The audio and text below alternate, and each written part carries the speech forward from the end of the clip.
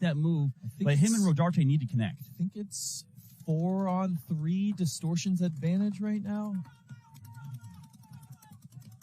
Killers, Lambo going to retreat from the juice box into the snake or D-side wing. I heard another player walking off for Distortion off the Dorito side. 3 for Distortion, 3. Oh, I think the Killers might be getting a minor right here. Yep. So 2 more coming off for the Killers. Yeah, That's red a flag. major. So a major on the Killers is going to blow this point up. They still have their Dorito side player. He might have gotten lost in the chaos over there. I think he did. He got lost in the sauce there. They don't know he's there. Mr. Patriot over here wheeling and dealing. Distortion has 1 player in the snake side. Aztec, it might be a 1-on-1 here. You're trying to figure out, I think it's a 1-on-1. Yeah, I think in all the chaos they did not pick up. And that's a 2-on-1. It's a 2-on-1. There was 2 players left. There was 1 player hiding there on the Dorito side we couldn't see. And then I think this is Unger right now who's left. Yeah, so the Dorito side player for Distortion went and traded with that last pesky Killers player.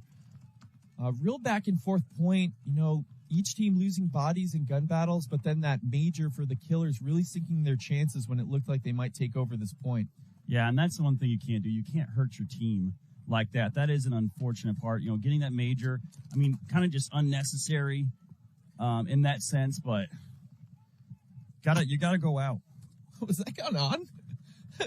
We got a little dry fire from Vince over here in the commentators booth. Yeah, it's great. This is they have a mechanical frame on this. That's awesome. Never know what's going to happen out here on Saturday morning. We got hot guns in the commentator booth. This is the nice thing about having great sponsors. They bring us over stuff to look at all the time. Not a lot of people looking at seeing the mechanical frame yet, and this thing feels so good, feels nice. So big story for Preferred Mob is they got Thomas Mantoni walking out with the New England legend. He did not play yesterday, but he's coming out here today wearing the number 11 Steve Schloss jersey. We love to see it. We got John Derula, Thomas Mantoni, Steve Schloss, Jake Thorne, and Sean Wyatt coming out here for Preferred Mob. And then a sea of number 27 jerseys for TCP. Yeah, so as you can see, weather out here, absolutely beautiful. 67 degrees out right now. Perfect paintball weather. And then Nick letting us know that the mechanical frames for the DSR Plus are going to be available mid-October. So if you're a die team or you're a fan of die markers, we are going to have the mechanical frames available at diepaintball.com. So looking like Preferred Mob is maybe going to run deep on the Dorito side and stay short snake side. TCP runs snake off the break. They're going to lose 2 off the break for TCP. So great breakout for Preferred Mob. They do lose 1 player, so it's 4-on-3 for Preferred Mob. TCP in the small Dorito on the outside, and that big Dorito 1. Thomas Mantoni out into the Dorito 3 for Preferred Mob. Now John Derula getting into the Dorito side wing to offer support for him. So Preferred Mob with a much more dominant position here early in this point. Ref running in to check the TCP snake side Dorito can. TCP now making some progress up the Dorito side, though. Sean Wyatt moving up the center. Preferred Mob going to lose John Derula, and Thomas Mantoni still alive. It might be 3-on-3 now. Yeah, we're trying to get right now. TCP slips out into the snake side corner. Nope, he gets picked up. So I think it's just the small Dorito left for TCP. I think it's a 2-on-1 in Preferred Mob's favor, and he's shot. So great communication there from the snake player from P-Mob letting Sean Wyatt know the 200's still hot. I can move forward, but I need you to watch me. Yeah, no one alive for TCP. Preferred Mob's going to wrap it up with 3 bodies alive. So great start here for Preferred Mob, going up 2-0 with great break shooting there, peeling off 2 TCP players off the break. That's Mantoni? That's Thomas Mantoni wearing the Preferred Mob jersey. It says Schloss on the back. That guy's been playing paintball forever. Formerly of Revo, walking off a little. Yeah, let's say that's not good. He's already limping. Yeah, he was hurt a little bit in practice, so he didn't play yesterday. He was a little wary of getting on the field. He was definitely doing damage to that point. I'm not sure how much of him we're going to see, though, the way he was walking off right there. Yeah, I mean, a situation like that, this is kind of those Baker Mayfield situations. Baker Mayfield played for the Browns last year. In the NFL, he played hurt to kind of help the team out. It didn't do him any good. And this might be a situation, too, with Mantoni where does he really need to play right now hurt is it going to do more damage or more good? Hey, As he's already puking in the pits. He's already puking. Puking in the pits. But helping them up to a 2-0 lead. So Preferred Mob coming out so far looking good. Hopefully they can keep building on it. I am biased toward Preferred Mob. I've known those guys my whole life. So yeah, just so everyone knows out there, it is going to happen. I mean, you grow up with those guys. I understand that a little bit. So. But it's good, though, because it helps let the audience know who everybody is because you have that connection with them. So we got Unger. I think he's going to pull up in the box. Nope.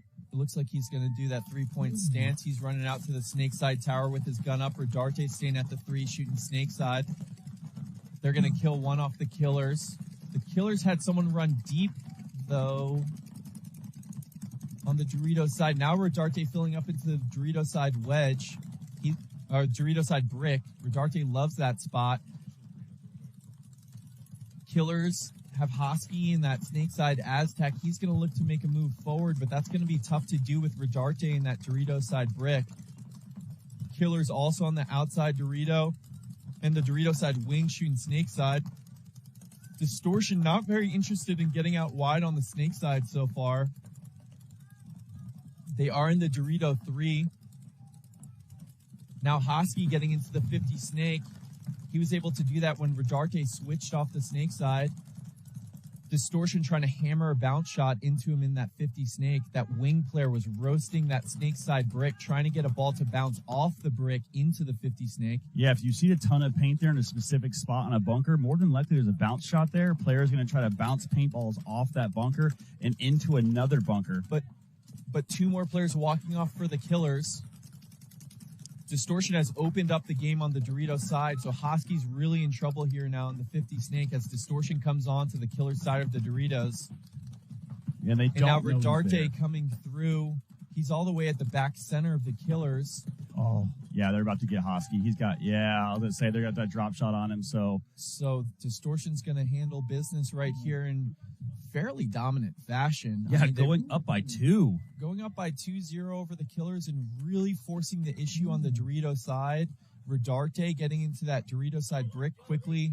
Unger holding them off from the snake side tower. And the Killers, they're a very offensive-minded team. They haven't been able to generate it so far. They've been getting caught up in that snake side Aztec for the first minute or 2. Yeah, absolutely. And this is definitely a situation right now where with plenty of time left, 2 minutes, P-Mob up by 2. We've seen this happen yesterday with TCP Machine. They'll let a team run 4 points on them, and then all of a sudden they get this aggression and they start coming back. So yeah, they did try to run snake off the break that last point, but the Preferred Mob guns were good. So I'd expect to see a center push here from TCP. If they learned their lessons from yesterday, they know they can't just play back 5 ball and expect to win. So we'll see if they try to mix in a center push or if they try to run the snake again, even though Preferred Mob shot it. Yeah, TCP's got to have that aggression early.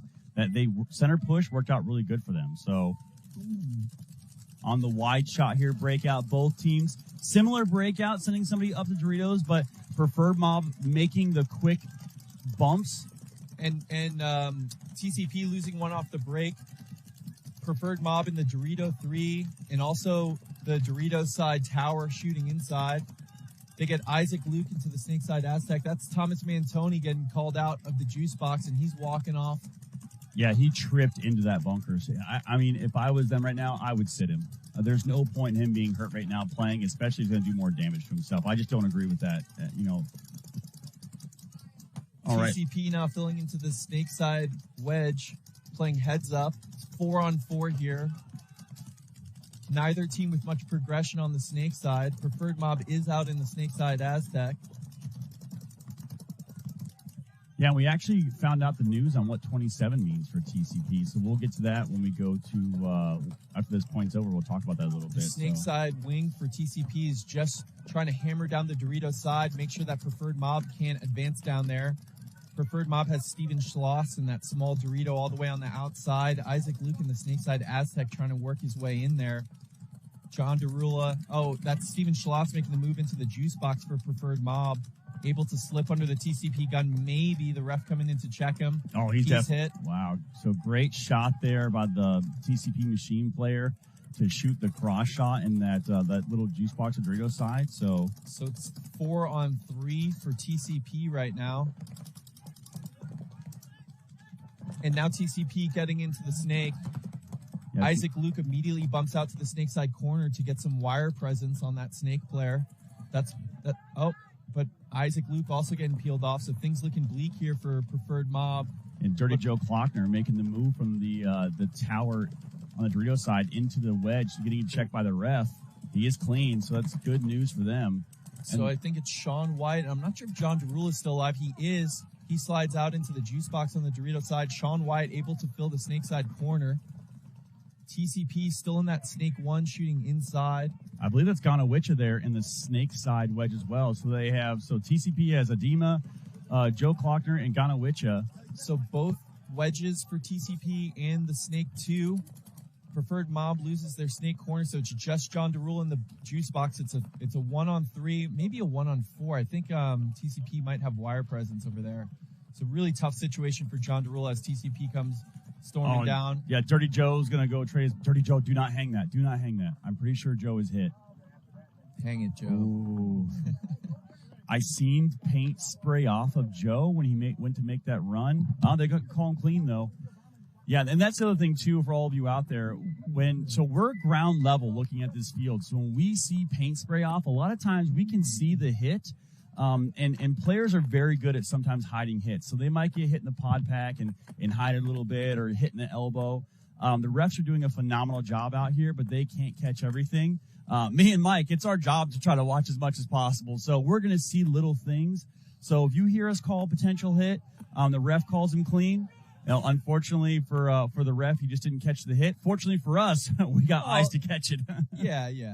But, sometimes you see something that sprays off the bunker or it sprays off the ground and it looks like a hit. Exactly. So, and a good cheater, right, does everything natural. Yeah, so it doesn't flinch. Yeah, it doesn't flinch and switches inside real quick. So especially it's hard to tell if someone's being devious or they're fully innocent. Absolutely. And the other thing is, too, is especially on these large bunkers, there's the actual, the hooks right there where everything goes into the ground, the bungees.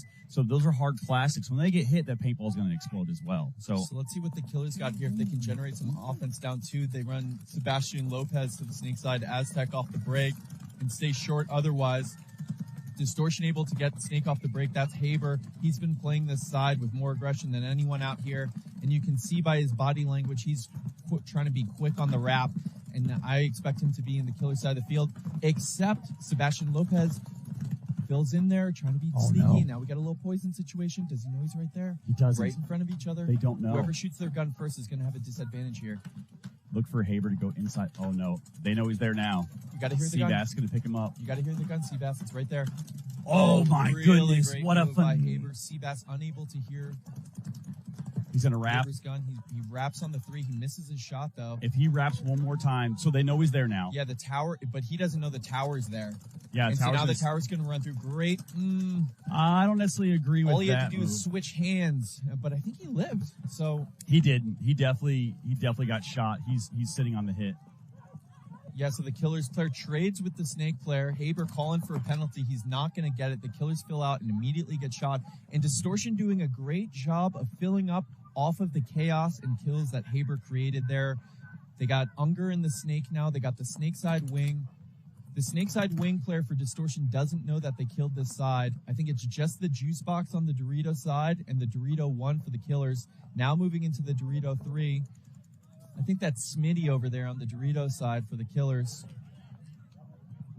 Yeah, it looks like a 3-on-1 or a 3-on-2. It looks like a 3-on-2 right now. There is a Dorito side player for the Killers and now a player in the Dorito side tower as well. Distortion's really concerned with the Snake side that doesn't exist. It's just two players on the Dorito side for the Killers right now. I don't think they know they peeled that player off. They definitely don't. The Distortion player in the Snake side wing is really keyed up on a Snake, expecting someone to appear. And now he's starting to get a little suspicious. Is there someone here? I'm not sure. He's seen paint hit that bunker. He gets shot somehow. Wow. I didn't see him catch heat for a while. I think that was weird. Wank that took a strange shot from the. Oh, okay, that makes sense. Yeah, so I think the Killers player on the Dorito side might have shot that wing player in the back. Now Rodarte coming through, trying to clean things up and figure out where this last Killers player, number 13, who's bouncing out now to the Dorito side. So it's just Rodarte and Unger left And they're going to pick up the last Killers player in the juice box, Rodarte coming through. Distortion's playing really great ball right now, where they're both generating the offense and having the clean close off of that. Yeah, I mean, and to be honest, you know, Killers looked really good yesterday. Distortion, like we talked about, pulled out some kind of nail biters. Much more dominant this morning than they looked yesterday. Yeah, they look really great right now. They're in control of the field, communicating well, generating their offense and following up off of that. So as TCP Machine comes back on the field, kind of a mystery on what the 27 meant on the back of their jerseys. And we were able to talk to Idema today, number 97. And essentially, they're all about the team. No player is bigger than the team. So they all wear 27, and it's an old 7-man joke where someone back in the TCP Machine NPPL days could shoot 27 balls a second, uncapped semi. So with the cheater board. With the cheater board. So that's where the 27 joke came from. Yeah, but they have numbers on their shoulders. Yeah, but the numbers are so small we can't see them. It's hard. I don't think it's an incomplete gesture to my mind. There we go. So on Thomas the breakout here is sitting for Preferred Mob after coming off hobbling the last two. Preferred Mob running the snake off the break. Ref coming in to check him. I think that's Aiden Castman, the 17-year-old. TCP Machine coming into the juice box. Preferred Mob does lose their snake player off the break. So TCP with 5, but a running ref coming in to check the Snakeside Aztec player. That's AJ Lawhead in the Snakeside Aztec. So TCP in control so far at this point with wire dominance on the snake side in a 5-on-4 situation. They got that Snakeside tower shooting the Dorito way. Preferred Mob is in the Snakeside tower. And now both wings. They got both wings crossed up to try to impede TCP's advance here. Down one body, Preferred Mob. So that's Matt Kilbashian in the snake side wing and John Derula in the Dorito side wing. It's AJ Lawhead on your screen here in the snake side Aztec. And Ganawicha there in the tall stand-up tower. Looks like Joe Klockner there is going to be in the Dorito side wedge as AJ Lawhead gets into the snake. He gets in undetected as well as Matt Kilbashian dies for Preferred Mob out of the snake side wing. This is probably going to turn quickly in TCP's favor. He's going to shoot John Derula in the pack. Might have missed his shot. TCP does lose a body. So I believe it's 3-on-4 in TCP's favor. But they have AJ the Lawhead 50 going snake, to work. and he's not catching any heat over here. I'm not sure Preferred Mob picked him up. And so now he's going to shoot Steve Schloss in the back. Wow. And now he's going to shoot John Derula in the back. What an amazing shot by AJ Lawhead, getting into the snake, understanding the situation, and just going down, getting himself a 3-pack on that one. Tied the game for TCP 2-2. Great job by AJ Lawhead with that forward aggression. And that's one of my favorite pickups in the semi-pro is TCP bringing AJ Lawhead out of retirement after being gone for about 6 years or so. He did play the first event of the year with them, did not play the second one, but Chicago, hometown for him. He comes back for this one. I think that's the kind of aggression and change they need to make at this event. And also understanding the situation there, he gets into that Snakeside Aztec and is catching a lot of heat to start the game. He doesn't force the move. He waits for the gun to drop. Then he goes in, stays undetected, waits for his moment, peels off 3 kills. Tie game over there. Now we're coming back to Distortion and Killers. Distortion with a big 3-0 lead. The Killers are definitely a team that has that dog in them, you know, so can't sleep on them down 3-0. They're a team that believes in their ability to come back. Yeah, and just, again, awesome job here. I'm very happy that TCP Machine turned it on early instead of waiting for someone to go up 4 points on them. So looking a little more competitive this morning against a very tough P-Mob. Very tough P-Mob team. Distortion really kind of looking like one of the best teams out here. You can see there on your screen that's going to be Wank, Kohler, Rodarte, Unger, and Haber on the breakout here for Distortion. Haber pulling up at the box. Oh, no, that's Rodarte. I think he's smashing paint. Yeah, I think so his paint, very brittle. Killers losing 1 off the break, so it's 4-on-4 as Distortion also loses 1. Killers now filling out to the snake side, getting into the snake side Aztec. That's Hosky. Yeah, huge kill for the Killers on the Doritos side for Distortion, getting Kohler out of there. Kohler's really been a thorn on their side so far. So Distortion playing in pairs. They got the snake side can and the snake side tower, the Dorito side wing, and the big Dorito one. The Dorito side wing. That's Ryan Rodarte on the cross. He's going to launch now into the juice box. Rodarte playing very dynamic up that center. Hosky in the snake side Aztec trying to figure out what's holding him up. It's the Dorito 1 shooting the cross. He's going to wait for that gun to drop before he can make his move into the snake. Yeah, definitely. Like I said, these points are going to be a little slower. It's Saturday ball. Everyone's kind of made some crazy moves on Friday, figured out what's working, what's not. And it wasn't even that high scoring yesterday. Yeah. So things just continue to slow down as people figure out the field, and especially a field like this where there's strong cross shots. And you can have some zone control out here. As you can see here, Unger for Distortion shooting the cross. But they lose Rodarte out of the center, and they lose their Dorito 1 player. That's going to open up things for Hosky to get in the snake. Now he's going to go all the way probably to the 50. Nope, he's going to stop at the snake 2 and wrap. Shoots Unger in the back. Now Hosky looking to close things out. Distortion with the last-ditch effort to fill the corner. He got in there alive, it looks like. But it should just be a matter of time before killers fill out on the Dorito side and make things very difficult. Yeah, Haber not a fan of getting bonus ball as he's walking out. But I think he didn't realize that Hosky was trying to shoot that player in the corner. So he walked right into a lane. So Hosky hitting that buzzer to make it 3-1 for the Killers with 5 minutes left. Plenty of time to come back still.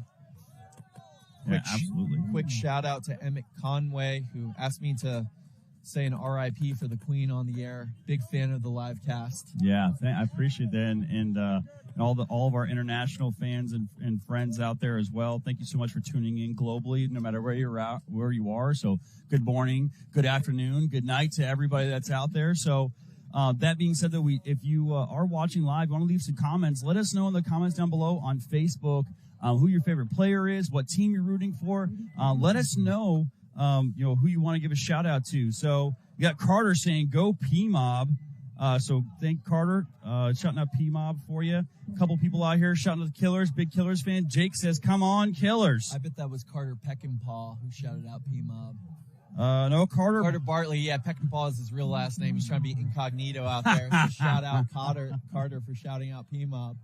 Yeah, so again, if you can, please share out this free live stream. We're bringing you all the best semi-pro action all weekend long, live and free. Thomas Mantoni gritting it out to the Dorito 1, but TCP going to kill Matt Kilbashian off the break for preferred mob, so it's 5-on-4 for TCP. TCP is winning these break battles now. That's how they've been able to tie up this match. Now getting into the 50 snake, but P-Mob getting into the snake too, so this snake side battle could determine this point right here. Yeah, AJ Lawhead in the 50 snake right now. AJ Lawhead, a really seasoned player against Ian Chasman, a brand new rookie player who's going to shoot out AJ Lawhead. Or no, is that Jake Thorne? I think that's Jake Thorne who shot AJ Lawhead and now going to crawl into the 50 snake. That is Jake. So great shot down the wire. TCP has the Dorito side wing just hammering in on Jake. He's got to be careful when he switches down the wire. A lot of people getting caught. Yeah, Jake wins one snap battle. Is he going to win another here as the teams are? And paint is zinging right over the top of his pods right here. So he's got to play very tight as he tries to maintain his wire dominance. Oh, he doesn't win that one as Adema just puts one in the center of his face. What a shot by the TCP snake player. Steve Schloss filling in the snake, and TCP losing another out of the middle, though. So I believe it's a 3-on-3. Ooh. Yeah, a snake player for TCP, the Dorito side wing, and the small outside Dorito, while P-Mob has the snake 2, the snake side wing, and the juice box on the Dorito side. That's Thomas Mantoni in that juice box, gritting this one out. Yeah, he knows Steve that. Schloss sneaking through. Steve Schloss trades with the wing, so it's a 2-on-2. Here comes Adema.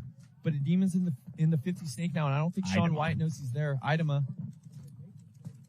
Thomas Mantoni might make up the Dorito side, but they went to sleep on the snake. Oh. This TCP player is going to catch Thomas now. No, they switched the field on each other. Just run and hit the buzzer. That's all he cares about. Yep, and so TCP is going to hit the buzzer. Oh. So Thomas Mantoni. Thomas just a little too late. Not able to get tough it. Close for preferred mob there. Really back and forth point. And then Thomas. Slow to get up. Yeah, slow to get up. Limping off now. He'll definitely be down the next one as TCP is going to win 3 unanswered to take a 1-point lead with 5:52 left on the clock. And TCP knows they have to come out and win big on these right now. I mean, not having the day they wanted, losing 2 matches, and they lost. They both, I believe, they lost both matches by like 3 points. So they're a -6 right now. Yeah. So they need to come back and at least get their point margin as close to 0 or +1 as possible. Yeah, exactly. Thomas Mantoni limping off, taking heavy breaths. That's a guy who's played a ton of paintball. He's been at this a long time. Original New England Hurricanes. The Hurricanes team 2007, 2008 that finished second in the series title to Dynasty in the NPPL. Really great team. Really the godfathers of New England paintball. Steve DeBillis, Billy Bernaccia.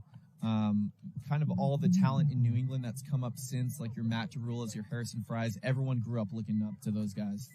So right now, on the field is going to be Chicago Distortion, the Killers. Chicago Distortion up by 2 right now. 5 minutes left to go in this match. Haber pulling up, shooting, run snake off the break. That's his signature move out there. He gets in there alive, going straight into the 50 snake as he likes to. Running ref coming over to check the can player. The Killers coming up into the snake side wing. They're going to try to catch Haber being sloppy. Distortion losing Ryan Rodarte out of the back, but the Killers losing their snake side can player. I think that was Haber on his first engagement. So they know he's there now. So the Killers in that 40-yard line. 4 on 4. Got to be careful, though. Haber.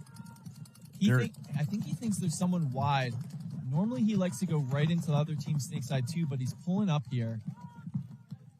Killers now moving out into the Dorito side. I think that's Smitty in the big Dorito, too. They also have the snake side wing.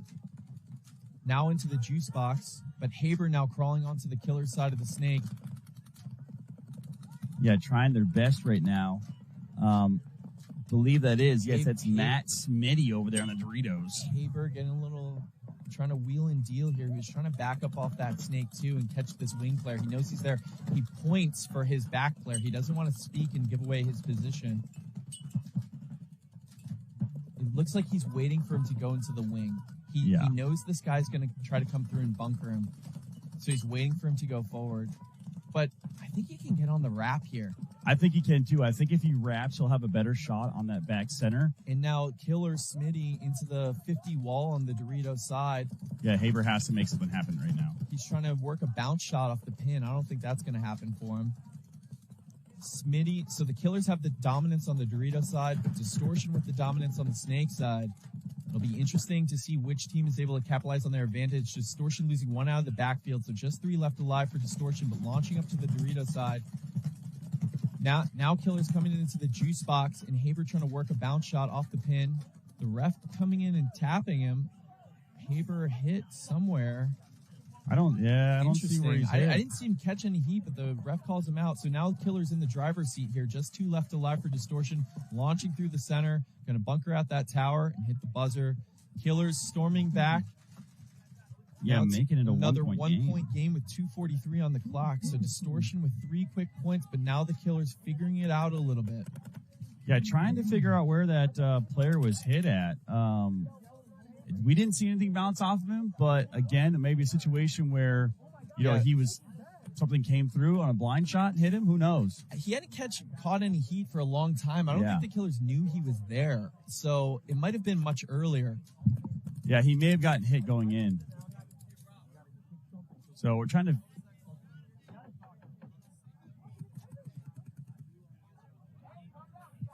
Oh, he got shot in the barrel. Wow. Shot in the barrel. So that was probably earlier. Yes. When the ref comes around and checks him. I mean, normally those barrel hits disappear pretty quick. Yeah, especially when you're diving into the snake. You know, a little, let me clean off that. Yeah, clean off that excess. Oh, I broke a ball. I got to clean off my bores. Now, Preferred Mob has let this one get away from them a little bit, down 1 after starting off 2-0. TCP Machine has killed 1 off the break, the last 3 points. See if they can get that big kill again. As it doesn't look like they're it. going John to. Derula pointing out a kill, but I don't know if he got one. TCP coming up into the Dorito side wing. The outside Dorito, they lose 1 out of the back center, though. Matt Kilbashin storming up into the snake side wing for Preferred Mob. Yeah, that's it. TCP with no outside snake presence. Preferred Mob in the snake side Aztec. TCP in the snake side can.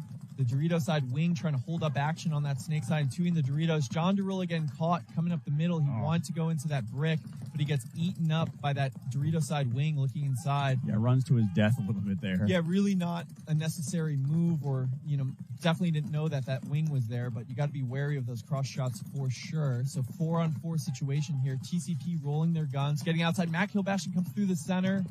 Trades with the Dorito side wing, so now it's a 3-on-3. Actually, TCP losing another, it looks like. Well, Lawhead begging for a penalty right now on that player running through the center. I think TCP got a penalty, and I think they're all dead. So I think Preferred Mob is going to be able to tie this one up.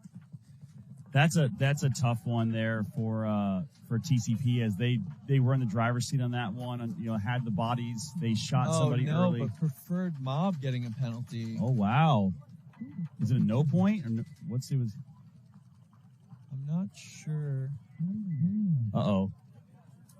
So we're getting it. So I think Preferred Mob at the very end got a penalty, and they don't have enough bodies to pull. So I think they had 3 alive and got a minor.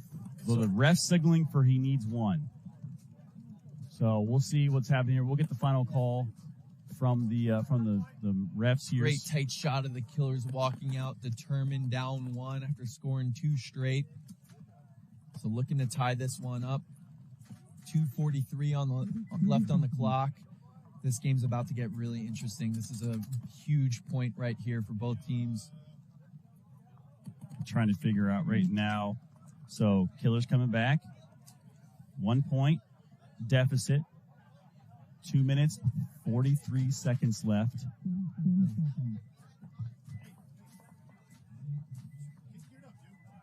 So Killers lining up here, down 1. It looks like they're going to send a deep runner snake side. They send Hosky out to the corner. It looks like he made it. They also send the snake side tower shooting inside, pulling up at the 3. It's a 5-on-5, no kills off the break for either team, it looks like. Distortion staying mostly in the pocket with both towers, both looking snake way currently in that big Dorito. Unger shooting the cross shot from the snake side can. Now Rodarte getting into the Dorito side wing. He's going to try to hold up the action for the Killers on the snake side. Yeah, and they're doing a phenomenal job right now as the Killers guns heavy in that center, trying to make a move out there. They're looking like they want to get into the snake, but they know they have to give Hosky a little bit of backup to get in there. Yeah, it's not going to be possible for him to make that corner bump into the snake with Rodarte at the snake side wing, shooting that cross shot as you can see on your screen. Rodarte, though, sometimes gets a little impatient and will switch off that. He's really got to stay contained on that snake side corner. Now Killers getting up into that Dorito side wing as well. Yeah, Kohler and Rodarte got to be careful. They're both looking the same way. A lot of guns for Distortion looking snake side right now. If someone on TCP recognizes that, they can definitely, or Killers recognize that. They still have Unger on that cross from the snake side can. He's their safety valve, and Distortion now into the big Dorito 3. So Distortion has a really strong setup right here with good crosses held. If one of these bodies drops, that'll be the time for the Killers to move. But right now we're looking at a long 3-on-2 point, or 5-on-5 point, 3-2 for Distortion with just a minute left. Distortion looks like they're poised to try to run out the clock here, because now the Killers are in a situation where they have to force guns, and it's really difficult for Hosky, where he's in a small bunker, that tiny cake, to have to gun battle his way into the snake. But Rodarte comes off the cross there. 60 seconds right now. Chicago Distortion just trying to hold out right now to take a 1-point victory over the Killers. I think Hosky has the move into the snake right now, because I think Rodarte came off the cross. Actually, Rodarte doesn't get it. The inside player gets it. So great move there. Little leapfrog there. Oh, and they get Rodarte out of the center. Huge kill. Now the Killers are in the snake, and Rodarte's lost 1. 30 seconds here, so the Killers really got to force the issue. Distortion's going to lose Haber. The Killers have to get on their horses. It's a 5-on-3 right here. They got to go forward, which he does. You love to see it. He gets into the snake too. 20 seconds left. He can't take his time here. He has to get on the wrap immediately. He does. I think he shot that Distortion player, and I think that should be a major. Oh, no. The Distortion player is going to come out. Okay, so 10 seconds left. He's just got to go now. Yeah, 10, Kohler doesn't know it. He's not protecting the buzzer. 6, 5, 4, 3, 2, 1. At the buzzer. Oh my goodness! Killer's gonna tie it 3-3. He definitely got that. If our time's correct, he did. He got that for sure. Wow. So Distortion getting a little bit of their own medicine with the tie at the buzzer for the Killers. excellent job by the killers in a 5-on-5 situation with Distortion with very organized guns to go underneath the cross shot to get into the snake and then peel them off, know the situation, and go down the field with perfect timing. Love to see that great execution by the killers to come back from down 3 to end up with the tie. What an amazing play there. And what a good read. You heard there at the end, Hosky and the other snake player that was in front of him saying, Hosky's yelling, you got to go now. You got to go now. That sense of urgency. Again, that's that high level paintball we're talking about. They knew there was a player. So Kohler for Distortion was over in the Dorito. They had him contained. They knew he wasn't able to get him. So they launched and was able to get that buzzer. What a phenomenal job. Like you said, unfortunately, Distortion going to get a little bit of their own medicine on that one. And now coming back into the preferred mob match, that's Thomas Mantoni and Steven Schlosser's jersey right there, gutting this one out. It's 3-3 with 4:30 on the clock, and now we're in X-Ball. So we'll see. TCP has had great success when they can kill a body off the break, but haven't done well when they've been playing 5-on-5 points. So let's see what they got here. PMOP going to send Aiden Chasman out to the Snakeside Aztec, or ref coming around to see if he got shot in the pack. I think that was just a hit off the ground. TCP going to lose one out of the back center. Preferred Mob having great success shooting back at the shooters early. However, TCP does get into the snake there in Snake 2. And I'm hearing Matt Kilbashian with that really deep, loud voice calling out Snake. So Preferred Mob definitely knows he's there. TCP slow playing it. Sean White now getting into the Dorito side wing. He's on the cross. Yeah, great job here. Aiden Chasman waiting for the lane to drop so he can match TCP in the snake. I was going to say, great job here by AJ Lawhead in the snake right now. Huge communication, letting everybody know where they're at. He's hunting right now. Got to be careful because there are a ton of shots into that snake. Oh, and TCP going to lose one off the Dorito side. So 5-on-3 situation for Preferred Mob. TCP has the snake side tower, the snake 1, and one other player on the Dorito side. Preferred Mob is, taking their time on this one. They know the advantage. Now they get Aiden Chasman into the snake. I'm not sure if TCP has picked him up. And TCP is going to lose their snake side tower. So it's just the snake 1 and the Dorito 1 for TCP. Preferred Mob in the driver's seat here in a tie game with about 3 minutes left. AJ Lawhead going to launch down the snake side, but he's going to get picked up by Matt Kilbashian. You'll take that trade all day. So just the Dorito 1 for TCP left. Preferred Mob trying to figure out where that last body is, and they do.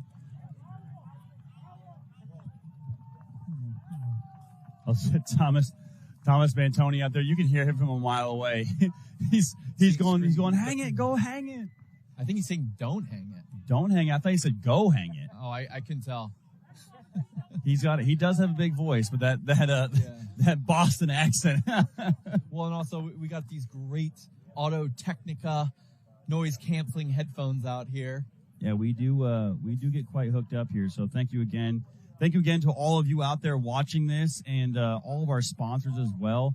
Amazing day of paintball, amazing weekend coming at you. Now, if you have missed any of the action so far, you can go back on the NXL Facebook page and videos and watch all the morning and afternoon action from yesterday. On top of that, too, if you can, like, share, comment, follow, subscribe. Let everybody know what we're doing here. Share this out to everybody possible. Leave some comments, interact with us. Again, I'm Vince from Let's Talk Paintball, joined here by Mike, Jeffrey, and we are out here all weekend at this beautiful event outside Gaelic Park, outside Chicago, Illinois. So come check it out if you haven't already. Amazing trade show, amazing event going on. We're right next to the pro field as well, so you can bounce back and forth. You can bounce back and forth through Pro VIP and Premier VIP. Now, the Premier VIP is free to everybody, and it's been packed. So what makes it VIP then? Well, it's nice shaded area, nice sit down booths. It's set up very similar to the Pro VIP, but it's essentially our VIP, right? Because we treat everybody like VIPs over here. Gotcha. So, yeah, awesome games, awesome action going on. Again, if you leave a comment down below, we will we'll answer your comments. Try to get with you on any suggestions you may have, different shots that you want to see.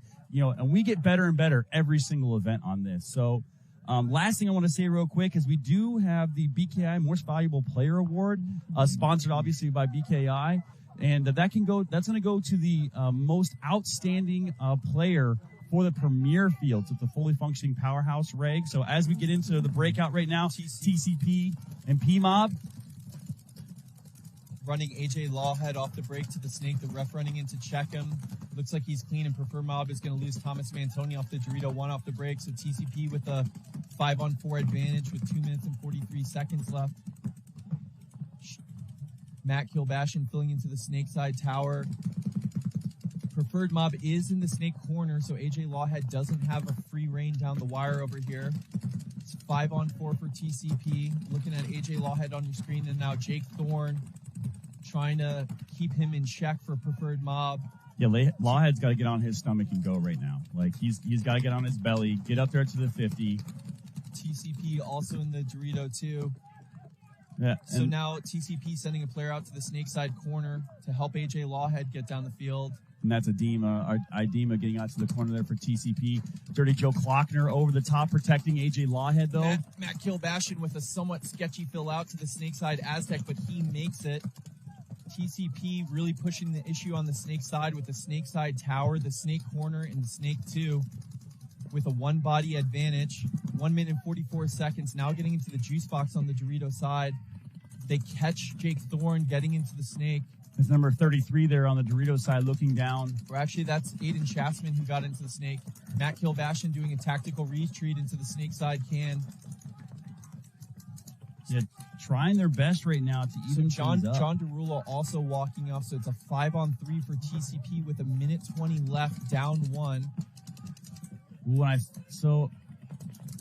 Yeah, there's paint everywhere. PMob has a giant rub mark on the side of his hopper. It looks like a hit, but it is just rub. AJ Lawhead backing off the snake 2 a little bit. Now coming down to 1 minute left. Yeah, it's going to be a close one here. TCP, they have to make something happen right now. Down 1, have to close up 2 bodies. It shouldn't be that complicated to do. What AJ Lawhead needs to do is just come down and bunker the snake player. That's just going to open everything up. Running ref checking in. Klockner's, called him clean. So Sean White and Matt Kilbashian. Oh, Sean Wyatt's out. Be careful. He's probably going to get a penalty. Sean White. And now AJ Lawhead coming through, so TCP is probably going to clean this one up. No, they lost 2 right there. Goodness, so no. Matt Kilbashian is still alive. Kilbashian just killed 2 players on the move. TCP, they got sloppy 20 there. seconds left. Another one coming out for TCP, so now it's a 1-on-2. Matt Kilbashian might pull this one out. 15, 14. 13, as we start 12, ticking down right now. 11, 10. TCP needs to sprint. Idina needs to run this in right now. 7, he has to start 6, sprinting. 5. Oh my goodness, they 3, just know. 2, 1. Doesn't know the situation, so Preferred Mob's going to come away with the win. 4-3 because TCP went to sleep on the buzzer. Too late, not going to count. Preferred Mob edges it out for the 4-3 victory. Situational awareness there. Situational awareness. Situational awareness. So we've seen 2 sides of the coin back to back, right? The killers know the situation perfectly. They play with the correct pace. They come down there and close it out with just enough time. TCP in a 5-on-3 situation had plenty of time to close. They don't press the issue in correct time. And so they're about 2 seconds late on the buzzer. And that's going to send them down to 0-3. Preferred Mob improving to 2-1. Yeah, and you can just see the dejected look there on Idema not wanting to walk off. Just upset right now. He knows that he should have pushed a little sooner on that situation. He was in a situation where he was wrapping the snake 2 for Preferred Mob and wasn't sure if they had any bodies left. In that situation, you can't confirm. You just have to sprint and take your chance. Took a second, waited a little bit too long, and it costed them. Yeah, absolutely. Great back and forth match, though. So heartbreaker match there at the end. We will be back after commercial break here with Carolina Crisis and Arsenal. Just want to show off one of our amazing sponsors here. So this is the mechanical frame right here. And look at that, Nick Slowiak in the house. So you can pick one of these up from Dye Paintball coming out in October. And love the way it feels, love the way it looks in this DSR Plus. So again, thank you very much. Dry fired. Oh, you want to see dry fired? Okay. So dry fire, turn some air on real quick. Ooh, look at that. Pretty good. Whoa. Walk it like this. Yeah, do this thing. So thank you very much to all of our sponsors out there. And again, I'm Vince from Let's Talk Paintball here with Mike Jeffries, and we'll be right back with more semi-pro action after this commercial break.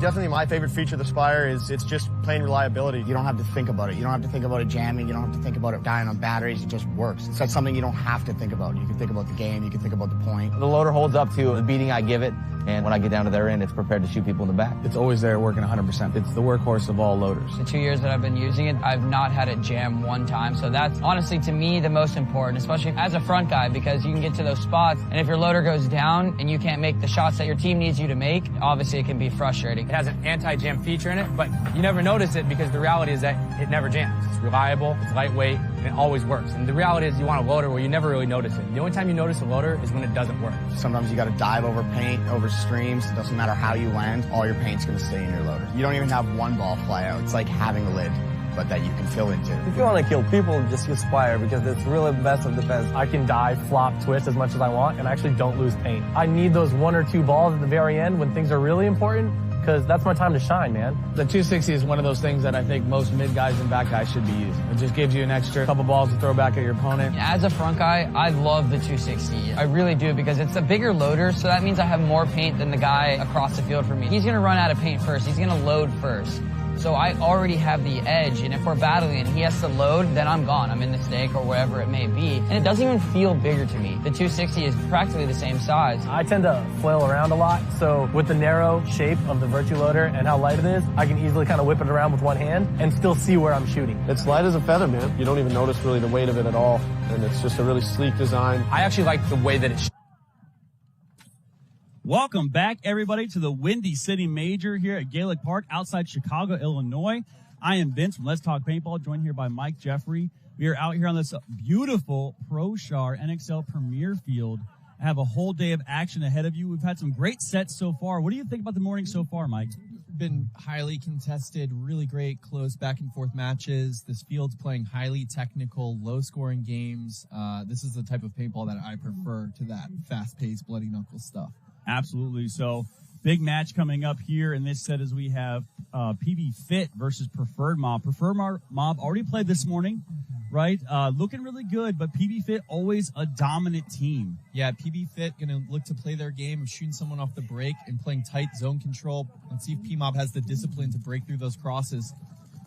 Preferred Mob running snake off the break, and it looks like he made it. And Preferred Mob losing their snake corner off the break, so 5-on-4 advantage for PB Fit, now crawling into the 50 snake. I believe that's Brody for PB Fit. Brody Lukau getting into the snake. He played really good for them yesterday.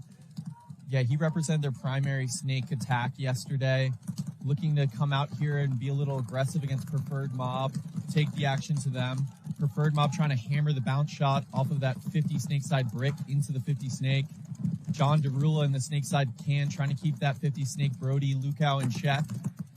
Matt Kill. Ooh, John calling his shot, but I don't think he got him. And then Preferred Mob losing Matt Kilbashian out of the snakeside tower. Yeah, so, great crossfield shot there by Brody to get that kill. So 5-on-3 for PB Fit.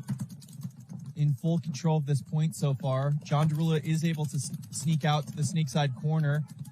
The one thing I love about PB Fit so much is you can hear very clearly Colt Lukau in the back, letting everybody know where everybody is. I mean, such a big gun, big voice on the field. He communicates in that high-level way where he asks questions and tells more than just codes. Preferred Mob also losing Steven Schloss off the Dorito side. So it's just Thomas Mantoni and John Derula left in the Dorito 1 in the snake corner. John Derula also dead, so Preferred Mob is going to blow the horn. Really controlled, dominant point for PB Fit, getting a kill off the break, getting into snake off the break, and never letting up off the gas. That's their style of play, that slow strangulation. They don't really come powering down, but they maintain control of the field, communicate really well, move up slowly and methodically until you got nothing left.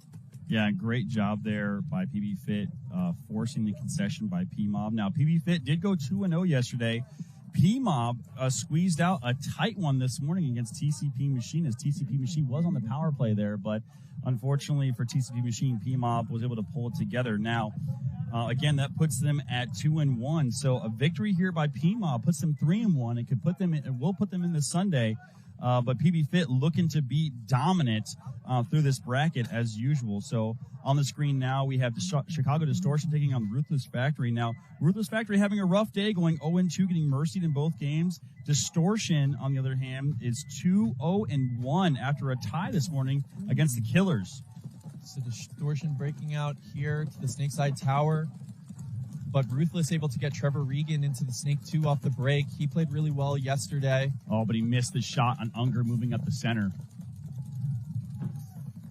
Oh, the ref's going to check his hopper real quick. Yeah, so one Distortion player, Ryan Rodarte, getting called out of the Dorito side tower. So Ruthless up 5-on-4 against Distortion. And with Snake dominance, no one out here on the wire for Trevor Regan to contest him. Regan's letting them know, like, you guys need to help me here. I need to get out wide, but I'm stuck. I don't think he is, though. I think he can definitely go low. Oh, yeah. That Snakeside wedge is really keeping him in check, but he goes low on the wire side and gets in there clean. Now Distortion trying to catch him with the bounce shot. Pops the top, almost gets caught by the Snakeside wedge. Ruthless also has the Dorito side wedge shooting cross. That's preventing Distortion from matching Ruthless on the wire. So as you can see here in the center of your screen, you see all that paint right there between that little pin and that brick. That is the bounce shot that they're trying to hit. They're trying to hit that bounce shot here. This player in the wing on the Distortion side of the field hit that bounce shot off the brick into the 50 Snake where Regan is. Ruthless fills into the Snake 2 behind Regan. I think they think there's a Snake corner, but there's actually no one on the wire. Ruthless also loses a body, so it's 4-on-4 right now. But Ruthless has better field position on the Snake side. I'm not sure what Distortion has on the Dorito side. Wow, got to be careful as the Distortion player has dumped 5 pods in that one spot trying to hit that bounce shot, and Regan's still alive. Yeah, he's just being very careful, trying to make Regan suspicious of crawling forward, because if Regan crawls forward, it's going to get really dicey for that wing. Backing up now, trying to play off the pin. Yeah, Subi right now at number 19 behind Regan here in the Snake, trying to get those crossfield shots. The good thing about having players this close is that they're able to fill. The bad thing is they're both looking the same way. So if someone made a big move down the Dorito side, gotta be careful. Ooh. Oh my goodness. Regan makes the move into Distortion Snake 2. Haber knows that he has to go forward and try to catch him, but the Distortion player is able to sneak out into the Snake corner and shoots 2 bodies. Great fill by Distortion out to the corner. Ruthless gets caught sleeping on the Snake side. They just have 2 players left, one on the Dorito wing and one in the Dorito 1. Distortion has at least 1 body alive in the Snake corner. Terrible move there by Subi to follow up Regan there, not recognizing the bodies and just absolutely getting chopped up. He could have stayed there. And not understanding how Regan had died, right? If he had seen Regan get diced up down the wire, he would understand that someone was in that corner. Instead, he runs into the same death. Refs calling out another player, I believe, on Distortion on the Dorito side. So I think it's just the Snake corner left for Distortion in a 1-on-2 against Ruthless. Distortion gets into the Snake, but Ruthless is calling it out, and now the refs are running in. Ooh, reaching for a flag there and decides not to throw it. So I think that's the last body for no. Does Distortion still have someone on the Dorito side? Yes, Distortion still has the Dorito 3. So it was on 2-on-2. That Distortion player shoots one of the Ruthless players. I think it's a 1-on-1. The Distortion player in the Dorito 3, that's number 23. Trying to figure it out right now. That's Wenk, on the Dorito side for Distortion. It's a little bit of a battle going on right now with that can player for Ruthless and the Distortion player here in the Doritos. And this could be, it's a 0-0 game, right? So both teams are just trying to win a straight up 1-on-1, and the Ruthless player loses Wenk as Wenk bumps into his side, gets caught moving to the back center, shot in the side. Distortion able to pull one out. Yeah, so that was a close one there. And again, this is the kind of high-level paintball we expect all weekend long to see. And just want to give a quick shout out to our sponsors here. And an actually amazing sponsor we have, they actually were able to bring over. So this is a Revo Custom Edition V-Force here. Beautiful color, amazing fit as grills. Obviously, grills 2.0 fit really well. So the Revo guys were nice enough to bring this over, and for the first 50 that sell, they're going to have a custom Sandana with them as well. So if you want to pick one of these amazing grills 2.0s up in this custom Revo color, go ahead and reach out to Revo on Instagram. What would you call that color there? Sand gold. Sandish gold. That'd be good. That'd be a good one. Revo doing a great job this weekend so far. So, yeah, I mean, out here, and the PMOB guys very familiar with Revo. And we've had a couple pros over here helping coach and all kinds of stuff. 2 players on PMOB right now, Isaac Luke and Thomas Mantoni, both started the season off with Revo. Isaac Luke's out there right now. Looks like he's going to run out to the Dorito side for Preferred Mob. Down 1-0 against Paintball Fit. Let's see what they bring. So right Paintball now, Fit running out to the snake corner. That's Brody Luke. Looks like he got there clean. Paintball Fit, 5 alive. Preferred Mob losing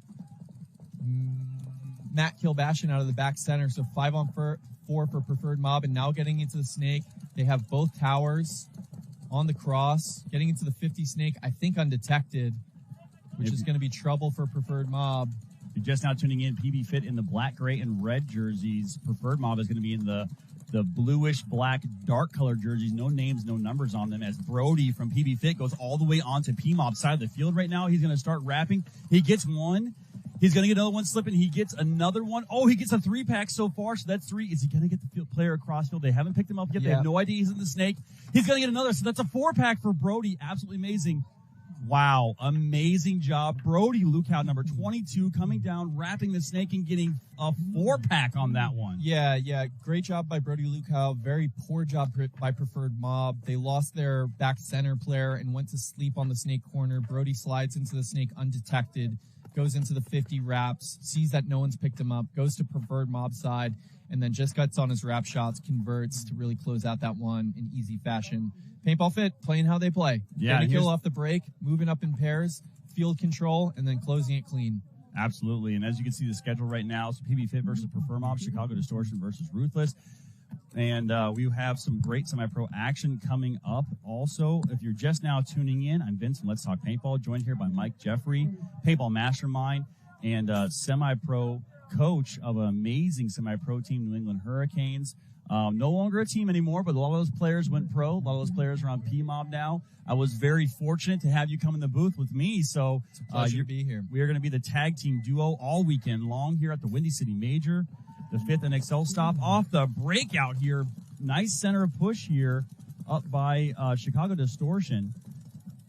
Ruthless going to be in the white, more predominantly white jerseys. Hank is guessing with them from the Ironmen. They're going to lose Trevor Regan out of the Snakeside Aztec coming over the top. So Distortion going to have the 5-on-4 advantage. They got Kohler, number 34, already in the Dorito 3. So Distortion having a really strong time pushing that Dorito side. They're slow playing it on the Dorito on the Snake side so far. Yeah, Kohler on the inside shot. He's looking at that Dorito side wedge. Kohler stopping to communicate, not over battling there. That's good experience play. He also has the Dorito side can looking at him. So Kohler understanding that he's drawing 2 guns and they're up a body, he doesn't have to force the issue. And as he gathers attention, both Distortion players are in the Snake and Dorito wedge. You're looking at Ryan Rodarte making sure that that Snake side Aztec is unable to fill into the Snake. They also have Haber in the Snake side wing, making sure that Ruthless can't do anything on the Dorito side. So strong field control for Distortion, up a body and up a point. They're not in any hurry over here. This is how they like to play. And I was going to say, Kohler and Rodarte have been the big 1-2 punch happening right now for Distortion on the Dorito side. Yeah, Kohler's playing really smart here. He understands that he's drawing attention from 2 places, and that's allowing Distortion to kind of take their time. They have their back Dorito can fill out into the Dorito 1 to offer support on Kohler. He's going to try to catch hoppers now. Ruthless does not have anyone. They have nobody looking snake way right now except for the snake side Aztec. So if Distortion wants to, they can probably fill out here. Now that's Hank Stump, former Ironman player, sneaking into the snake for Ruthless. Rodarte picked it up. He's calling it out. Looks like the ref is pulling him. So Rodarte was able to shoot Hank Stump, making the move from the snake Aztec into the snake. That's Rodarte's job there. Hank perhaps losing his patience a little bit. So Distortion going to be up 5-3. Ruthless sends a player up the center, though, and he catches Rodarte trying to come to the brick. So but Haber notices that and comes through and takes out the Ruthless player. So it's going to be a 4-on-2 as Rodarte gets shot out, but much better positions here for Haber. He's going to get a kill on the can. It's just the Big Dorito 2 left for Ruthless. They know where he is. Haber comes through, engages him once, jumps over the top, calls it out. And now the Dorito side player, Kohler, just checking off that snake side to make sure there's no one there. And it's just going to be a matter of time before they take out this last Ruthless player. Oh, wow. Double bunkering him, giving him a ton, stepping just to the line of overshooting, but not crossing it like the experienced vets they are. But I will say this, very good job by the Ruthless player who did get the crossfield shot on Unger as he was looking down 3 bodies storming at him. So, you know, it's a hard one to get double bunkered. That definitely doesn't feel great. Yeah, but still, he's holding his head as he comes off. Frazier, number 9. Yeah, that's gonna be a headache and a half. Oh yeah, he's some big bumps on the skull. Not loving life there. So that being said, again, you know, we have an amazing day. We've had some great points so far. If you've missed any action, you can go to the NXL Facebook page in the video section and watch all of the morning and afternoon action from yesterday, and then you can catch up on the games today. So every day when we go off air for lunch and at the end of the day, the videos are uploaded almost immediately. So as soon as the day is over, you can go back and watch everything, especially if you're a semi-pro team trying to scout, get ready for tomorrow. These will be available to you. So PB Fit versus Prefer Mob. PB Fit up by 2. 12 minutes, 43 seconds left to go. Yeah, P-Mob breaking out, staying short, trying to get 5 alive off the break. They run deep on the Dorito side, but he gets shot. Paintball Fit staying back 5, rolling their guns. Preferred Mob going to lose another out of the Dorito side tower. Just having a rough go of it to start things out. 3-on-5 situation for Preferred Mob, down 2 points. They're going to have to figure out a way to pull off a gutsy point because Paintball Fit is dominating them off the break.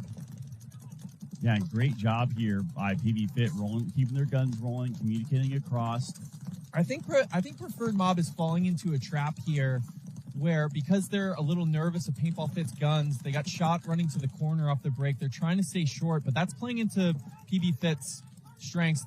Now Preferred Mob loses Steven Schloss out of the Dorito 1, and that's going to be a quick towel there with 2 bodies left alive because they know Paintball Fit's just going to pull the slow close. So PB Fit taking the big 3-0 lead. I want to see Preferred Mob test their gun and run snake off the break. Paintball Fit had trouble shooting that yesterday, and that was what allowed TCP to mount a little comeback. Preferred Mob really that next point's going to be critical for them. You can't afford to go down 4-0 against a team like Paintball Fit. Yeah, absolutely. And realistically, how we're looking right now, P-Mob having, you know, that big win this morning. You know, P-Mob right now is currently sitting at 2-1, but PB Fit looking absolutely dominant. They are the top spot in that bracket. They did go 2-0 yesterday. Looking to try to go 3-0, but plenty of time left on the clock for P-Mob to still come back on this. The scary thing is, PB Fit's one of those teams that goes up 3-4 points on you, and it's very hard to come back on them. So yeah, and that bracket in the middle, 3 teams vying for the final spot in with Arsenal and Crisis. So it's going to come down maybe to point margin. Now we're looking at Distortion and Ruthless. Ruthless sending a player snake off the break, the inside out route, and he makes it, but they lose their Dorito side tower player off the break. So 4 alive for Ruthless, 5 alive for Distortion, and I believe they get Haber into the snake. We know how he likes to play it. Ruthless now losing their snake player, and Haber's going to have the run of it over here. Yeah, so 2 bodies for Ruthless coming off now, so it's a 3-on-5. Well, with Haber now into their side of snake, he dominates the snake Aztec. Now he's going to wrap. He's trying to figure out, picks up the Ruthless player, make it move to the Dorito side. So that's going to be a quick close for Haber. He's playing excellent over there. Haber with a quick 3-pack. He's like, hey, stop shooting at me, my own team. I don't know if he stopped and shot at the box, but he does love to do that. What I like about Distortion is they don't go to that play too often. And when they don't go to it, they send Haber to the tower. Yes. They don't send him to the corner. So you feel like you're wasting a gun when they send no one wide, and then you pull that gun somewhere else, and that's when he's shooting low and going off the break. Yeah, absolutely. And in a situation like that, especially with Ruthless, the one thing that's been helping kind of stop that snake delay real quick is you know, teams putting a player in this tower, and Ruthless didn't do that this time, which allowed Haber to go completely uncontested up that snake side. Exactly. They tried to run snake off the break, but he died out of there, so that's going to be... Yeah, big guns there. So PB Fit coming on the field right now. Looks like Brody, Trent Mason, Chavez all coming on the field. Looks like they're also going to put Scott Stewart. That's Stewart, or is that Diaz? Looks like Scott Stewart, number 0, and then Colt Lukow as well. So, again, PB Fit just looking unstoppable right now. Up 3-0. Preferred Mob just trying to find a way to survive the break or shoot somebody. You know, they've lost all 3 breakouts, and that's going to be a tough way to play against Paintball Fit. Looking at Colt Lukow's big gun. Right off the break like there. They send a player, Paintball Fit does, to the Dorito side brick. P-Mob is able to survive the breakout for the first time. A running ref into the brick, calls him out, somehow does not call a penalty on it. Paintball Fit losing another player off the Dorito side, so it's 5-on-3. Sean Wyatt coming through the center, and he's going to shoot the Dorito side can, so I believe it's just the Snake side can left. Oh, but Sean Wyatt gets a major on that run. Man. Preferred Mob has the bodies. What? Another penalty for Preferred Mob. What happened there? No. I think he was calling the same one. Okay. So there's at least 1 left alive. There's 2 alive. It's Thomas Mantoni and Steven Schloss against 1 Paintball Fit player in a must-win point. Trent Mason trying to call a kill right now. Maybe a one-on-one. The ref's going in to check him. Steven Schloss, I think, did get killed, so I think it's 1-on-1. Thomas Mantoni against Trent Mason in something of a must-win for P-Mob. Oh, and Thomas Mantoni puts the shot on Trent Mason in a must-win situation, playing hurt to hit the buzzer for Preferred Mob. 3-1 game, 10:47 left on the clock. Wow, what a comeback there after a bomb goes off there with that penalty on P-Mob. Still able to bring it back. What really broke that specific game open is Sean Wyatt storming down the field, getting those 2 huge kills. Yes, as soon as Paintball Fit lost their Dorito side brick player, Sean Wyatt stormed through, shot 2, he gets the major. Not ideal, but because Preferred Mob was 5 up, they were able to sustain it and win the 2-on-1 to bring it within 1 point. Thomas Mantoni hobbling off, giving it everything he has out here. And now we're looking at Ruthless walking out. And that's Tevin Mason walking on the field right now, number 4. Trying to help the aggression here from Ruthless. Phenomenal Dorito side Looking at player. Nylons, Wenk, Yep. number 23 on the Dorito side for Distortion. Ryan Rodarte playing great up the center for them. I believe Nylons, he owns Competitive Edge Paintball in Wisconsin, where Distortion practices quite a bit. Yeah, they look like they play together a lot, just the way they're unified out there, the way they communicate. Yeah, lots of paintball from Chicago Distortion. Those guys play all the time. So on the breakout here, as you can see, up to the center, big push here. They don't send Haber to the Snake this time, but they did exactly what you were talking about. Send him up to that tower. Ruthless does get Trevor Regan in the Snake, though. I think undetected. I'm not seeing any paint hit his bunker, but now Haber picks him up. He tries to put 1 shot and misses it on the Snake side can. So Haber calls it out. So Regan has no one on his wire. He can maybe sneak into the Distortion side of the field, but right now he's just trying to stay alive. Distortion trying to handle him. You're looking at Nylons on the Dorito side. You can see how tight Ryan Rodarte is playing in that tower because he knows there's a 50 Snake. He doesn't want to get shot in his pack. Nylons latches into the juice box. 1 Ruthless player walking off. Ref running in to check Nylons for Distortion. 5-on-4 for Distortion. A ref running in. So Nylons gets pulled. It's a 4-on-4. Ruthless with the advantage positionally in the 50 Snake. And Distortion losing their lead attacker on the Dorito side. So Distortion in the tower on the Dorito side, the Snake side wing, the Snake side can. And now Ruthless getting into the Snake side brick. So no one's going to be able to bunker Regan now. If Haber was thinking about it, he's not thinking about it anymore. Or he could fall into the trap. Look for this Ruthless player to run through and bunker Haber. He's going to check off and see if there's anyone inside, and if he doesn't catch any heat there, he should come through and bunker Haber. Yeah, so he needs to go right now. He's looking to wrap it on the wire. He has to be careful. I think Haber might have picked him up. He might have been shooting the bounce shot there. He might not know he's there. So, yeah. Rodarte, though, picks up into the wing. Now that move's no longer there. Yep. So and he's going to look inside. He might get caught by Rodarte here if he's not careful and comes out too wide. Hank Stumpf running to his death, but he didn't bunker anybody, so tough move by Stumpf there, throwing his body away. Yeah, Hank was trying to break the game open right now, unfortunately running into a gun as they did not pick up that move into the wing. So, yeah, I mean, Subi had about a 10-second window there. He could have run through and got 2 bodies, but unfortunately delayed a little bit. And now... Ooh, but he wraps, and I think he catches Rodarte, and then he bunkers. That's got to be a penalty. Yeah, absolutely. So that's going to end the point. They're going to pull the last 2 Distortion bodies because Haber gets bunked by Subi. Wow. And so that's going to allow Ruthless to score a point too. All right.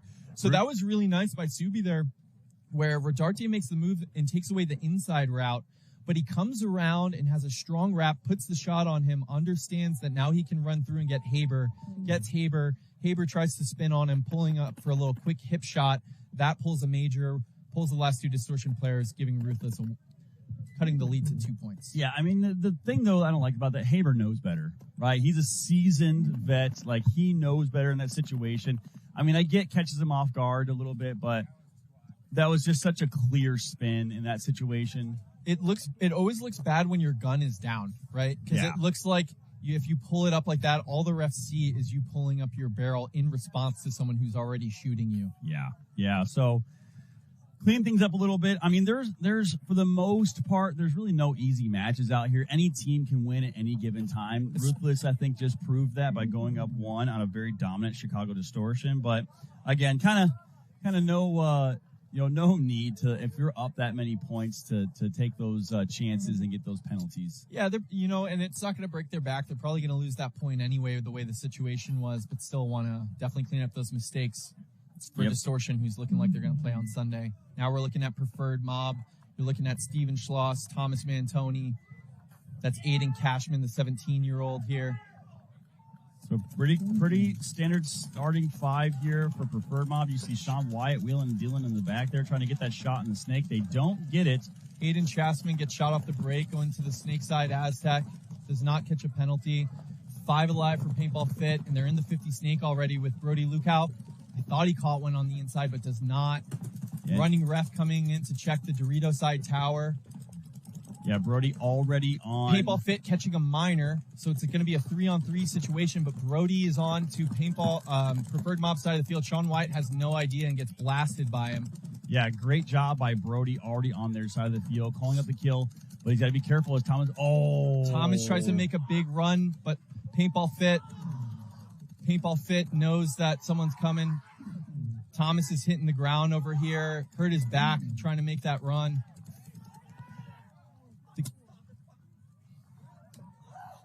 Thomas thrown in over here, made that big run and then fell. Yeah, he's got a lot of miles on him. Forward progression is a serious issue for Thomas Mantoni. Plays with a lot of heart, a lot of fire. Unfortunately for him, he tries to make that run, gets picked up by great protection there from PB Fit in the back, and tries to stop, and unfortunately just trips up, having a lot of pain in his leg and his back.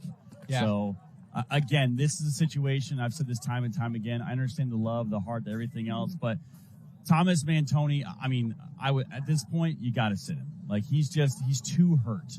Yeah, I don't know. I know. I get from your perspective. I get those guys. I get those players that like to go out and die. He's tough to sit too. Yeah, he's so going to come good in there with the fire too. Yeah. All right. So now you're looking at Ruthless's breakout here.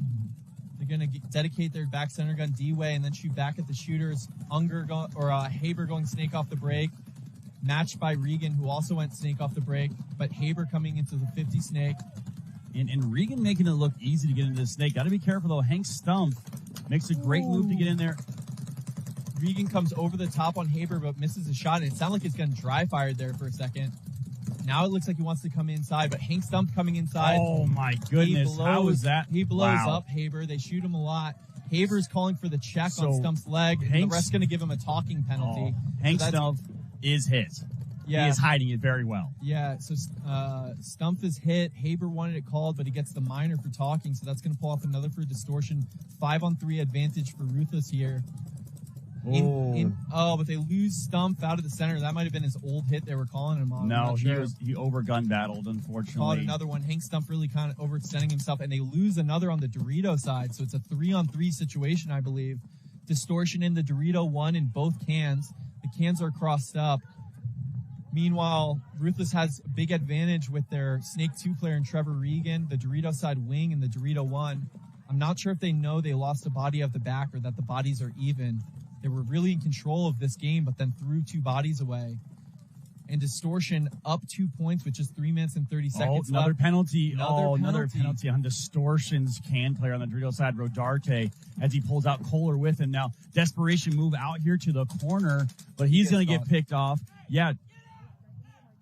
The refs are getting a little testy out here. And he's going to throw a major penalty. No, it's minor. Yellow, minor. So overshooting. Ruthless is going to have enough bodies to pull, so they'll still get the point. So in that situation, so what happened there? Regan got pulled out for overshooting. Was a minor. They did have enough bodies, but you're right. His marker does sound like it's dry firing, like it's missing shots. Something's going on there with his marker for sure. The big thing is Distortion has had 3 penalties in the last 2 points. Yes. And that's allowed Ruthless to come back into the game down just 1 point now. Yeah, which again, kind of going into this in this set too, a little bit of a difference here. Obviously, Paintball Fit up by 3 points on PMOB, but the big story here for this match so far is Brody is just uncontested getting into this snake. Not only does he get in there fast, but he also gets on their side of the field fast, and unfortunately for PMOB, they just haven't found a way to stop that yet. Yeah, they haven't been able to shoot him, and they also haven't matched it running snake off the break, so that's allowed Paintball Fit a huge advantage there. Paintball Fit's break shooting is elite out here. I think they've won at least 4 out of the 5 breakouts so far, and it's really tough to come back playing down a couple bodies to a team as controlled and disciplined as Paintball Fit. Thomas Mantoni is not out for this one. We're looking at the Preferred Mob breakout. So right now, Preferred Mob in the darkish colored, long t-shirts here, no names or numbers. Heavy guns up but off the break. Unable to shoot. Paintball Fit running out to the snake corner. Ooh. I believe it's 5-on-5. Colt Lukow screaming his head off, trying to communicate something. Preferred Mob with 2 players in the snake can. Yeah, they've run into a gun, trying to get into the Snake Aztec. That was Chavez shooting the cross shot from the Dorito 1, and now getting Stewart into the 50 Snake. Rogers into the 50 Snake. He's got a hit on his face. Wow. Asked for a check, so he's gone. But I think Preferred Mob might have lost another. Ref running into check Colt Lukow's pack. I think that's just Rob. No, it's a hit. He's going to catch a minor penalty. So this is a huge opportunity for Preferred Mob. I think it's a 3-on-2 now for PMOB. They shoot Chavez out of the juice box, so I think it's just the Dorito tower left for looks like Mike Paintball Diaz. Fit. Mike Diaz, John Derula trying to figure out the situation. Diaz hopping out to the Dorito side, and he gets shot. So PMOB must win point, basically, should be able to pull it between 4-2 to 4-2 once they figure out that there's no one left alive. Oh no, John Derula has a ref coming in. Checking him real check quick. Him out. Better hang this buzzer before. But there 3 we alive go. for PMOB. Matt Kilbashin. Got lucky there. Yeah. So they hung the flag before. Didn't get shot. Yeah. Yeah. So hung the flag before that, and the ref. That's the one thing about too. This paint is so brittle, and at this level, it's semi-pro. They're shooting a ton of paint, right? That's kind of the big difference you'll see on the divisional side from the semi-pro side. They are going out with 11, 12 pods. Like, it's really making a difference out here for the way they're off the break shooting, all the consistent pressure they're giving. With that, though, lots of paint on these bunkers, lots of rub happening as well. For sure. And the refs do their best job to clean bunkers off in between points, but there's still going to be a ton out there. Oh, yeah. So now looking at Distortion and Ruthless Factory coming out. Distortion had a commanding 3-0 lead, but Ruthless Factory crawling their way back in it on the strength of Trevor Regan getting into the snake off the break. Let's see if Distortion can shoot that snake off the break. I would not be surprised to see Haber pull up at the box here and run snake off the break. So as we have it right now, Ruthless Factory coming back from looked like it was going to be a pretty easy win from Distortion. So Ruthless now making it a 1-point game, 2 minutes, 57 seconds left to go as we're looking at the breakout here. But Distortion is going to pull up short and have Haber shoot from the tower. They are unable to shoot Regan again. He gets straight into the Snake 2. Haber going to fill into the Snake wing. This has been the showdown that's really determined the game so far, is Haber versus Regan. Yeah. Distortion might have lost a player off the Dorito side. They did. He's shaking his head coming off. Ref running into Snake. Check the Snake tower for Ruthless. That's Hank Stump having a tough match. Catches a minor penalty there. So 3 on 5. Oh, 3 on 4 right now. As Distortion with the advantage after that penalty. But Regan is in the Snake. Ruthless definitely lost. Yeah, he got shot. The Dorito 1 player for Ruthless coming off. So just 2 left alive for Ruthless Factory. Distortion with 4 alive, trying to figure out who's remaining, rolling their guns. They still have the Snake to be concerned about. You can't just assume you're going to win this point with no one wide for Distortion and the Snake too. Look for Distortion to try to get into that Snake corner and keep Regan in check down the wire. Yeah, Regan on an island by himself right now, trying to wheel and deal, figure something out, but he doesn't know where the bodies are. If he knows where the bodies are, he's going to try to figure it out and try to wheel and deal and get 1 kill and then launch. But he can't do that if he doesn't know where the bodies are. So great move across there. Distortion now filling into the juice box on the Dorito side. He just has that Dorito can in front of him. That Dorito can, I believe, is looking Snake way, though. He's got to be concerned about the Snake shooting cross field. And that's Wank there in that juice box. He's trying to get that shot back in. 1 minute and 20 seconds left. Distortion might be content to wait for Ruthless to come to them. Distortion with a 2-body advantage and a 1-point lead. Yeah, this is one of those situations where, Ruthless needs to look at the clock, understand that they have to start pushing.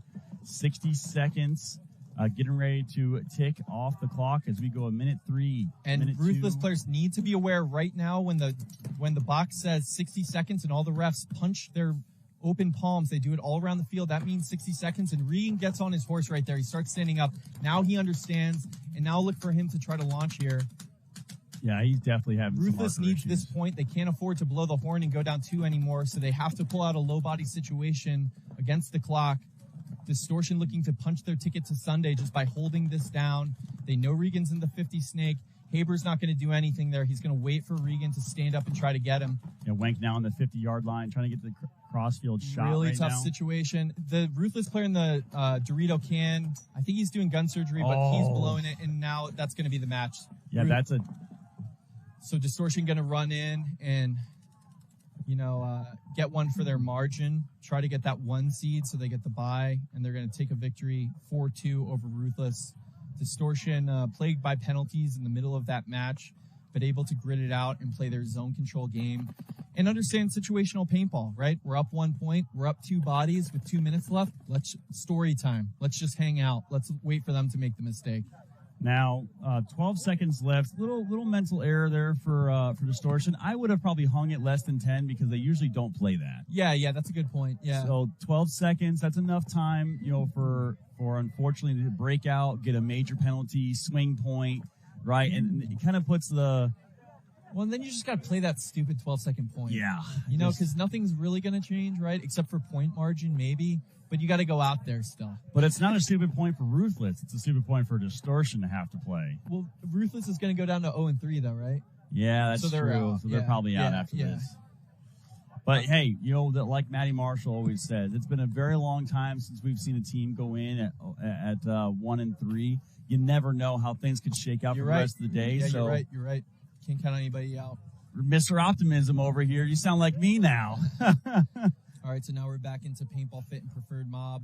Much more time left in this game. Tons of time left, so this is going to become a grinder where now it's X-Ball and they have to turn around quicker between points.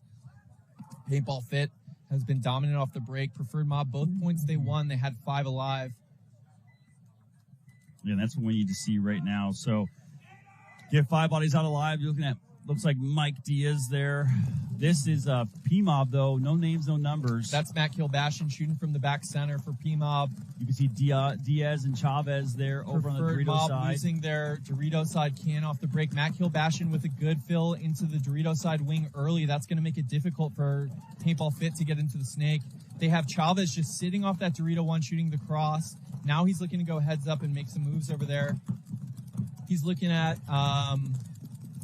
Isaac Luke over there on the Dorito side. And now Paintball Fit wants to make the move, but they got Preferred Mob has Matt Kilbashin on the cross, which makes it difficult for him to jump that gap. He looks like he wants it. Yep. Matt wants him to go. Might be baiting him into that move. I'll say Rogers wants number 31 on PvP. He wants to make that move. Chavez not in a hurry to go anywhere. Keeping an eye on that crossfield shot. Paintball Fit is ripping a bounce shot off the Snake Tower, trying to sneak one in on John Derul in the Snake Side can. John sneaks into the Snake Side Tower, and now he's shooting Dorito away. Chavez now is going to have a difficulty moving forward. Paintball Fit up a body, up 2 points, 7 minutes and 40 seconds left. Preferred Mob playing this slow. They don't want to throw their bodies away. They don't want to fall into Preferred Mob, Paintball Fit's traps. Chavez, I believe, made a move into the Dorito 3. Yep, he's sitting there battling down the wire. And if I'm P-Mob, I'm very concerned where Chavez is right now because Chavez is small, fast, and he was one of the big standouts for them in the California event. So Preferred Mob has a lot of defensive posture right now. Isaac Luke's still in the Dorito 1. Matt Kilbashin, they got someone in the Snake Side can. Might be Steven Schloss. And as you can see here on your screen, both teams similar breakout positions right now, still kind of in those primaries. Colt Lookout did make a secondary bump into that tower, as you can see, but no real snake play going on right now. P-Mob losing, I believe, Jake Thorne out of that snake can, so now it's 5-on-3 for Paintball Fit. They're in real lockdown positions, and P-Mob has no offense to speak of right now, which is going to make it difficult. Down bodies and down 2 points. Yeah, and still kind of holding their zones, locking things up. Paintball Fit not lost a body yet. So P-Mob down body. So I think it's 5-on-4 right now when it comes to the bodies with No. It's 5-on-3 for Paintball Fit. It's just the Dorito side wing, the Snake Side Tower, and now Isaac Luke launching into the outside Dorito for Preferred Mob. Paintball Fit picks that up. He gets shot. So now just 2 bodies left alive for Preferred Mob. They got to do something desperate right now and just try to run through and catch something. Maybe you catch a Paintball Fit penalty because you're not going to win a 5-2. And Matt Kilbashin trying to do it, comes through, but he gets shot. And expect the horn here in a second. Wow. John Derula going to fill out wide and get shot Rogers. by Rogers, who snuck into the snake undetected. Ooh, I think Kilbashin takes a shot in the old family jewels there. That one's gonna sting. But Rogers, great job by Rogers. He goes into the snake all the way down the field and then was able to catch Derula as he tried to dive into the snake. Yeah, desperation fill out for John Derula there. And Ruthless and Chicago Distortion are coming out to play his 12-second point. Might see some shenanigans here. Yeah, sidelines filling up here on both sides of the premier field as we have some Iron Men here on the sideline. Keith DeVitt, Trent Nita, Kyle Nicolau, Tree Garth in here. Got Carter on the side as well. Everyone's sitting here hanging out, watching this amazing action. So, again, great pro and semi-pro action going on all weekend long. Tons of divisional fields. If you're just now tuning in, I'm Vince from Let's Talk Paintball, joined here by Mike Jeffries. We are out here at the 5th stop of the NXL event, the Windy City Major, outside Chicago, Illinois, at Gaelic Park. So Distortion up 2 points. Ruthless is going to run right at him, sending a bunch of bodies up the center. Hank Stump gets shot immediately. Their Snake Eye makes it. One Ruthless player makes it pretty far into Distortion's back line, but Distortion has 3 alive. 3, 2, 1. Distortion survives the push from Ruthless. Give credit to Ruthless, down 2 points there to go for it. Yeah, they tried on that one. Took some punishment, tried to give some punishment. We got a Distortion fan yelling over here. Got the Noobies guys watching, scouting the next games. Crisis players over here. Good content out here on the semi-pro field. You can see the games that are coming up later today. Been a lot of tightly contested matches out here. Yeah, so that is that's going to be the end for the Distortion Ruthless match. Distortion's going to take it 4-2. And in this situation right now, you can hear, tons of passion, tons of everything coming off the field right now. Teams, everybody's on the field, everyone's enemies. Off the field, everyone's friends. That's the nice thing Not about everyone. most everybody. Great community we have here. So we are in true X-Ball right now. So what that means is P-Mob and Paintball Fit, 5 minutes, 52 seconds left to go, 2 minutes in between each point. We will see those two teams for the remainder of this set. Preferred Mob holding up short. Sean White to the Snakeside can. They send Aiden Chasman to the Snakeside Tower. It looks like he might have caught one. Ref running in to check him. Paintball Fit 5 alive. Preferred Mob does lose one to the tower. That's Rob Runowitz going to the Dorito side tower. He's going to snap out and maybe catch one. He's switching hands. And Aiden Chaston was actually shot in the back. Shot in the back, so might have gotten shot by his own guy, unless he caught one late. Rob Runowitz also dying. Everything falling apart for me. P-Mob, they catch a minor penalty. They're going to go down 6-2. You know, that was such a bad look from P-Mob right here. Sean Wyatt's still alive. Might be able to pull out a miracle. They should really blow the horn. Yeah. You know, you're down 3 points with 5 minutes left. You really got to have a good break out there. Instead, they lose one and catch a minor and throw one away. Now you're facing mercy rule. You got to find your toughness and passion and belief right here. Down 4 with enough time for a comeback if you believe you can do it. Absolutely. If you don't, it's going to be a mercy rule point against a team that's looked much more dominant. And I'm surprised that Preferred Mob has not run Snake off the break once when Paintball Fit had trouble shooting that all day long yesterday. They're in a desperate situation, and they're trying to do these short breakouts, and they're getting shot going short. And you can hear in the pits already, heads down, feeling dejected. Everyone's yelling. I mean, that's the one thing, unfortunately, with a lot of passionate players. They do get, a little bit hectic in the pits, which P-Mob cannot afford that right now. They have to bring themselves up. If you're the coach of P-Mob right now, what are you telling them to do to try to stop this forward progression, this dominance of PB Fit? I'm running them Snake off the break because they haven't shot that or tried that yet, and trying to generate some offense there. We got to stop trying to play Paintball Fit's game of staying 5 in the back. We're down 4 points with 5 minutes left. Now we have to go. We haven't seen a break off the break for P-Mob. We haven't seen a snake off the break from P-Mob. We're seeing the short stuff, and they're getting shot on the short stuff, and then Paintball Fit slowly strangling them. Chavez has just been playing the Dorito 1 on the cross all day long, and they're getting killed off the break. It's not this, really dominant attack from Paintball Fit. They're playing much more tactically and slow, and instead of trying to answer that with their own strengths, Preferred Mob is trying to imitate them, and that's the trap they're falling into right now. Yes, and we have this amazing day going on so far. Beautiful weather here in the mid-70s. It's just perfect paintball weather. This weekend so far has been phenomenal, and just want to give a quick shout-out to our sponsors here, Pro Sharp Paintball, Planet Eclipse, GI Sports, HK Army, LoneWolfPaintball.com, Die Paintball, Sup Air, and DLX Lux as we go under 5 seconds of this breakout on P-Mob. Let's see what they can do to kind of win this back. Plenty of time left. Finally runs Snake off the break, and he makes it. Look at that. And now he's going to be able to match Brody. He goes Snake 2 off the break for Paintball Fit. That's Aiden Chasman getting into the 50 Snake off the break. Gun up. Now Brody's going to crawl in there with him. See the shadow. Shadows are huge right here. Oh, he's going to go. That's a major. That's a penalty for sure. That should have been a penalty on Brody. Wow. It's not, but it's a trade for Paintball Fit. Yeah, what a great job there by Brody to recognize the situation. Great job by Aiden to come over the top. Knowing they are going to get a minor penalty. Get a minor, and look at that. Paintball Fit goes, or P-Mob goes Snake off the break, and then good things happen. Sean Wyatt throwing his body away, making a move into the Snake side Dorito. If I sound extra critical, it's because I know these guys and think they should know better. We're going to start calling you Coach Mike. So Rob Runowitz filling out to the Snake side Aztec for P-Mob. I think Paintball Fit just has their 2 cans left.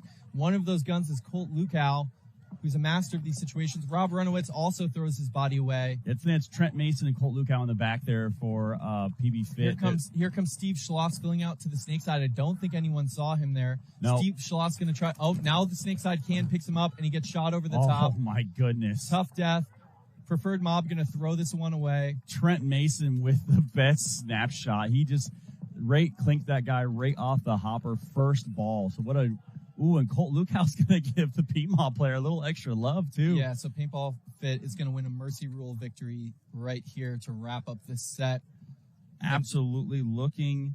I mean, there was glimmers of hope there for P-Mob. Glimmers of hope. But unfortunately, they tried to play Paintball Fit's game instead of their game, and they got dominated at because Paintball Fit does what they do better than anyone in this division. Is that Isaac Luke right there? That's Isaac Luke who took the final punishment there. Last player left alive. He did go over and dab up and give Colt some knuckles. He's a really respectable person, Isaac Luke. Really, really kind off the field and plays with a lot of heart and passion on the field. Yeah, so Great job by PB Fit, who is going to take the Mercy Rule win over PMOB. That is going to put PMOB in a tough situation. I believe they go 2-2. 2-2 in a bad point margin now after losing that 0-5. That's probably going to send them home. And Distortion's 3-0, so pretty much punching their ticket. 3-0-1. Yeah, 3-0-1. Yeah, that's yeah, right. So, Or yeah. 2-0-1. 2-0-1. Oh, they have one more left? Yeah, they got one more left, I believe, this afternoon. So I thought they tied earlier today against the Killers. Yeah, they did. yeah, That's yeah, right. yeah. So you're right.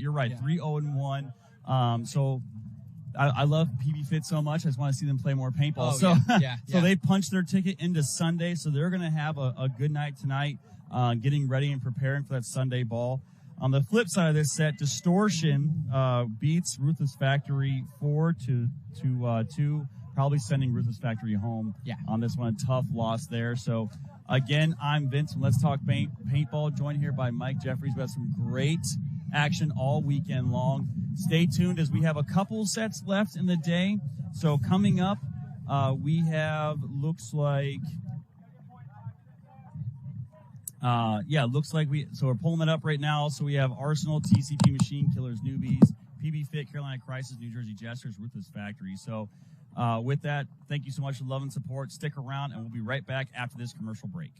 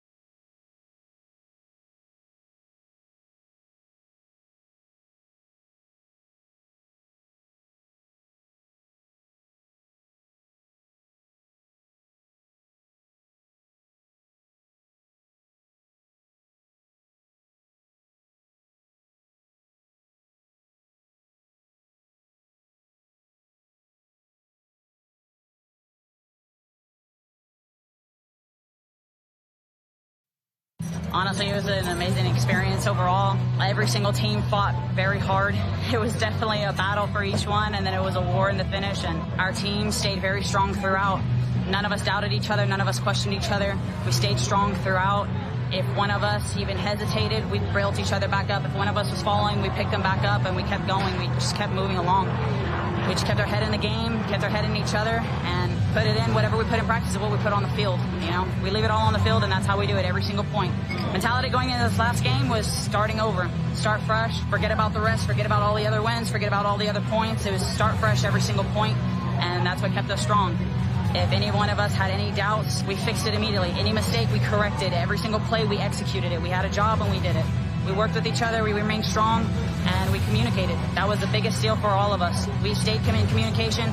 We didn't let anybody get in bad moods. We kept everything respectful and on and off the field.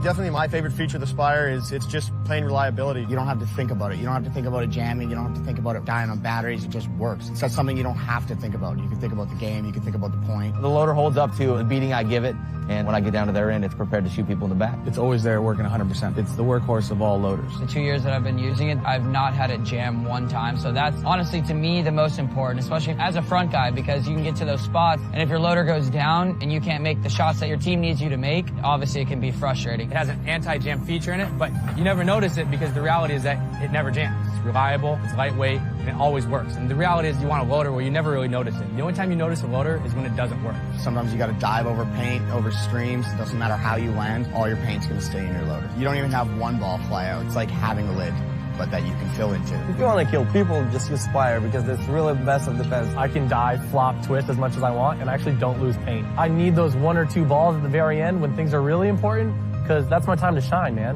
The 260 is one of those things that I think most mid guys and back guys should be using. It just gives you an extra couple balls to throw back at your opponent. As a front guy, I love the 260. I really do because it's a bigger loader, so that means I have more paint than the guy across the field from me. He's going to run out of paint first. He's going to load first.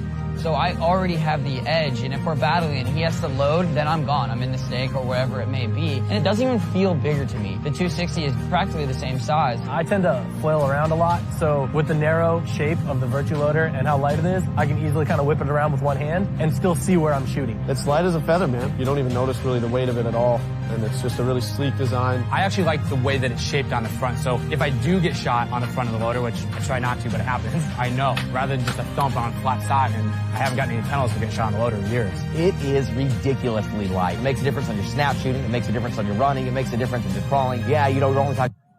Welcome back to the NXL Windy City Major out here on the Premier Field with semi-pro teams. I'm blessed to be joined by my good friend Steve Schloss, player for Preferred Mob. How you doing, Steven? Doing well. You know, after a couple of tall Bud Lights, doing a little better. After that loss to PB Fit, we're about to watch PB Fit and Crisis play. What do you think of this matchup, Steven? Well, I think it's going to be actually a very exciting game to watch because Crisis is out no matter what. They have nothing to lose, but they are not a bad team. So it's always dangerous when you ever play against somebody who has nothing to lose and they have the weapons and the power to take whatever they want. So I'm excited. And Paintball Fit, in a different situation, they've punched their ticket to Sunday. So maybe trying to show some different looks, throw teams off. We're scouting them right here. Coming in, 5 seconds left on this breakout. We're looking at Paintball Fit, Colt Lukow, their big gun in the back center. Sending out Brody Lukow to the snake corner. He's checking himself. Crisis on in the meantime, getting into the snake side wedge, delaying into the snake side Aztec. Looks like they got 5 alive, getting into the juice box on the Dorito side and killing one PB Fit player. Crisis definitely scouted and have been watching PB Fit murder the outside guys, and they did the right thing and played pocket. They went deep up the center. They're pushing the Ds, 200 off the break. I really like the gameplay right here, and I think that they have the right idea. Making it into snake 1 now, shooting cross, and then filling into the snake side brick. Really controlled, coordinated play from Crisis here. They've been together a long time. They're all experienced players. They communicate really well. Didn't they win World Cup last year? Yeah, I think you're right. I think they beat Brawl in the finals. Yeah, Mid-Atlantic Showdown last year at World Cup. Crisis, one of those teams you can never take lightly. They're not going to move on here, but they're perennially giving teams hard games. They do lose their snake side tower player, so it's going to be 4-on-4 out here. That's going to release the Dorito guy.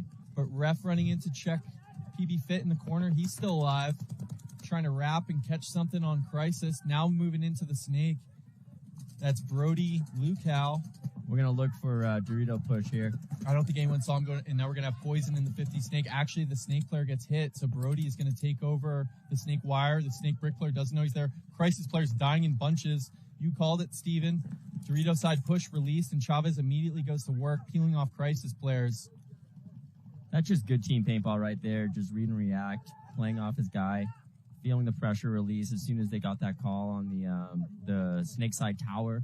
That's really the guy who's stopping the Dorito side. And Chavez, as a vet, he knew that. He sent it. He went for it. He's only going to take what's given to him.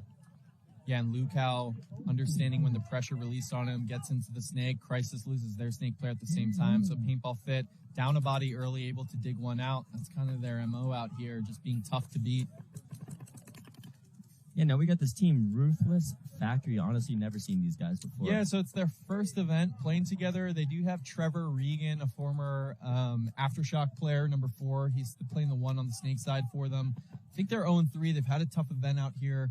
They're going against New Jersey Jesters, who I believe have also been eliminated. A team you and I are familiar with. I don't know a lot of these guys' names, but I recognize all of them. Yeah, we always won it at the Jesters. I'm pretty sure Chicago, 2010, right? That's right. We beat them in the finals. 1-2. 1-2. Yeah, that's right. That's right. One of the other long-lasting semi-pro / D1, depending on the year it is, depending on what league it is at that time. They've definitely had some turnover, but they have at least, I think it's Kavanaugh, who's number 7, who plays the 1 on the K-Cav. Yeah. He plays the 1 on the snake side, and Chaz, who's got the long beard hanging out under his mask. He's been with the team for over 10 years. Trevor Regan tries to make snake off the break, but I think Chaz shot him. So it's going to be 5-on-4. Nope, no make one's that covering 4-on-4. Doritos yet. Okay. Now Chaz fills into the snake side wedge, and he's going to stop the Dorito push for Ruthless, but Ruthless is actually already in the juice box. Yeah, But you they got to be there. You got to another- be there early if you want to stop that guy.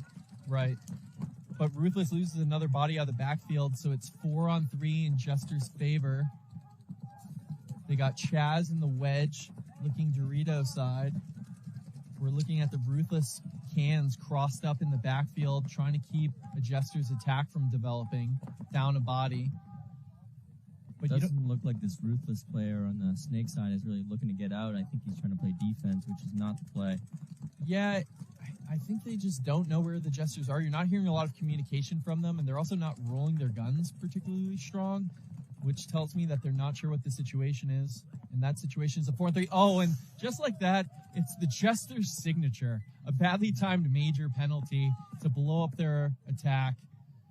Let's see if they capitalize off this. Some other things are going on while we saw those reds. I think there's one. I don't think there's anyone left for the Jesters. I think all 4 are coming off at once. Yep. So Ruthless still in the backfield and just, maybe there's a body left. I think they're shooting at bunkers, Yeah, brother. I think they're shooting at bunkers and just trying to figure out the situation. I'm not sure they even saw the red flag go up because they were playing crossed in the cans. There's no way this guy saw the red flag because he's still he's shooting inside. Snake side can. So the Ruthless players are going to drill against some ghosts out here.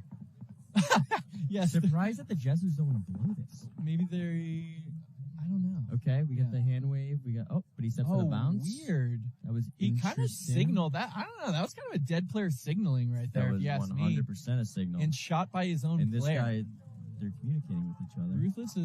Ruthless is like, what's going on? Yeah, 4, I think, got shot in the back by his he's own walking player. off and he's not on the sidelines. I'm sorry, and made a signal over there. So Ruthless kind of getting away from one. If we want to be snitches, we could talk to Rob the Ultimate right here, but I think we're. Oh no, I was being rhetorical. Cue Rob. Cue Rob. Around. I already snitched on somebody for being sketchy, walking off and trying to look like a live player yesterday, and now I'm snitching on Ruthless for signaling as a dead player, trying to let his buddies know that there's no one left alive. Real slow close on 0 bodies for Ruthless there. Ruthless taking the first point.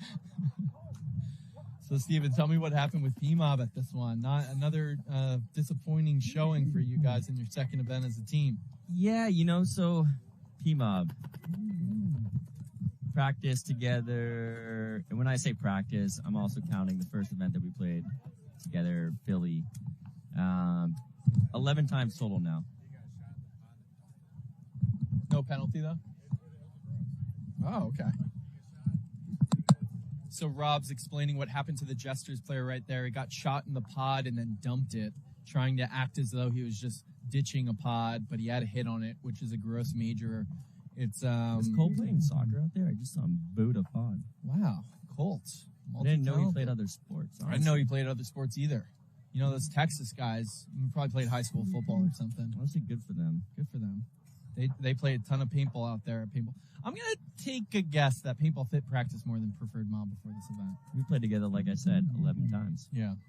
As a team. So still figuring it out. A lot of experience, but figuring out how to win together. We'll talk more after this breakout. Here we go. PB Fit. Crisis. Love it, Steven. Thanks for cutting me off. Crisis running out to the snake corner, shooting from the hip. Paintball Fit does make it into snake off the break, and Brody going straight into the 50 snake for Paintball Fit. He's going to cause some trouble. There is some heat coming off the pin, but Crisis going to lose one out of the backfield. Cody looking to get on the wrap here and crawling to Crisis's side. I think the Crisis matches them. Oh, he knows he was there. Another side. Devious, a match rule-esque move on the crawl, shoots Brody. Great move by Crisis number 19. He may have his hit in his pack. I don't know. That looks like rub to me. Nope. It's a hit, and that's going to be a major on Crisis. Unfortunately, that was an old hit, man. Old hit. So that one's on the pit crew. And Crisis, just when it looks like they're going to make a great move and swing momentum in their favor, they get a major penalty. Paintball Fit's just going to stand in the backfield and wait for the concession there and go up 2-0. That hurts, man. That hurts, especially when you're already out. That is just a big jab. Big question. You think when he tells people the story about that move, he's going to include the major? I mean, I wouldn't. I don't know him personally, so I can't speak for that person. But yeah, that was an old hit for sure. Yeah. If I'm telling the story, yeah, it was me. He's pleading his case with the refs right here. Yeah, old hit for sure, but still a hit. So regardless, you can't walk on the field, guys, with a hit on your pack. All right, Steven, what do you say to your pit crew when you come back in after getting pulled on a major with an old hit in your pack? Nice and calm and composed, or are you getting a little animated? What would you say? What's your honest answer? Typically, you make something up and you read the room. And then you hope that someone shuts you up so that you don't have to keep digging yourself in a hole, and then you can say next point. Yeah. Gotcha. Rob confirming that there was a hit in the pack. He said shot, we say old hit. Either way, it's a major. A hit's a hit, brother. Looking at Ruthless down 1-0 to the Jesters. Oh, no, up 1-0. I forgot the Jesters got that major. Ooh, player takes a bounce to the snake off the break. Ooh, that's tough. You need that hopper paint to be on ice in this humidity. Going 50 snake. That's K-Cab for the Jesters. Looks inside, makes sure the Dorito side wedge isn't there. Now he's looking to get on the wrap. Ruthless losing one out of the snake side can. Getting heavily checked in the Dorito. Looks like he's clean. Oh, shoots the Dorito one cross field. Oh, no, maybe missed him. I thought he shot him in the forearm, but he might have missed him. Now the snake side wedge knows he's there. You're going to try to back up and catch K-Cab. Risky move. Oh, God. I don't think he got the shot on. That's a minor. He did get the shot. The kid kept playing. That's a minor. That's on really going to hurt. Ruthless. Lots of flags right now in this moment. You know, yesterday we didn't see a ton of penalties, and today we're seeing quite a bit more. The Jesters saw the flag go off. I don't think they know the snake side wedge is there. They got to be careful charging forward here. Nope. They shoot him out. Just the snake corner left in the worst bunker for this sort of position. Jesters begging for a penalty. Oh, no. Another flag up on the Jesters for overshooting? I don't know. I disagree with that one. I will say that this is the best reffing that the semi-pro has seen. 100%. They've been time. Great out here. They've been really on it. And I think that the flags are just a result of semi-pro players thinking that they can get away with a lot and just getting shut down by good calls, people who are being attentive, enough referees on the field. Honestly, hats go off to the NXL for what they're doing on the semi-pro field with the webcast, with the reffing. Livecast. We call this the livecast. Livecast. I'm sorry about that. It's okay. I've been told 100 times to call it the livecast. I don't even think I gave you that note. Not your fault. Hey, that's branding. That's branding. Hey, that's team. Taking accountability. You got to own up to your mistakes. So PB Fit, we actually just played these guys. Honestly, had a really tough time. They were keying up on our back guys, which was interesting. We didn't adjust fast enough, well enough. They had stronger guns off the break, but they really are looking to kill those two cans, which was interesting. They don't really care about the front guys. They know that the support comes from the back, and they just want to shoot the shooters. They just want to shoot those guys out and make an easy time for their front guys. You guys basically played into that hand by trying to play pocket ball against them for at least 4 of those points there. We sure did. I think if you play pocket, you got to go deep up the center. I think that was our I agree. I said the same thing. No brick runs out there. Nope. Only one snake run off the break. Yep. Sorry to rub the salt in the wound there for you. No. I already had those moments in the pits. Yeah. Did you tell anyone that things are unacceptable today? Steven Schloss, one of his favorite words is unacceptable when someone's misbehaving. I accept everything today, honestly. I welcome everything that happened.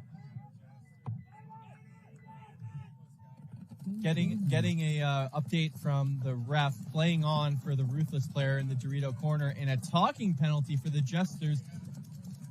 You know, I think the refs get a little tired of that New York accent and attitude, the Northeasterners. Maybe a little biased against us in that region, Isn't if it you ask New me. Jersey, though? New Jersey, yeah. But you know, it's the pretty same. close, It's the same yeah. accent. Come on. A little different. I feel like if you were from New York, you may be offended by that comment. Yeah, you're right.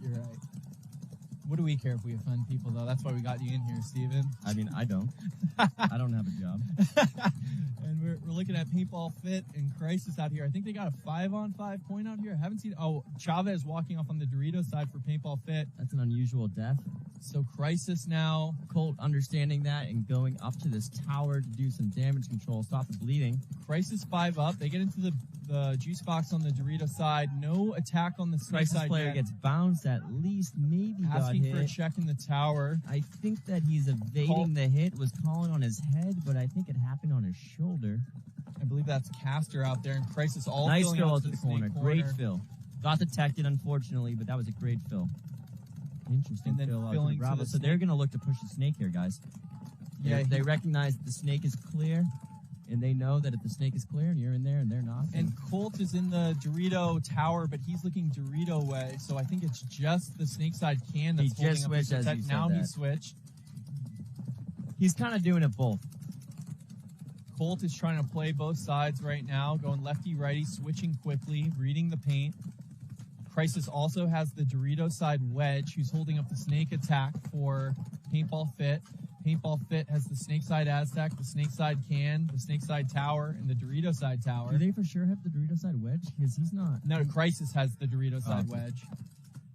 It's just 4 alive for Paintball Fit. They're in the Aztec, the can, in both towers. He was detected going into the Snake. That's unfortunate for him. Crisis keeps eyes on things, and they always communicate it. It is not the move to stay in Snake 1. I'm sorry. You gotta Yeah, get Ruthless up was there. doing a similar thing. So now Colt dips out into the second big Dorito. He's going to look to try to create some offense on the Dorito side as Crisis has the advantage on the Snake side. Crisis cleaning up their guns. That might make sense why he didn't want to go all the way. He's trying to get his Paintball gun. Fit tries to fill out to the corner, but he gets shot, so just 3 alive for Paintball Fit. They're in the Snake side can, the Snake side tower, and Colt Lukow in the Dorito 3. Now Crisis is looking to generate some offense. About 9:30 in game time right here, so that's why you don't see PB Fit really doing anything exotic. Yeah, Paintball Fit hasn't really done much exotic out here. Besides Brody getting into the Snake in the mid-game, they're kind of just relying on having more sophisticated zone control and communicating and waiting for others to make the mistakes. As I say that, they lose their Dorito side can and their Snake side tower. Must so have it's been a just move in matter the of time. Doritos right yeah, there. I believe Crisis was in the wall on the Dorito side. Oh, and Paintball Fit had also lost Colt. Let's hope that this Crisis guy doesn't pop up and shoot his dude. All right, cool. So Great. Crisis gonna get one on the board here to make it a 1-point game with 9:05 left. PB Fit running with their starting 5. No going to the bench. No, doing anything crazy out here. They're kind of still playing their game. I think it looks like they're trying to tighten up. They're taking this like it's any other prelims match. Yeah, that's the one thing about PB Fit that I actually have a lot of respect for is they don't play to other people. They're aware, but they play their own game and they make other teams adjust to them because they're good enough technically. Yeah. They don't intellectually. They don't worry about anyone else, and on this field too. I think their style of play of that slow strangulation really works. And the Python, yeah. So now we're looking at Ruthless and New Jersey Jesters. It's been a flag party out here so far. A lot of penalties. 1-1 with 11:23, and the sound of someone vomiting behind me. Is that Thomas Mantoni? No, it's not Thomas. I don't think it was an actual vomit. It was more of a heave of passion and exhaustion, perhaps. Letting the guys know that you're out there working. Yeah. 10 seconds out here. We're looking at the New Jersey Jesters breakout. Looks like they might. 1 in the 3 is going to shoot Dorito away. It looks like they got K-Cav. Might run Snake off the break over here. Yep, he does. Right away from 3. Dives wide. Gets K-Cav. shot. And Trevor Regan makes Snake and goes immediately to the 50 for Ruthless, who also follows up quickly. Ooh, he gets caught in the he pack gets for sure. The ref did not see it. I'm almost certain he got shot in the pack. 100%. Stump, former Ironman player, filling up into the Snake side brick. Jesters have another walking off, so just 3 bodies left alive for the Jesters, and they're all in the back 3. Just 2 bodies left alive. It's kind of just a matter of time before Ruthless closes this one out. Just the back center left now for the Jesters. Trevor Regan coming up. He should just hide and not let anyone see the hit on his inside. I see him doing, interesting hand movements around his pack strap, but I don't see a hit on the pack, so we could be wrong. Saw the same thing. The haters in the comments said that we were calling fake hits out here, saying like, oh, that guy got hit and then ditched it. Well, the haters don't actually have to watch. This is a free broadcast. I pray for my haters. They can keep watching. I love the feedback. God bless you all. It's not an easy job out here, guys. Steven, how much cheating do you think happens out here? I do a decent amount. You get away with it. You didn't have to say that, but I respect you for admitting it. I think, so on the semi-pro field, you get away with inside shots. If you get an inside shot, you better be looking around. This event, you got to worry about the guys in the back line because there's a lot of refs sitting in the back line, which has been helping with those inside shots. But for a long time, honestly, it's been those inside shots should be gone if no one's running at you. Thank you for the insight and honesty, Steven. We appreciate it. Christ is sprinting to the box. 5 seconds left. Never just great. Tagging up. You hate to see it, especially in split deck. They do tag up. They do still run snake off the break. Snake off the break despite both tagging teams late. Both teams make it. Good game. See, Crisis likes to stop in that snake one, while Paintball Fit always goes 50 snake off the break. Once he's in there, he's going to check and see if he has any wire presence and then try to get on the wrap. No shadows at this time of day. We got the 50 snake for Paintball Fit. They know he's there. And the snake 2 for Crisis. First engagement, no trade. It's Brody Lukow for Paintball Fit. And I believe that's Adams for Crisis, number 24 in the snake 2. It is. Colt Lukow in the snake side tower for Paintball Fit. Both teams know there's a snake. It'll be interesting to see. The Crisis player shooting inside. I think he wants to crawl up. I don't know if he does, but he's tentative. He doesn't look like he really wants to. He crawls back. 22 knows that the only thing that can happen to him Colt is gets shot, though. So wire. 5-on-4 for Crisis. Down 1 with 8 minutes left. Paintball Fit in the 50 snake. Really nice retreat back to snake 1. He's not going to know that, and it could. But the snake side can player for Crisis knocks out a stake when he goes back, and that costs him because it makes the bunker lean forward more. So he gets shot. They also lose their Dorito side can. So things are looking dicey here for Crisis. This Crisis player, that was a good retreat. He's going to see if Brody Lukow is going to come and run and get him. I don't know if Brody knows how he retreated. Ooh! I think that's no. That's too bang. You're right. Unfortunately, the angle of that run, he's going to get the trade no matter what. Right. It would just have been something if he was crawling. Right. Snake 1 would have got the best of him. But a trade on this side, and Crisis lost their back line. So I think there's 3 alive for Paintball Fit and just 1 for Crisis in the snake side tower. Another death. All right, so it's 2-on-2 for Crisis. Make that a 2-on-1. Oh, big launch. That's going to be bang every time. Crisis has another. That's for sure. Major penalty. On Paintball Fit. Yeah, 100%. No one to pull because his gun was up and then he went down. I mean, that's just an old-fashioned spin. So that's going to be. I thought he was switching when he came around. He was not switching, no. So Paintball Fit is going to start with 3 in a tie game to Crisis. 6 minutes and 46 seconds left. A little bit of entitlement on that penalty. Interesting, yeah. Talking to the players. Yes. No headgear, I respect that. I love it. Oh, yeah, Crisis player saying, you got that on the back of your head, dog. Mm-hmm. That's how you know he spun. Mm-hmm. Yeah. The Crisis... Oh, yeah, we got it on live. Don't worry. Oh, no, he's Paintball Fit. You think it wasn't a spin? It was. Paintball Fit saying not a spin. Their coach is over here. He wants an explanation. I really like his laminated sheet over there. I got a lot of lines on it. I got a lot of marker writing. That's a good sheet. As a former coach, really fetishize the sheet, the laminated sheet with your layout and all your lines and secret codes. So this is an interesting ball game right here, right? 1-2. No, it's going to be 2-2. 2-2, yeah, down 2 to start. Yeah. Now we're looking at Ruthless and New Jersey Jesters. 2-1 for Ruthless. Head ref Rob clearing things up for everybody. Real tough job, Rob. He's catching just abuse from these coaches all weekend long and handling it with extreme poise and grace. As you gotta. You gotta. I don't envy him. No, you don't want to be that guy. Yeah. But you respect the guy. We have a ton of respect for Rob catching abuse all weekend long. He just gave us a big salute. And he still stands strong. He's staying strong. He's got a digital camo bucket hat and a camo drawstring bag. Pretty good Crocs. Pretty good ultimate ref look. Yeah, he's got the Crocs, dude. We got some fans right here. Some P-Mob guys coming over to disrupt our broadcast. Doug White being inappropriate in my ear. Ruthless now up 1 against New Jersey Jesters. Trevor Regan legging out to the snake off the break. He's had pretty good success. I think he got shot in this pack crawling around. He did. So Jesters get their kill off the break from the snake side. I think I might have seen another one walking off on the Dorito side. No.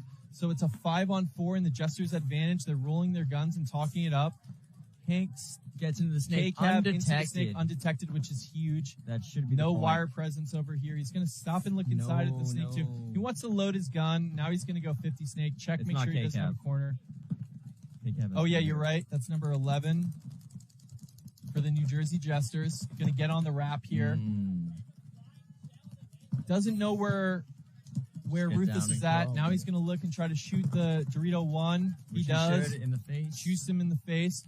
The Dorito wing player for Ruthless knows that the snake is there now. He comes across, steps over the wall, shoots another on the Dorito side. Goes to sleep on the wing player, though. He gets picked up by the back line coming into close. Really strong point for the Jesters there. Killing one off the break. Getting down the snake. Back line filling up behind him to tie up the game 2-2. Yeah, Jesters just really relying on their guns there to do the work, and they capitalized. They got exactly what they wanted, and they played it out. I think Trevor Regan made it clean, but then his pack came up on the crawl, and that's when he got shot there. I think he needed his belly in the dirt as he crawled into the snake 1. Who would have shot that guy? Oh, I don't know. That's just how it looked from here. I buy it. So just 3 players for PB Fit. They got a major penalty for spinning on Crisis at the last one. So we're going to see Trent Mason, Chavez, and Rogers out here. Rogers probably going to make a deep run here. They're probably going to run snake off the break. And if he gets shot, they'll just blow it. And I expect Trent Mason in the can. They're going to do 2 cans. 2 cans and snake off the break. What's your breakout? Tie game? They're going to want to shoot someone, and they have the confidence in themselves to do that, to at least make it a 34. Let's see here. Rogers 3-point stance. He's going out to the corner. No snake off the break. I call that 2 cans and snake off the break. He makes it. Crisis staying back. I would probably blow they get the horn tower. Right now. No, they're 3 alive and in the snake with no one matched on Crisis. I give him. Nope. Now he gets shot. So just the cans. Oh, but a minor penalty on Crisis. So it's a 2-on-3. Paintball Fit, I bet, has a ton of confidence in this 2-on-3 against Crisis here. Who's the 2? We got Mason and Brody Lukow, I believe. And so it's Crisis in the Snakeside Tower, the Snakeside can. They're just going to keep the cross. And one on the Snakeside Dorito. Crisis sorry, the Dorito can for Crisis players not aware that they killed the snake. That's very unfortunate because that's going to give PB Fit more time to close the gaps. So Crisis gets into the Dorito 1. They're in the Snakeside can on the cross, and they're in the Snakeside Tower. He's playing like the snake's going to pop up and juice him. But no paint coming down the wire. I wonder if he'll figure it out. You know, now he's checking inside like, is there a snake? Is he there? Wouldn't he have wrapped on me by now? I think the guy to see the snake kill was the one who got the penalty. Meanwhile, so he wasn't able to Trent Mason coming through the center. Oh, shoots 2, but I don't know. I think that's going to be another major on Trent Mason. I mean, it doesn't get more of a major than that. And so, wow, and he gets a minor. So that's going to blow it for... So Crisis is going to get the point. Players hitting the pack, front of the pack. I know, it's a tough nick. I think one player for Fit was pulled, but that means they still have another to pull. So they would start with 4. Was it a major or yellow? It was a major. No. Listen. So please don't talk to me. He gets a major for playing on. They pull 1 on that major for Paintball Fit, so you still owe 1 on that major. Then he gets a minor for talking after that. So that's down 2. So that's down 2 So another 3 for on Paintball 5. Fit. So another 3 on 5, except now you're going to be down 1 point. I told you this game was going to be interesting. Did I not say that? And that's 2 majors on Trent Mason and a minor in 2 consecutive points. He's a great player, man. Yeah, just, it's tough when you get nicked on the pack.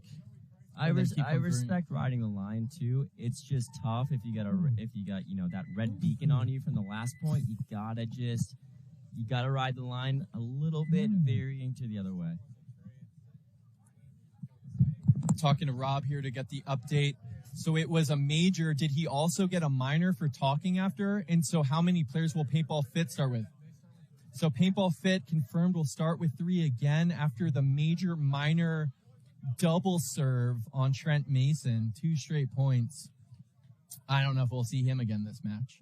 We sure will. We'll see him next point. You think so? Absolutely. Which I think is the right play call for the coach, right? You don't want to sit one of your best players because they got a penalty. You want to get that guy back out there. You want to have the talk. He already knows what he did. I don't know. 2 majors in a row, I'm sitting that guy. Good thing for them, you're not coaching them.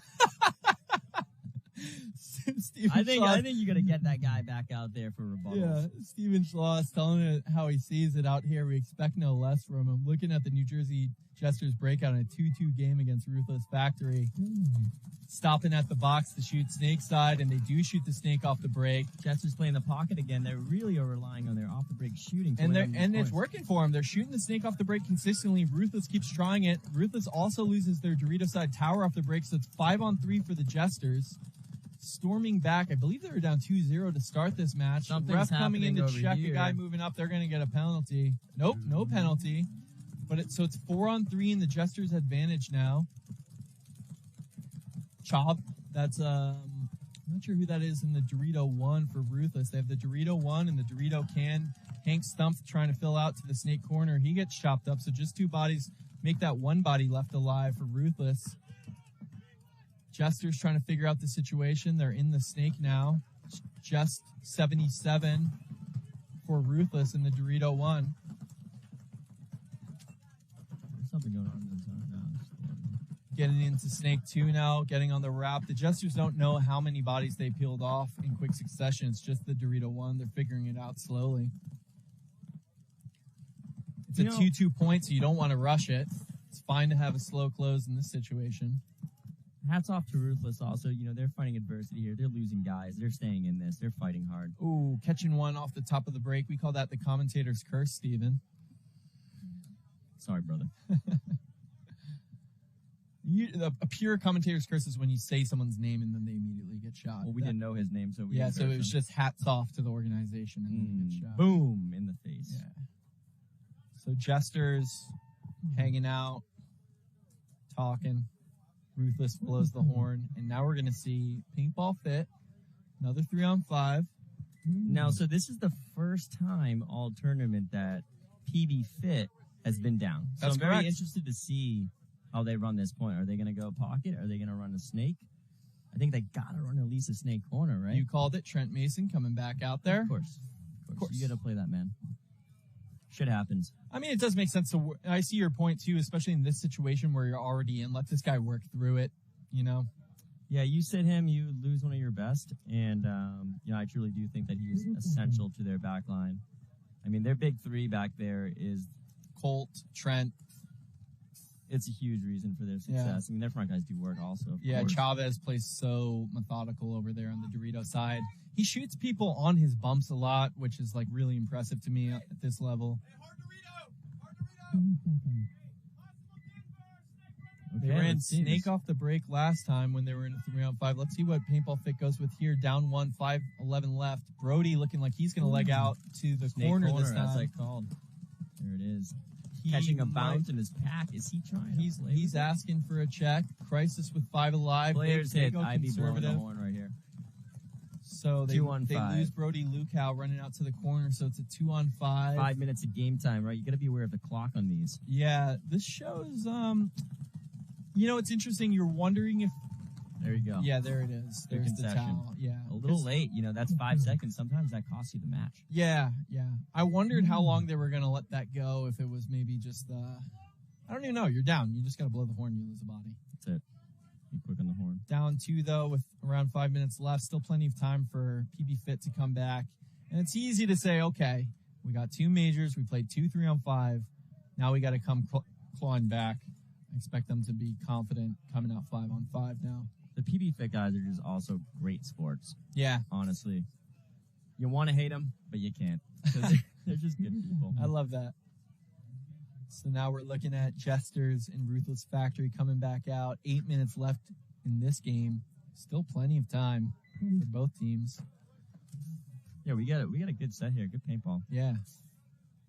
Trevor Regan, number 4, has been doing a lot of. Do you feel like from the games you watched yesterday, people are starting to kind of figure out the field? Oh, yeah. Vanilla, or yeah, no, definitely. I think the style is when you have a kill off the break of not throwing any bodies away and having good zone control. The Jesters are going to lose the Snakeside Tower off the break. I also think shots on the towers off the break are a critical advantage out here, especially if you know that guy's going. He's on every point. Yeah. So the Jesters now capitalizing off that, going to the Dorito Tower to shut down the Snake. Yeah, so the Jesters have no. That opens up the wide. Dorito side. Heavy for Ruthless. They should be flying down. They should be in the Dorito 4, Dorito 5, as they are. I believe it. I just saw that bunker wiggle. Yep. Okay, there's 50 Dorito. 50 Dorito for Ruthless, and another player coming off for the Jesters. Good read. Ruthless has kind of been lacking a strong Dorito side punch. We've seen most of their offense come from Trevor Regan on the Snake side. We are a little Snake side biased over here, calling it from this side of the field, though.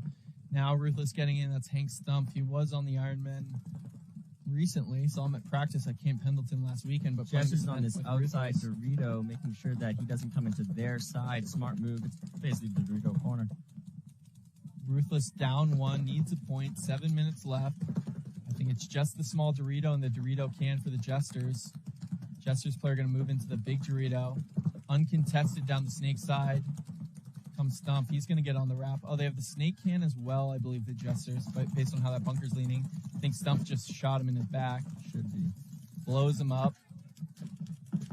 The Dorito 1 for the Jesters is aware of someone coming through. He tries to switch and try to make a last-minute move, but it's not going to be enough. Hank Stump blows the game open from the Snake side. And Ruthless is going to tie this game 3-3. 6:20-ish left on the clock. Talking to each other, figuring out the situation. Those are 2 former pros right there. Yeah, Regan, former Aftershock player. We've been calling his name a lot. And Hank Stump, very recently of the Ironman. Who are Steven Schloss's favorite team in pro? Who's your favorite team in pro? I don't play favorites. I got a lot of friends in the Ironman. I was really happy for them last event. I really hope that they pull it together this today. They had a rough day yesterday. I mean, no game's easy, you know? Especially the longer you play as new players, the more the pro players can dissect you and figure out what it is to stop what they don't know. Yeah. It's the biggest advantage you have going into the pro division. Yeah, that's one of the fun things to see up there. Like New Orleans Hurricanes had some success in their early events because they go up and no one knows what they do. I mean, there is tape on some of these teams playing semi-pro finals, it's a but different it's game. a really different game, yeah. People don't like to take risks. Honestly, PB Fit, that's why they're dominating semi-pro. They play the semi-pro ball perfectly. Do. Play it really well after getting relegated last year. Currently sitting in first place in the standings, trying to make it back onto the pro field. Back to full strength in this point. They're going to run Snake off the break with Brody Lukow. Not sure if he made it. They're also going to lose Trent Mason out of the Snake side can off the break. Ooh, he's having a tough game. Tough game for Trent Mason, but Brody Lukow getting into the 50 Snake. Crisis does have the Snake corner. Chavez getting into the Dorito 1 for Paintball Fit. That's number 19 for Crisis in the Snake corner.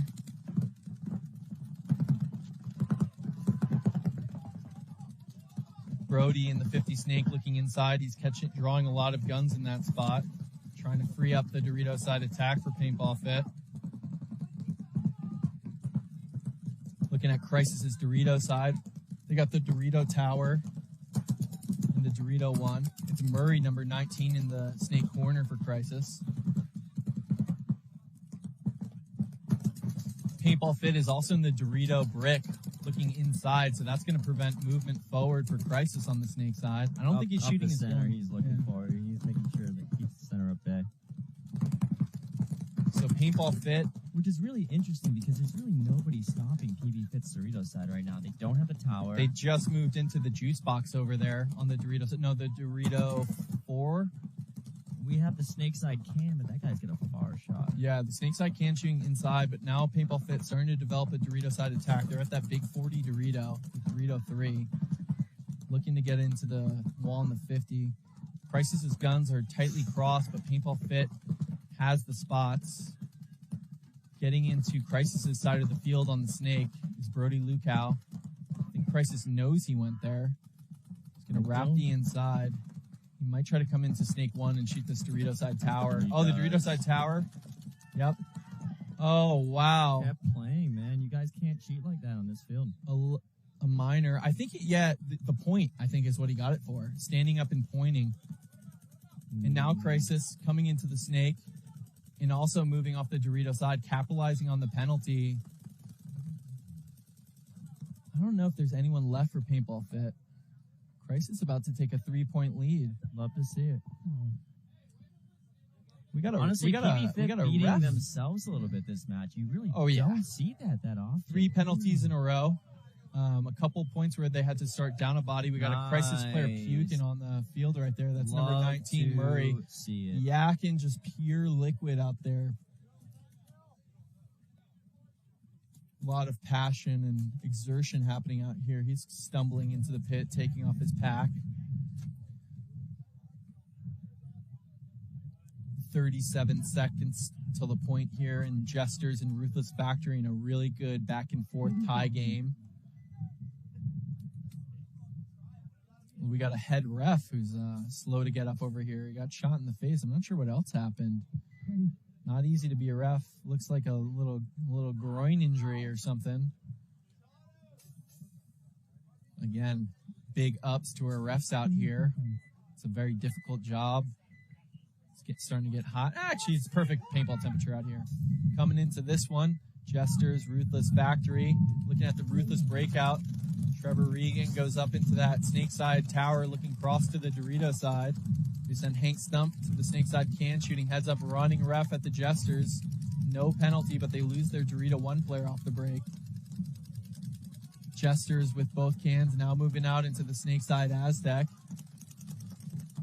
Not sure there's anyone shooting that cross for... Oh, now Ruthless sends the Dorito 1. He's gonna... No, he's sort of on the cross, but it's too late because the Jesters are in the snake now. Crawling straight into snake 1. Looking to go all the way into the 50. Ruthless getting into the Dorito side wedge. I'm not sure they... Too late. Yeah, he doesn't know the Jesters got in there, I don't think. I don't think anyone saw him. A couple dings off that bunker now, but I think he eats the snake side can. Now the refs are calling him clean right now, but it's going to be tough to live in there for very long. Missed his shot. You can live there as long as they're not far up the D's.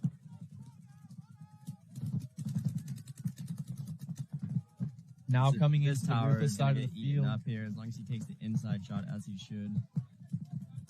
Number 11 for the Jesters. Ooh, they lose the snake can. So that Pink Stump dying out of the snake can for... Ooh, and that'll be it for Regan in the tower. Catches the juice box on the wrap, and then it's going to come through, and oh, I think he's going to get caught. Oh no, trades with him, trades with the Dorito 1, so that's a little 4-pack for number 11 there on the Jesters.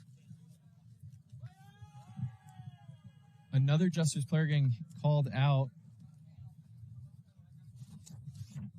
but I think they're all alive, or enough alive to hit the buzzer. Not sure what that was.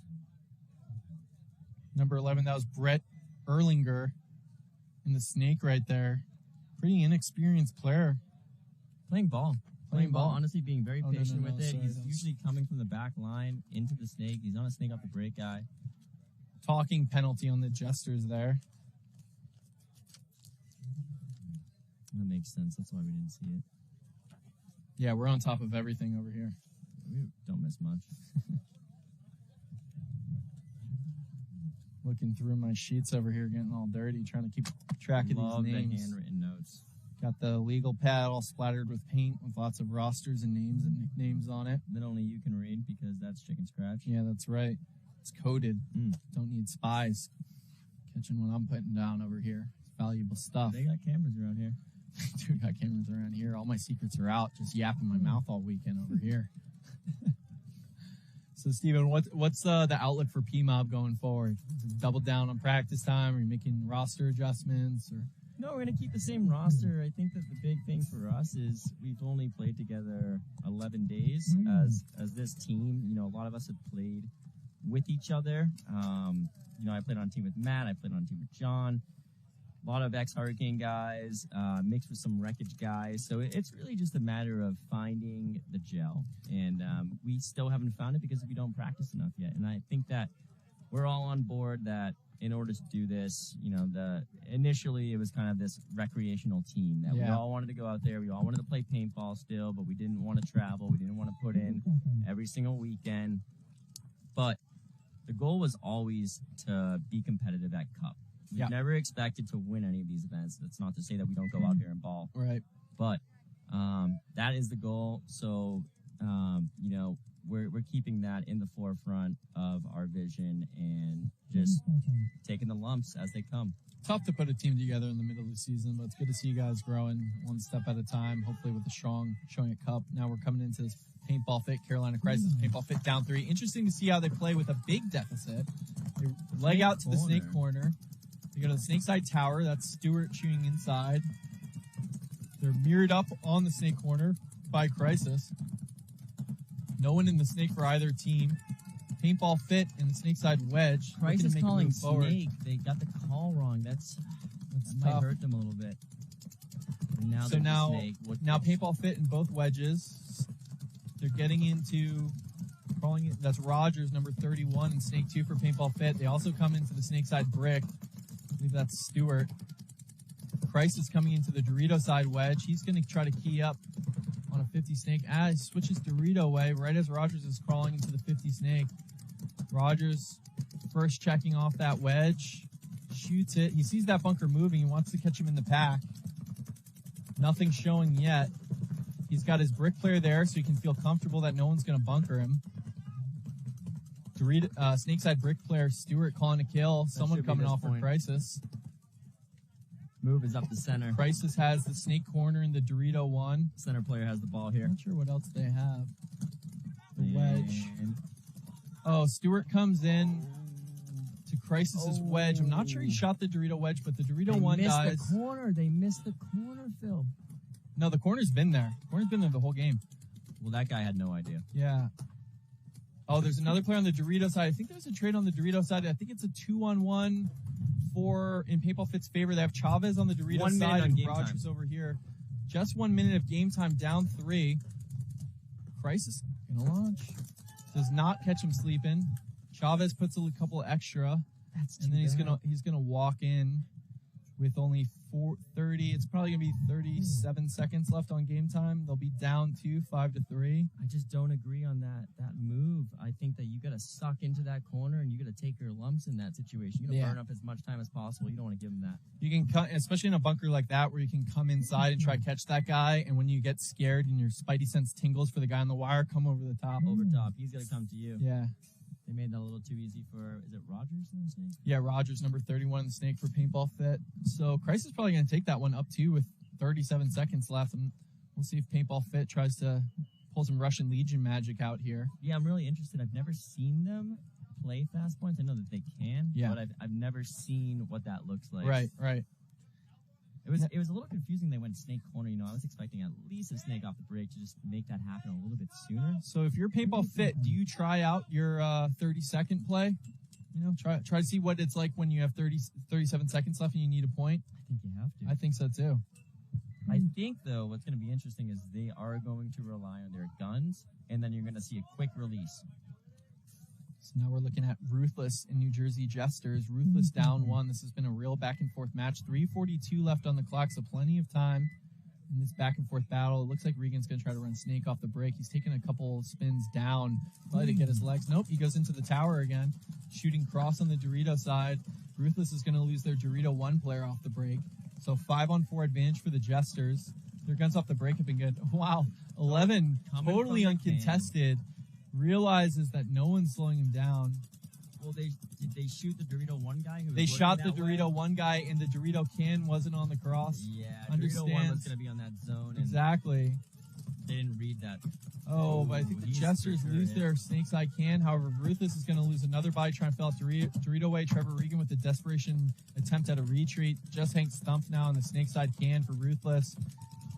And they're going to blow the horn to go down 2 with 3 minutes and 3 seconds left. And the Jesters look coming on now, looking strong, getting their kills off the break, asserting their will on the Snake side. 38 seconds of this. 38 seconds. Paintball Fit down 2 against Crisis.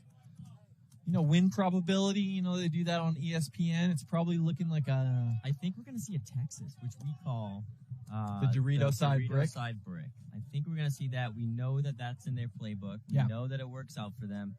I don't think that they're going to go far and wide on the Dorito side because they don't like risking that. That's my prediction. What do you see?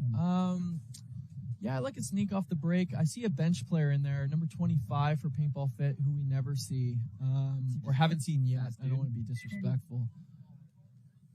Yeah, I would say at least one. I would say the snake break and snake off the break.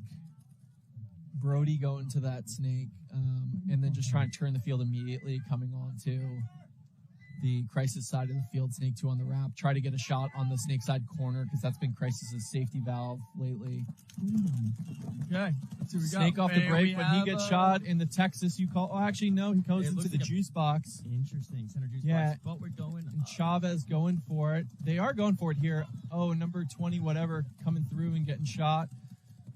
Taking one with him. So Trent Mason, that's not Trent Mason. But they don't have the snake to close this one out quick enough. Right. I think they're in trouble. Oh, he gets peeled off and that should be called. A penalty. I think it's not going to be a penalty, but it's going to be. It's going to be the Crisis game, taking this one 5-3 against Paintball Fit. Paintball Fit had been pretty dominant out here.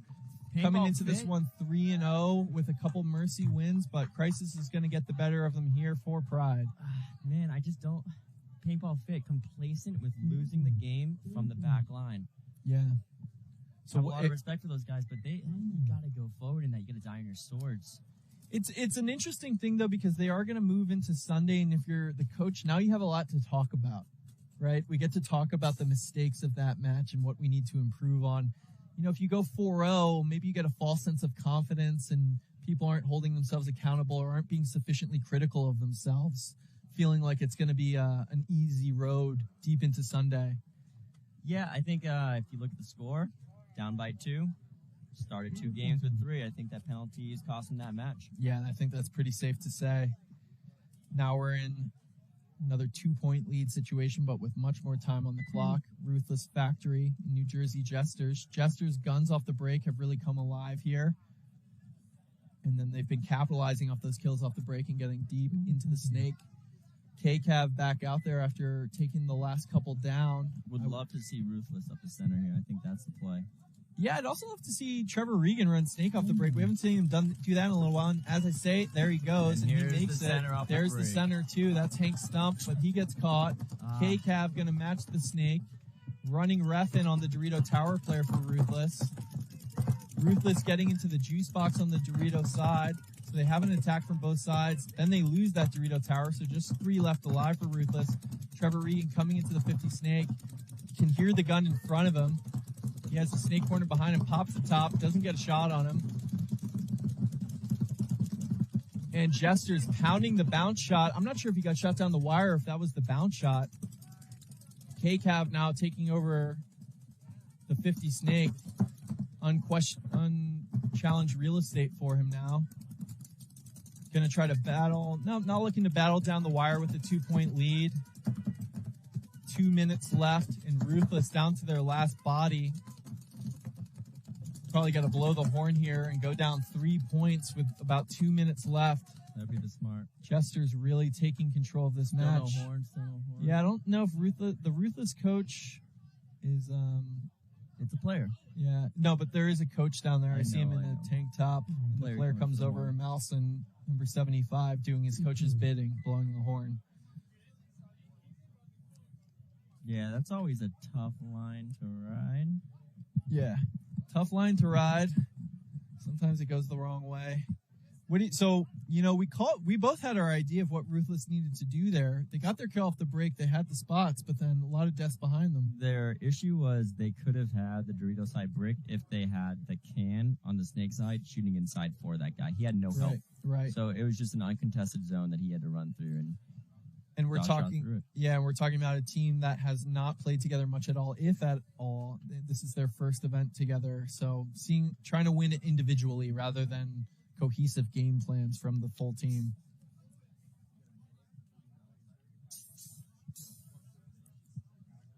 Sounds good. Coming here, 6-3, Ruthless Factory. They're in X-Ball now since the other match finished. So we got about a minute till the next point here. Who do you think's taking the semi-pro series, Steven? Paintball Fit in first. Blastcamp right behind them in second. Notorious a little bit behind. I think they're 40 points behind in third. And Distortion still in it. They're not eliminated. So those 4 teams, but Paintball Fit the obvious favorite. I'm going Blastcamp. You're going Blastcamp. Those guys just have a lot of heart. They have a lot of depth. PB Fit. There's no surprises, right? Yeah. So a good coaching staff. Yep. Should be able to lead you to victory. What I love about Blastcamp, I was doing my research for this event, and you look at their team sheet on APPA, they all have the same score.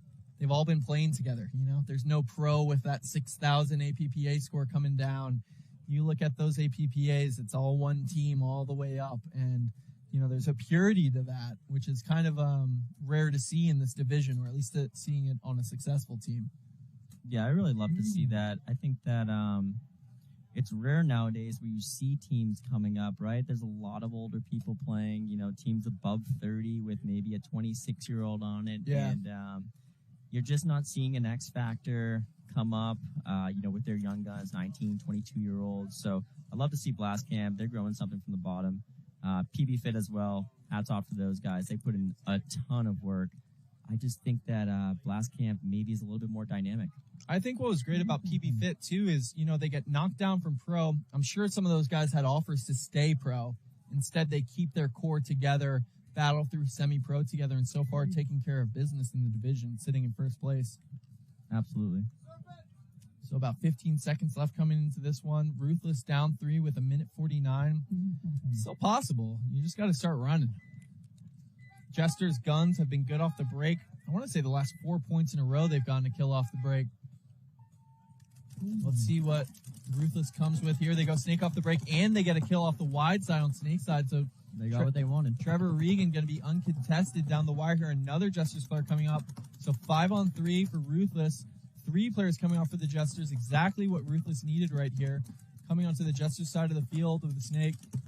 Wrapping, shooting up that last player. And then having the poise to run in and hit the buzzer. I thought for a second the refs were going to throw overshooting on Stump because I heard them all saying, let him out. But they don't, which I like. And so now, Ruthless down 2, 1:24. Really helps their odds. Need 90 seconds left, 45 seconds per point. Doable out here. Very doable, especially with this field.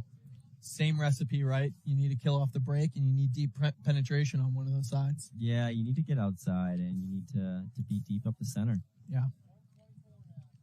It's been interesting to see how people, a lot of the intel coming out of the practices was it's a tough run out to the snake side. Snake side Aztec, snake off the break are tough. Teams that are having success running those are doing really well out here.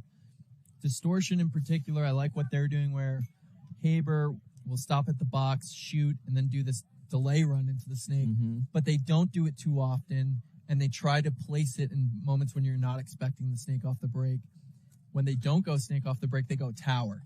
Mm-hmm. So it's not like it's snake or corner, right?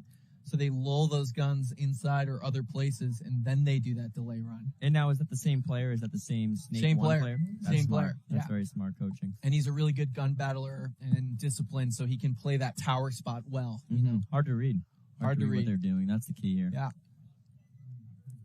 Yeah, no, I think that we've been seeing a lot more success going snake off the break than going into the god, the snake insert. I think it's just, we saw the Jesters just get shot out there. I think it's an easier shot because you got that of the guy diving in every time. Yeah, and I don't like that God shot because then if you have that Dorito side tower or that wedge, it becomes very difficult to even make that bump. So you see guys get held up there. That happened in the Killers match. It's the same set of zeros. Seabass, former New England's Hurricanes player, gets caught in that God for about a minute and a half when the Killers needed 3 points. They ended up winning a point, but it was too little too late. Yeah, too easy to bully that guy. Yeah. So now 5 seconds left. Ruthless going to need another fast point here. They're going to run Regan, snake off the break again. I think stops to adjust his mask, but makes it. Very sketchy plays. Stump again, coming into the snake side brick. From the 3. So same game plan for Ruthless, but they lost their whole Dorito side, and all 3 guns are snake way, so the Jesters are uncontested on the Dorito side. Here it comes. Not looking good for Ruthless if the Jesters can take advantage. Gun shifting that Stump way. Stump to be first. But it's just 60 seconds left. Stump gets killed. I think they're calling out that Jesters player. Oh. Another Ruthless player coming off, so that's going to be it for the Jesters, or for Ruthless, with Jesters putting another point on the board with just 40-ish seconds left. Great read by the Jesters player. As soon as they killed that guy who was their way, he just capitalized. Yeah, you love to see that, because oftentimes calling these games, right, the opportunity will present itself, but people wait too long. The Jesters right there jumped immediately and were able to take advantage and seal that victory. I mean, not over yet, but extremely high probability that the Jesters will win this one now. Yeah, Justin's Dorito player. He's always scary to play against. Very good player. Steven, what do you think about the health of paintball as a sport, since we have a minute 30 till the next point? You think it's growing? Are you doing your part to grow the sport? I think we got to start calling it a game, honestly. I love that. I think you got to change the language of it, and we got to just call it what it is. Yeah. I'm not taking anything away from, the professional athletes out there. I just think that the more paintball is fun, the better off paintball will be to appeal to younger people to get in. And I think that by creating this very professional thing, it's so out of sight for young people to come up that they just can't even believe that they can do it. Another situation I'd like your take on. Yesterday, Justin Cornell and I think it was Boyan on DMG get into the pain game and emptying each other's hoppers. Good for the sport, bad for the sport. Great for the sport. Love it too. That's the stuff that gets you viral on social media. Yeah. Sport needs it, and also you just gotta let that happen. Yeah. I think there's gonna be more of letting things happen, right? In hockey, they let the fights play out. That's a part of the sport. This game is very aggressive, and I think you gotta lean into it, and you can't, excuse my language, but pussify it. You got to allow for the spectacle, I think paintball hides its heart a little bit. They try to sanitize it for some imagined audience, but we all know what the truth of this game is. We all do. We sure do. Been playing it all too long. New Jersey Jesters now. 10 seconds left. Either team going to their bench. I think Ruthless has someone I haven't seen out there before. Regan... Yep, Ruthless running someone new out to the snake side. He makes it. Going all the way to the 50 snake. JT Blue Strap, he wants to get someone. Jester's losing a body. They got number 55. We haven't seen much of him out here on the snake side tower, wheeling and dealing, trying to stop a center push. But he gets clipped. So stomped in the snake side brick for Ruthless. 16 seconds. 16 seconds.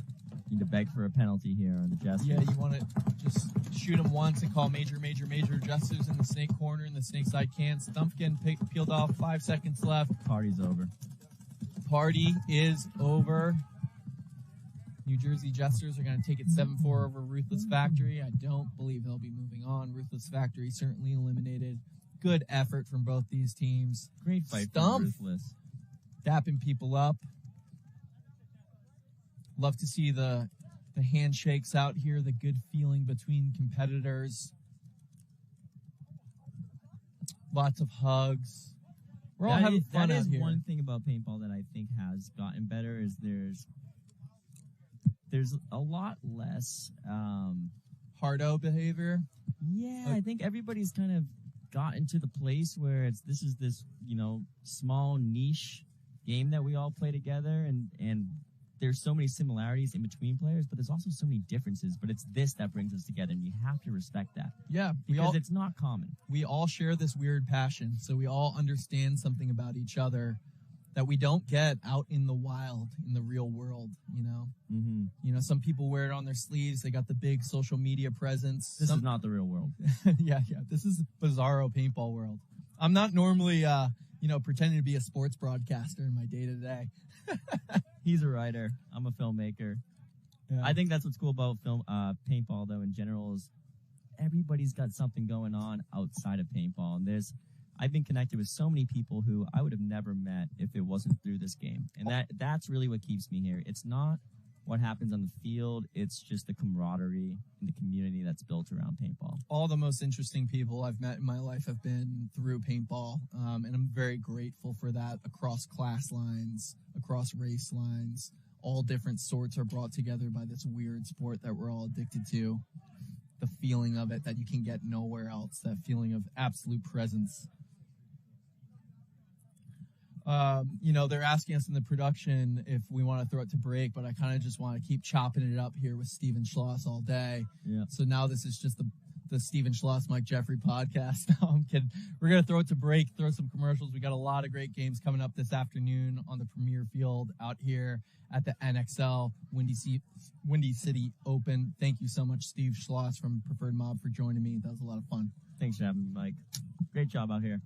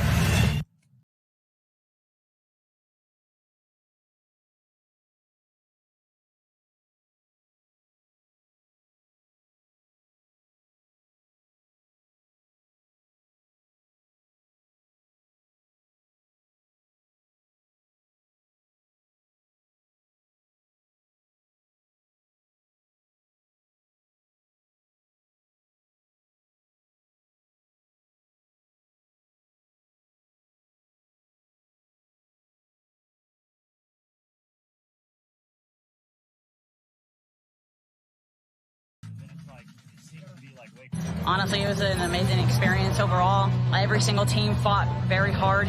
It was definitely a battle for each one, and then it was a war in the finish, and our team stayed very strong throughout. None of us doubted each other. None of us questioned each other. We stayed strong throughout. If one of us even hesitated, we built each other back up. If one of us was falling, we picked them back up, and we kept going. We just kept moving along. We just kept our head in the game, kept our head in each other, and put it in. Whatever we put in practice is what we put on the field. You know, we leave it all on the field, and that's how we do it every single point. Mentality going into this last game was starting over. Start fresh, forget about the rest, forget about all the other wins, forget about all the other points. It was start fresh every single point, and that's what kept us strong. If any one of us had any doubts, we fixed it immediately. Any mistake, we corrected. Every single play, we executed it. We had a job, and we did it. We worked with each other, we remained strong, and we communicated. That was the biggest deal for all of us. We stayed in communication. We didn't let anybody get in bad moods. We kept everything respectful and on and off the field.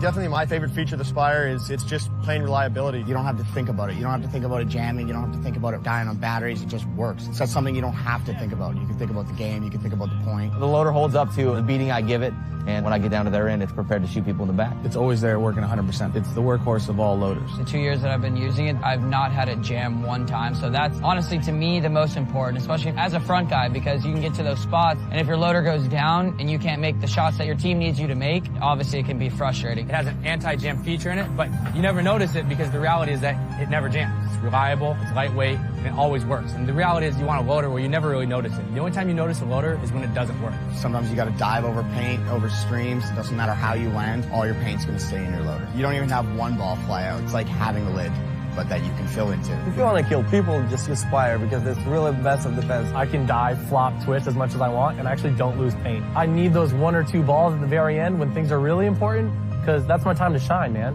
The 260 is one of those things that I think most mid guys and back guys should be using. It just gives you an extra couple balls to throw back at your opponent. As a front guy, I love the 260. I really do, because it's a bigger loader, so that means I have more paint than the guy across the field from me. He's gonna run out of paint first. He's gonna load first. So I already have the edge, and if we're battling and he has to load, then I'm gone. I'm in the stake or wherever it may be. And it doesn't even feel bigger to me. The 260 is practically the same size. I tend to flail around a lot, so with the narrow shape of the Virtue loader and how light it is, I can easily kind of whip it around with one hand and still see where I'm shooting. It's light as a feather, man. You don't even notice really the weight of it at all, and it's just a really sleek design. I actually like the way that it's shaped on the front, so if I do get shot on the front of the loader, which I try not to, but it happens, I know, rather than just a thump on a flat side, and I haven't gotten any penalties for getting shot on the loader in years. It is ridiculously light. It makes a difference on your snap shooting. It makes a difference on your running. It makes a difference if you're crawling. Yeah, you know, we're only talking about ounces, but in the grand scheme of things, you want to be as fast, as agile as you possibly can be, and the Spire definitely leans towards that. Stays consistent, and I can rely on it. It's one of those things that you just put on your gun and always works.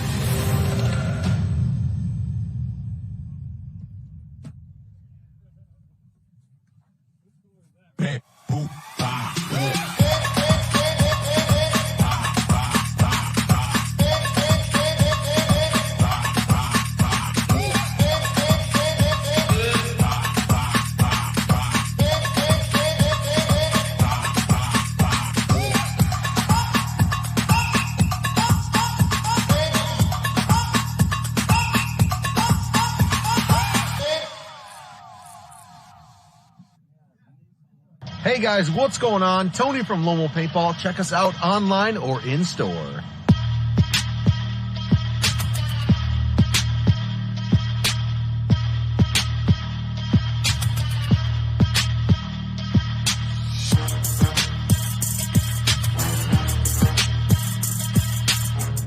Lomo.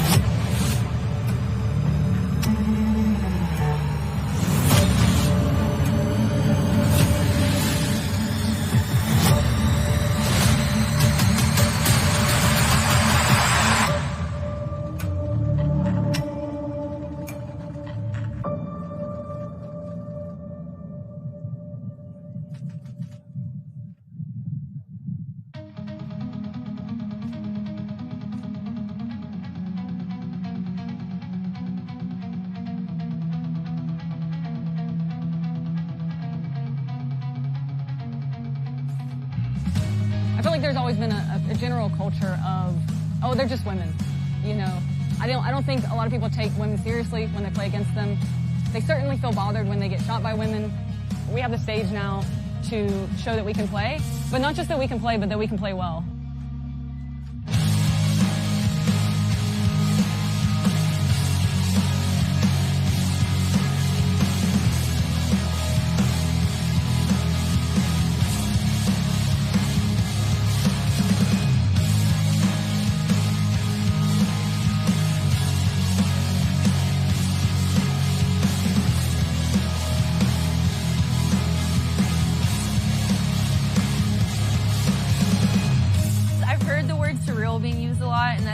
really true. I don't think anybody ever expected anything like this to happen. It wasn't something that we asked for. I think it was something that we didn't realize we were missing it until we had it. The reason that WNXL is important to have is because it creates a community that simply welcomes more women to the sport in general. To be able to go on the field and compete against your actual friends and your sisters, and then come off the field and be friends off the field is a huge thing. I've been in paintball for as long as I can remember. My dad's been doing paintball for 30 years, and I've been playing for 8. So I think it's great that we get to have this opportunity to have a voice out there finally and be able to show all these guys what we can do on the field. They have accelerated their rate of learning and being taught by some of the paintball's greats, like Dave Baines from Sacramento Diamonds, like Todd Adamson from Femme Fatale, my own husband, Mike Paxson, who's representing Destiny. There's so many people that love helping others, especially the female kind. And I think it's really important for us as leaders of these women to show them that they're capable. Not that we have to cater, but that we can give them the tools necessary so they can compete on an equal playing field. If we give them the platform and we give them the tools, these female kind can play just like the male kind.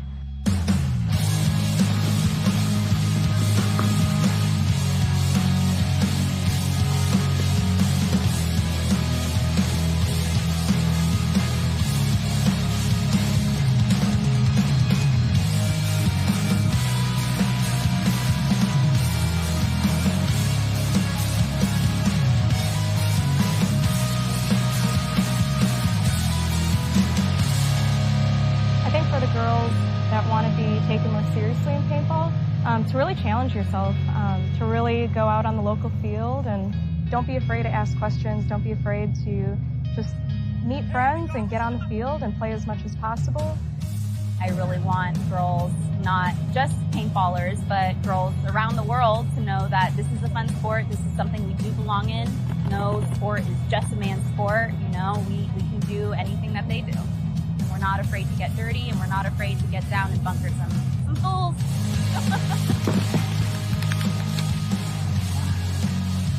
For them to showcase women in paintball is super important. The WNXL is still...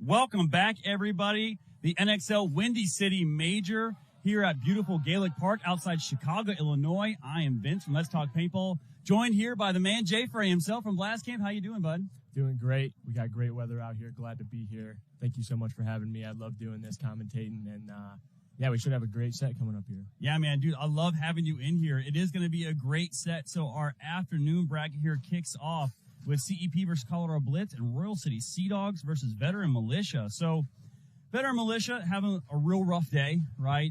Yesterday getting mercy ruled both games. So they have to have any chance at all. They have to come out and win these next two games really big. But again, Royal City Seadogs, CEP, Colorado Blitz, all sitting on the cusp right now, still in contention to try to make Sunday.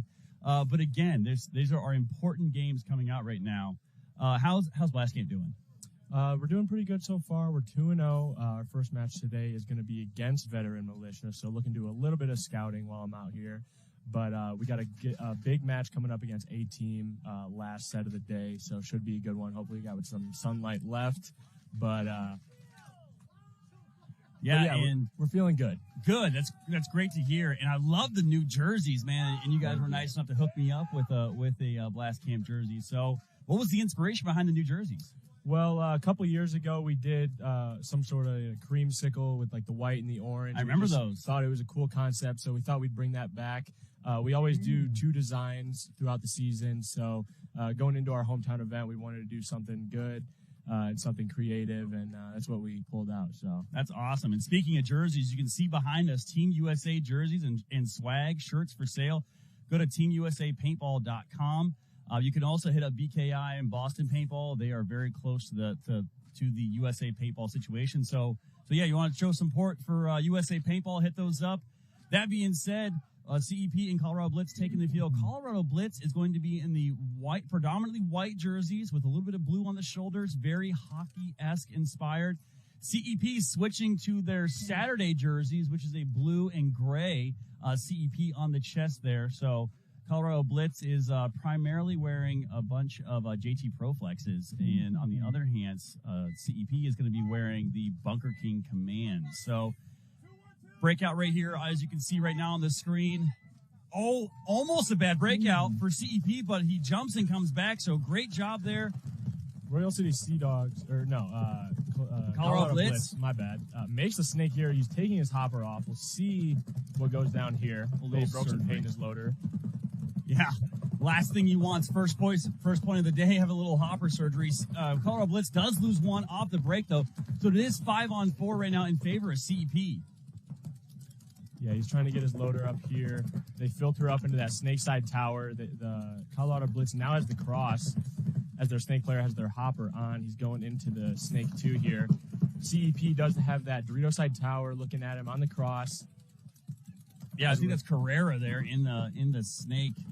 Going up to the 50 now. Yes, creeping into the 50. Carrera for Colorado Blitz. Head checking through, trying to see what those shots are. No pressure coming in at all. And this is a dangerous spot right here, because if he can wrap and get these inside shots, we've seen a ton of backs and pod packs being blown up by these 50 snake players out here. Look for him to shoot this tower right here. The snake side can is not looking at him, so he has a free shot to wrap. He misses his first engagement. Yep, so ref running in. Minor penalty assessed on CEP. That's going to pull out Evan Manners from the back center. Huge loss for CEP, as he has been an absolute force for them over the last 2 events. Yeah, Colorado Blitz filtering down the snake. They go up to the Dorito side wedge to lock down the snake side. You got to be be careful player now. Gets shot in the head here. Did it bounce? Oh, no, it did hit him. So, yeah, quite a shot there from the CEP player across field. Peels off his hopper and bounces him in the head. So great job. Oh, but CEP losing a player out of that center. As here comes, I believe, Scordo. Is it Scordo coming through the middle here? As he closes out, shoots the Dorito 2. So might be Marcel coming through the center, number 12 there. Great job by Marcel to close that game out. Colorado Blitz did get a little bit of a tiny bit of an advantage there at that penalty on CEP's side, but they were so far up the field that they were able to kind of capitalize on that right away. Yeah, and that's something that we're seeing out here is if you're playing on this field, you better be playing clean because the refs are ready. And we're hearing he was shot in the elbow. That's going to be a minor penalty. Yeah, the ultimate letting us know that was the kill right there, was on the elbow, is what did him in. So, again, Colorado Blitz looking good out here. Now, Colorado Blitz yesterday, I mean, they had a couple nail biters. Hopefully they can pull out these two matches to move on, as they did face you all in the finals in Philly. Yep. Yeah, looking to make it back to the finals. They're starting off strong with that first point right there. We'll see if they can continue that into that match. As right now, we have veteran Militia going against the Royal City Seadogs. Yeah, the Colorado Blitz went 0-1-1 yesterday, so 2 wins here could project them into that top spot, or into the contention to go in. So also in this set, you can see here, Royal City Seadogs versus veteran Militia. Veteran Militia player, getting shot in the top of his hopper on the dive, and unfortunately loses it. 2 more bodies coming off. So it is a 2-on-5 right now, with Royal City Seadogs in the driver's seat, moving up the center of the field, trying to get into that 50. As they do, they work their way into the 50 snake. He's going to go ahead and wrap and go. They do peel off another veteran Militia player. One veteran Militia player left. Is he trying to make it? Oh, and unfortunately he gets caught on the move. So tough loss there for veteran Militia in that point. Again, looks like first point gun problems for everybody here so far. Yeah, it looked like the God insert broke his loader and got shot, so that's just not a rough start. Look at the ref handing him the top of his loader. What a nice guy. Yeah. You're going to need that, sir. So, again, kind of the way things sit right now. Veteran Militia, a real big points deficit right now. They do have a chance, if they win both these games big, potentially making it in, but that would mean that A-Team and Blastcamp have to lose big in order for veteran Militia to make it in. So, yeah. Royal City Seadogs, I did think, although they went 0-2 yesterday, they did give both of us and A-Team a good look yesterday. They went down a couple points in the A-Team match. They fought back using, I think, what caught us off guard was that double in that can on the snake side, shooting back, clipping our bat guys, and that's exactly how they came back against A-Team. So if they can win big today, they might be able to squeak through as well. Yeah. So. It's all going to come down to that Padres and you and A-Team. So if you guys all kind of slip one today, it becomes a very close race. Yeah. But as good as you guys have looked out here, you did have a close one, like you said, against the Seadogs, but you hear some sideline calls here happening. Colorado Blitz up by 1, 13 minutes left to go on CEP. On your screen right now, as you can see, Colorado Blitz, Carrera getting right into the snake, going past snake 1, all the way into snake 2. He's going to check his hopper real quick. All right, good. No hit there. So as he gets through, Colorado Blitz does lose a player, though, out their Dorito side. And CEP here going short on the snake side. They do get a kill. They do not have the field advantage, as Colorado Blitz is in the snake here. Oh, my, what a kill by Carrera in number 5 here in the snake. He just destroyed that stand-up tower player on the snake side. Now, good tactical retreat here by Colin Cherry to get back into the back center. They understand that there's a player in the 50. And really right now, the 50 snake player just has to go to sleep a little bit. Just draw those guns, let your Dorito side work. If I was Carrera right now, I'd be letting all my guys know, hey, they're on me. Yeah, especially because he has that Dorito side tower on the cross. So anyone that's going to fill out to come and get him is going to get shot by that tower. They also have the Dorito one inside, as the CEP player is just trying to contain this 50 snake on the outside. Carrero's not doing anything, just looking on the inside, trying to shoot that D1. It's a very small shot, though. If you're just now tuning in, we have a whole afternoon of great semi-pro action here. If you're watching live on Facebook, leave a comment down below. Let us know who you think is going to win, who your favorite player is, as we get into a whole afternoon of amazing games. My guest here, Jackson Frey, will be playing with Blastcamp later on today. So, again, appreciate him coming in the booth with me as we're into this game, this close game right now between CEP and Colorado Blitz. As the CEP player makes a move into the snake, but they lose 2 on the Dorito side. So it looks like they only have 2 players left for CEP. Snake battle developing right now. Oh, my goodness. What Great a shot. What a snapshot. So, I mean, right now, Carrera is really, kind of standout player for Colorado Blitz on the snake side, looking extremely dominant now. He did get suspended for a game on Friday. Really? His gun got taken, and he was suspended. Something had happened, so they pulled his player card. He was suspended for the rest of the game, obviously now able to play. It was the first game. Oh, wow. So I don't know 100% what happened, but yeah, it was kind of a crazy. Ref runs in, grabs his gun, and the next thing you know, they got his player card. You know, I've seen a couple guns being taken from people this weekend. Jeff Whitner during our game, I was podding up, and I just see his gun getting ran away by with a ref. So yeah, so that situation there, his board was actually malfunctioning, and like when the ref would turn it on and turn the gun back off, it was like you turn it on, it's on NXL, and then as he's shooting, it changes to Millennium, and then we'd go back to NXL and go back to Millennium. It was definitely a board issue. Yeah, wow. So they got that all worked out. He did play, I believe, the remainder of the match not with that marker, and I believe it was checked after during their second game, so he should be good to go on that. There we go. Seadogs and Veteran Militia. Seadogs breaking out right now in the gray and light blue jerseys. Oh, they get a good shot by Veteran Militia off the break, so great lane shooting there as Veteran Militia stays kind of back 5 right now. We've got a 5-on-4 here in favor of Veterans Militia. 5-on-3 as they shoot another player. So good job by Veteran Militia here, keying up their lanes. Definitely see some improvement from yesterday on their lane shooting. So they get a player into the snake. They get a big move all the way up the center. Great job by the Veteran Militia player. Oh, did they take another one? They take another one with them too. 5-on-2 right now. Veteran Militia getting ready to storm down the field on that Dorito side. Now, Seadogs, no slouches here. Playing in hard conditions in Canada, they are crossing up right now, trying to get a quick kill to try to get their bodies even up as possible. But yep, it is just the home and the Dorito 1 crossed up. The snake player for Veterans Militia has this entire side. As they filter out on the Dorito side, we've got the Veterans Militia middle player hunting through those mini bricks in the middle. Staying real low. Very impressive movement there by the Veteran Militia center player, just crouching down, staying low. I think that's Mr. Pink Pants. Nope, it's not. I thought it was. So he's looking to go to their side. Got to be careful, don't get caught on the cross. He's going to get it. You better be. Oh, does he make? He does. He makes it clean. So the Seadogs player, lucky he didn't get a penalty there. Shoot his foot. There we go. There we go. Great job there. Great close by Veteran Militia. Looking strong. Yeah, 4 bodies up. Way to make the adjustments. You just talk it out real quick. Check each other. No dirty hangs. So the one thing I love about the Veteran Militia, you can definitely see the improvement from day 1 to day 2 here. One of the newer, younger, less experienced semi-pro teams, but they came back a couple points yesterday. I think they scored, they got mercy yesterday, but they talked about today coming back a few points, not getting down in the pits. They looked very dejected yesterday coming off of that last mercy rule. So good job by them.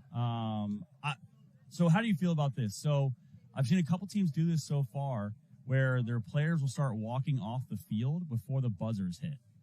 And we've seen this hurt a team earlier, as I believe it was the TCP Machine game, where if the player had not walked off the field and stayed on, when they pulled the penalty, instead of it being a swing point, it would have just been a dead field. Yeah.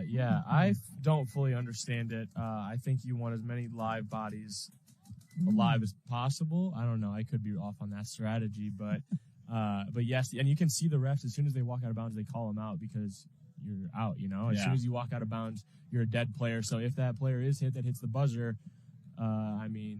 you're not getting those live bodies, so you're going to have a swing point. Jay Ferry, I trust the strategy. You're one of the most dominant semi-pro players in the division, so if you think it's probably not a good idea, it's probably not a good idea. Yeah, I don't know. We'll have to try it one time. We'll see.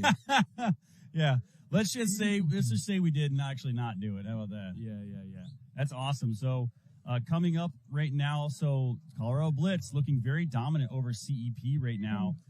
CEP has to kind of mount some kind of offense. They do have a really good aggressive attack with the snake. They just haven't pushed it as much. I heard the snake was very hard to make on this layout. Yeah, and the weird thing is Colorado Blitz has made it to the snake 2 times in a row, so they either have to match it or they have to put some extra guns on it to make sure he doesn't make it in there. It does look like he's going to run again.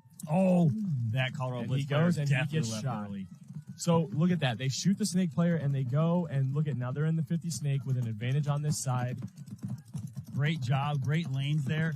So 5-on-4 right now as CEP does shoot out Colorado Blitz snake player Carrera, who's doing a ton of damage for them. Blitz is getting all the way down into that Dorito 4 though, and they're in the Dorito side wedge to lock off this 50 snake. The 50 snake can raft since there is nobody in the can, but if he pops up on the inside, that Dorito side wedge is going to nick him right in the pack. Yeah, got to be careful. Oh, little one-hander, just in case. So making the move here. So exactly what we thought was going to happen. CEP pushing the pressure here, pushing the pace with a great snake player. Got to be careful. Doesn't quite see the tower, but I think the tower player knows he's there now. No, he doesn't, or else he wouldn't be hitting that blind shot. He's got to be careful. He's going to wrap it. He's going to absolutely destroy. Oh, and he does. He destroys his elbow and his gun. Good job. My number 37 here from CEP. Now he's trying to get the cross shot on the player in the Dorito. Got to be careful. No need to over-gun battle this situation. Nope. You're on their side. You have this entire side. Just stay alive. Colorado Blitz is trying to turn the field. They are in the 50 Dorito and the Dorito side wing and the Dorito 1. So they have 3 players left alive. So in this situation, what do you do? Do you hit the deck in this situation, crawl all the way down, and try to get those crossfield shots? If he was able to go low right here and go into their snake 1, he definitely could pop up. If he did that now, he could get surprised by that mini brick in the middle as Colorado Blitz is going to go into that mini brick, and he gets clipped from the Dorito side. Colorado Blitz losing another player. CEP now going to bunker out the Dorito. Good move on the highway, and then he's going to battle out with the Dorito 1. 1 player left alive in the Dorito 1. Staring down 3 CEP bodies. Oh, my goodness. And they give him a little extra love on the way out, double tapping him in the back of the head. There we go. And that's a good comeback point there from CEP. They made some adjustments. They shot the snake off the break. They were able to make it into the snake, get some aggressions on this side. Now it's going to be a 1-point game. Yeah, great job there.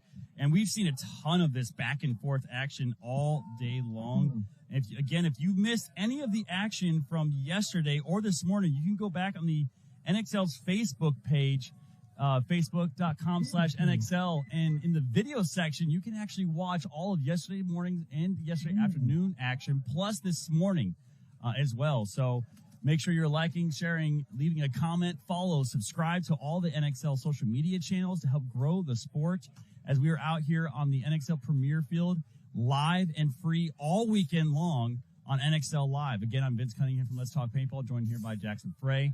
Standout star player in semi-pro and the main quarterback, for Blastcamp there. So really leader of that team. So yesterday I was being a snake god a little bit, but I seen that. Today. I seen that. That was nice to see you. I remember the point you had got in late into the snake, popped up and got yourself a 3-pack there. Shot the back center guy, shot the can guy, and shot cross. Yeah, it was a good point. Yeah, it was a good point. And then I traded out in a 1v1, threw up a little bit, and then came back in the game. We don't have to talk about that, though. As we got veteran militia here on the right-hand side.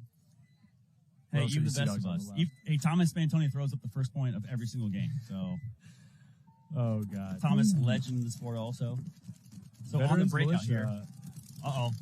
Okay. I thought he was going to throw a penalty. It looks like it. Losing 1 for Veterans Militia. Royal City Seadogs staying alive. 5-on-3. Seadogs up 5-on-3 now, going all the way into the 50 snake. Wow. Big bite. Big bite, and it pays off as he gets all the way. That, unfortunately, poor zone control there by the veteran militia player who did not watch that lane. So Seadogs now getting into veteran militia side of the field. Got to be careful he doesn't realize how far the Seadogs player is. So Seadogs, if he just wraps this right now, he's going to blow apart this guy's back. Well, Veterans Militia is in the 50 Dorito over there. So it is a 5-on-3, actually. So snake player for Royal City Seadogs as veteran militia lose their Dorito guy. So, yes, snake player over here for Royal City Seadogs is looking down 2 veteran militia bodies. He's got someone behind him too. So we got veteran militia and the stand-up can. Oh, just gets peeled apart. And he's got another player. Oh, and he gets him too. So yeah, definitely a good point there. A dominant point for Seadogs. Kind of showing everybody that last point, a little bit of a fluke. But this is the time where veteran militia needs to come back and go back and forth with this team, because Seadogs they hang, right? They're a very good team. So if veteran militia can keep it close with Royal City Seadogs, definitely be quite a game here we have today. So again, if you're just now tuning in, thank you so much. Just want to give a shout out to all of our sponsors: ProShar, Planet Eclipse, GI Sports, HK Army, LoneWolfPaintball.com, Blastcamp, Sup Air, and DLX Lux Technologies, as they're providing a phenomenal experience out here for all of you to watch live and free. And again, thank you to all the audience and the viewers out here who are watching as well. We'll be reading comments and going through things all day long live. So go ahead and leave your comment down below on who you think is going to take this match between CEP and Colorado Blitz. Yeah, and I think the big question at this point is where is Colorado Blitz going to go off the break, right? So they went snake off the break the first 2 points, died that last point, and gave CEP the whole snake side. So where are they going to go? It looks like they have a different snake player in. Yeah, right now, as you can see in the lineup, we'll see what Colorado Blitz does. You got Scordo in there. You got White. Looks like CEP doubling the back center and running and gunning to the God. Wow, huge bite here. Inside out route for number 22 to get into the 50-yard line brick on the snake side, trying to shut off those crossfield Dorito moves. That's a good play call, especially because they're probably shooting for the snake, right? They're probably shooting high. You go very, very up and over into that mini brick, or into the middle brick, and now he's just locking off the Dorito side.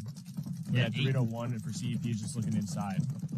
8 minutes, 42 seconds left in this game. Colorado Blitz up by 1. It is a 5-on-5 breakout right now, as neither team has lost a body yet. Yeah, no teams in the snake here. CEP is the widest in this God bunker, and he's just hammering the bounce shot. I don't know if you've heard of this, but this is the bounce shot, and it's going to hit you in the pack from this God to God into the can. It's forcing him to just play inside, but he has to get as tight as possible because it's just coming in at an angle that you can't even play very loose. Wow, yeah, that you can actually see the bounce shot ricocheting off that God bunker. So not hit him quite yet, but it's definitely getting close. Mm-hmm. You can see the paint splattering right on the inside of that bunker, too. Yeah, So, again, right now, no one dropped a body yet, so still 5-on-5. Definitely really good breakout. Both teams not want to make a mistake because, obviously want to win this game. It's Colorado Blitz and CEP's first match of the day, so they both need to come out 2-0. The CEP losing their front Dorito player. Manners filling it quickly into the Dorito 1 as CEP makes it into the snake. Oh, that middle brick switches, though. He's going to catch Blitz. it if he crawls up high here. He's got to know that he's there. Oh, he sees the pot pack. Oh, and he gets him. Absolutely just peels his head off. What a shot by the Colorado Blitz player. Oh, and unfortunately, CEP's going to walk off That's the headache. That's going to be a minor, too. What's that? I believe Colorado Blitz has got a minor over there. Minor penalty on Colorado Blitz for a player hit on his hopper, it looks like. CEP does lose another player, though, so this is, oh, my goodness, right now.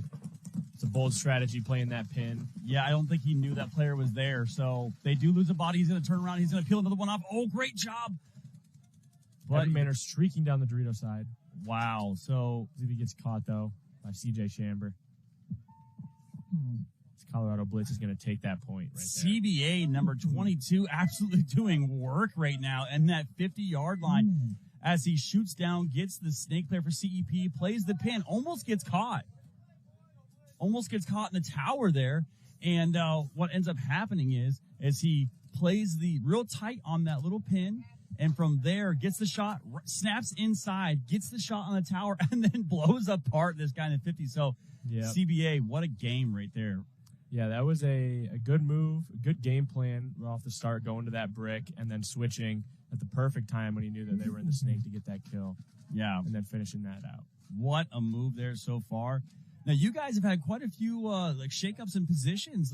I didn't see Soap playing the Doritos as much. I've seen Soap a little more on the snake side, seen you in the snake a little bit, seen the Papa and Eckert everywhere. So that just tells the depth and diversity you guys have in your roster. So you guys having pretty good success kind of switching people around? Yeah, this layout really calls for it because if you're stagnant and you go to the same bunker every time, people are going to scout you, Gotcha. And that's really what we're trying to avoid here.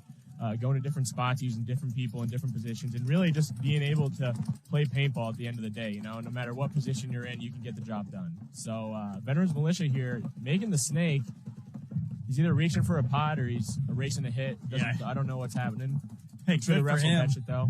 Yeah, little Jedi mind trick there. I'm definitely not hit there, ref. I'm definitely just wiping a pod. Or I'm definitely just grabbing a pod. It does look like we have a 5-on-5 here, though. Yeah, Brawl City Seadogs. And commentator curse from old Jay Frey in the house. That ref saw that cross field. That's a good call. Yeah. So 5-on-4 here in favor of the Seadogs. Reffing staff we have out here absolutely amazing. 5-on-3 now in favor of the Seadogs. 5-on-2 now in favor of the 5-on-1 now in favor of the Seadogs. 5-on-0 in favor of the Seadogs. Again, that was a tough one. I mean, if I'm Veteran Militia's coach right now, I'm saying, hey, go back to the game plan, shoot the shots I told you to shoot. Because, I mean, the 1 point that Veteran Militia has won so far, pretty convincingly with the point. So, yeah. And they made the snake on that one too, you know, whether he was hit or not, he made it in there. And then we had a 5-on-5 game, but then just dying out of spots. And if you make it wide on this field, you really got to value your body, you know. Making it to the snake is a big bite. So once you make it in there, don't take that first gunfight. Don't die out of your bunker. At least be taking a body with you or just stay alive. So yeah, let's talk about that a little bit. How hard? So I've heard a ton of times that this field is extremely hard to make it out wide. So what makes this field so hard to get out wide on? Well, I think on the snake side, particularly the Dorito side, it's not as rough. You can make the Dorito one, but the snake side, there's about 3 bunkers that can shoot a pretty big gap for the snake, whether it's before the Aztec or after the Aztec, right before the snake. And that is the Dorito can cross, the home. If you're back on the box, you can shoot that gap. And the snake can also go heads up and shoot that gap. So, and every bunker in the middle on the Dorito side, if you're looking cross, you have a really big gap if they stop at the God. So you're just pounding the outside there. That's awesome. But on the Dorito side, it's much less risky to get out there. As you'll see a lot of teams doubling up this can because you can go up there, double that up, and then filter out later. But again, CBA with a huge move there. But CEP gets a minor on the Dorito side. They make the 50 snake, though. Blitz. Oh, my goodness, Blitz. There we go. He's going to just go get them all, but he's going to trade out. So the tower player there for CEP was able to get the shot on CBA as he came across. So no last-minute heroics in this point from CBA as Carrera gets into the snake from Colorado Blitz as well. Oldham moving up on that side. So, great pressure and push there from Colorado Blitz. I mean, making fast work here of CEP. Very, very untraditional here, or unconditional for CEP to be losing because, I mean, they're one of the more experienced, dominant teams out here and just not having a good game right now against Colorado Blitz. Yeah, and it's rough. They've made the snake the past couple points. They're getting in there, but yeah, those penalties are just killing people out here. Yeah, I mean, it's a tough situation. I mean, especially right now, CEP, they come in, they look good. CEP always looks good at the start of the event, and then it's just, Saturday comes, they tend to have a little bit of issues. Happy to see they do have Colin Cherry back, so Colin Cherry wasn't with them in Philly. He's a huge weapon for them up the center, so, but unfortunately, a lot of teams know that, and they've been locking those guys down. So Yeah, very much so.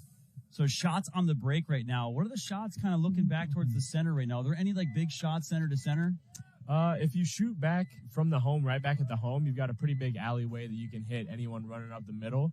And if you're going out to the cans, you can definitely throw some quick shots back at your mirror, or your mirror across the way. So like snake can to Dorito can and Dorito can to snake can. So huge bite here as Veteran Militia, I believe, is already in the 50-yard line. Dorito chopping bodies up of Seadogs. So great aggression there. And I love to see this. Teams that are a little less experienced, push them far and push them fast and hope that they get those kills. Yep. So they're over here in the God heads up, and they've got that Dorito side tower watching the snake side for Veteran Militia. So you can see the Veteran Militia player number 87 here, former Uprising player. He is always in the 50 Dorito over there. Always. I mean, phenomenal speed. I believe Air Force vet as well. So if you don't know Veteran Militia, they are all veterans of every branch of service coming together and the different programs. So you can see here the player here in the insert bunker to the snake, this little Aztec, he wants to go, but he's second guessing himself right now. He needs to communicate with his back player. Oh, there he goes. Great job getting in there. Got to stay low. Pod pack's a little high. Got to crawl in there. They don't know he's in there yet.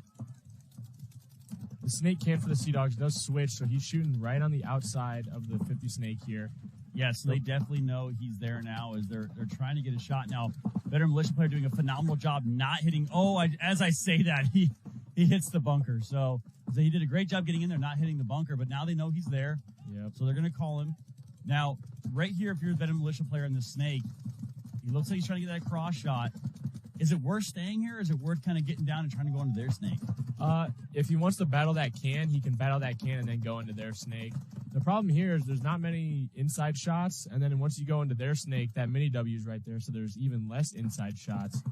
I think if he goes into their snake, he's really just got to wrap and go. He can definitely shoot that can and shoot that home once he gets into there. Yeah, he's got to hit the deck, though. He has to crawl as low as possible. And so let's see if he can do it. Oh, they do lose a Dorito side player. So the better Militia player, gets a minor. He has to, and they get a minor penalty, too. So he has to hit the deck right now and crawl.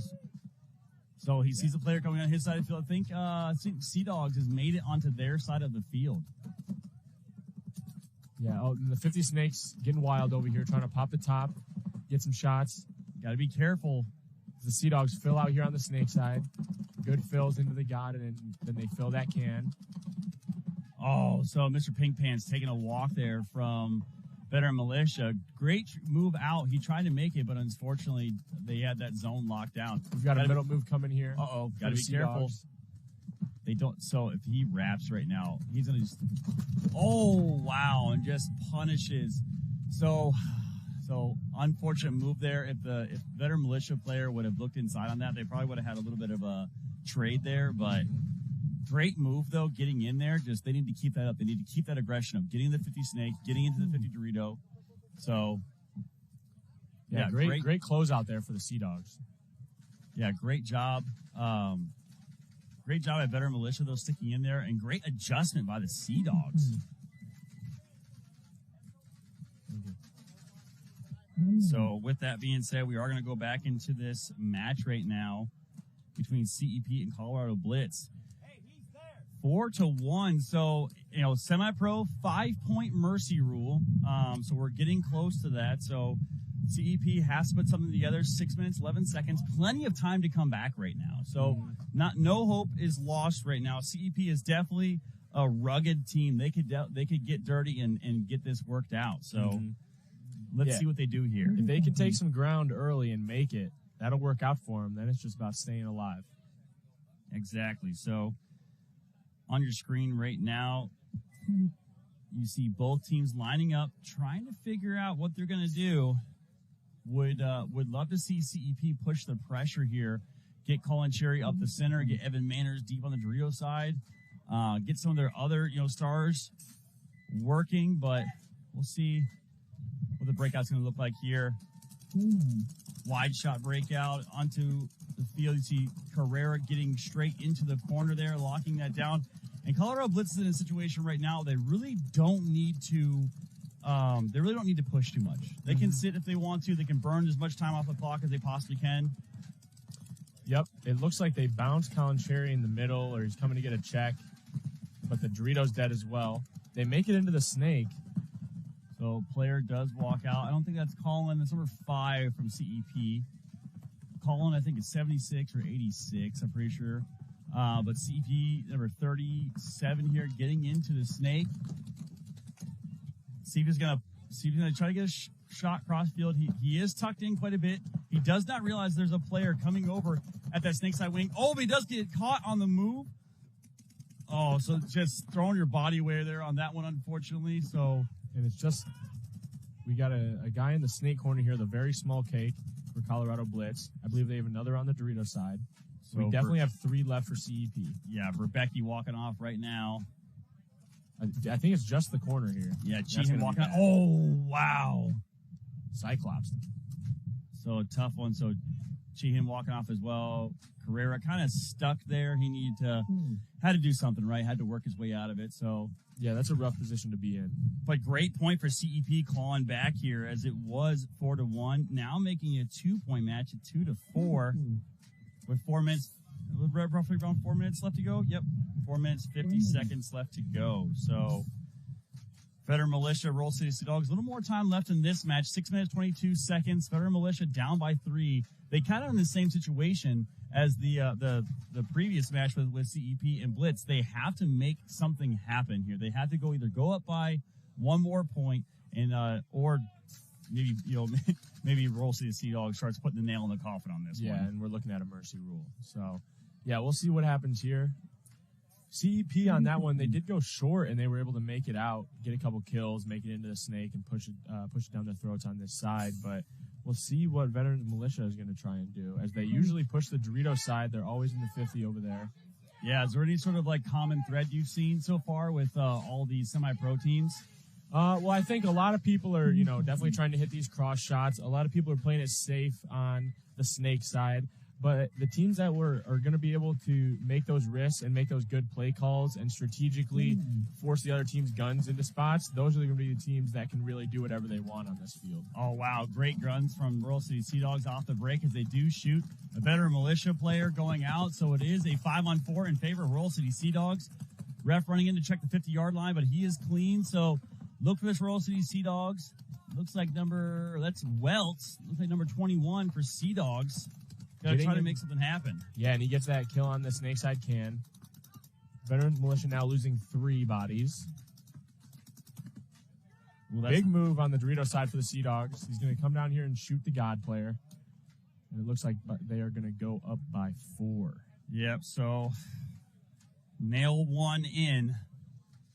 Veteran Militia better be careful, or nail 2 is going in the coffin.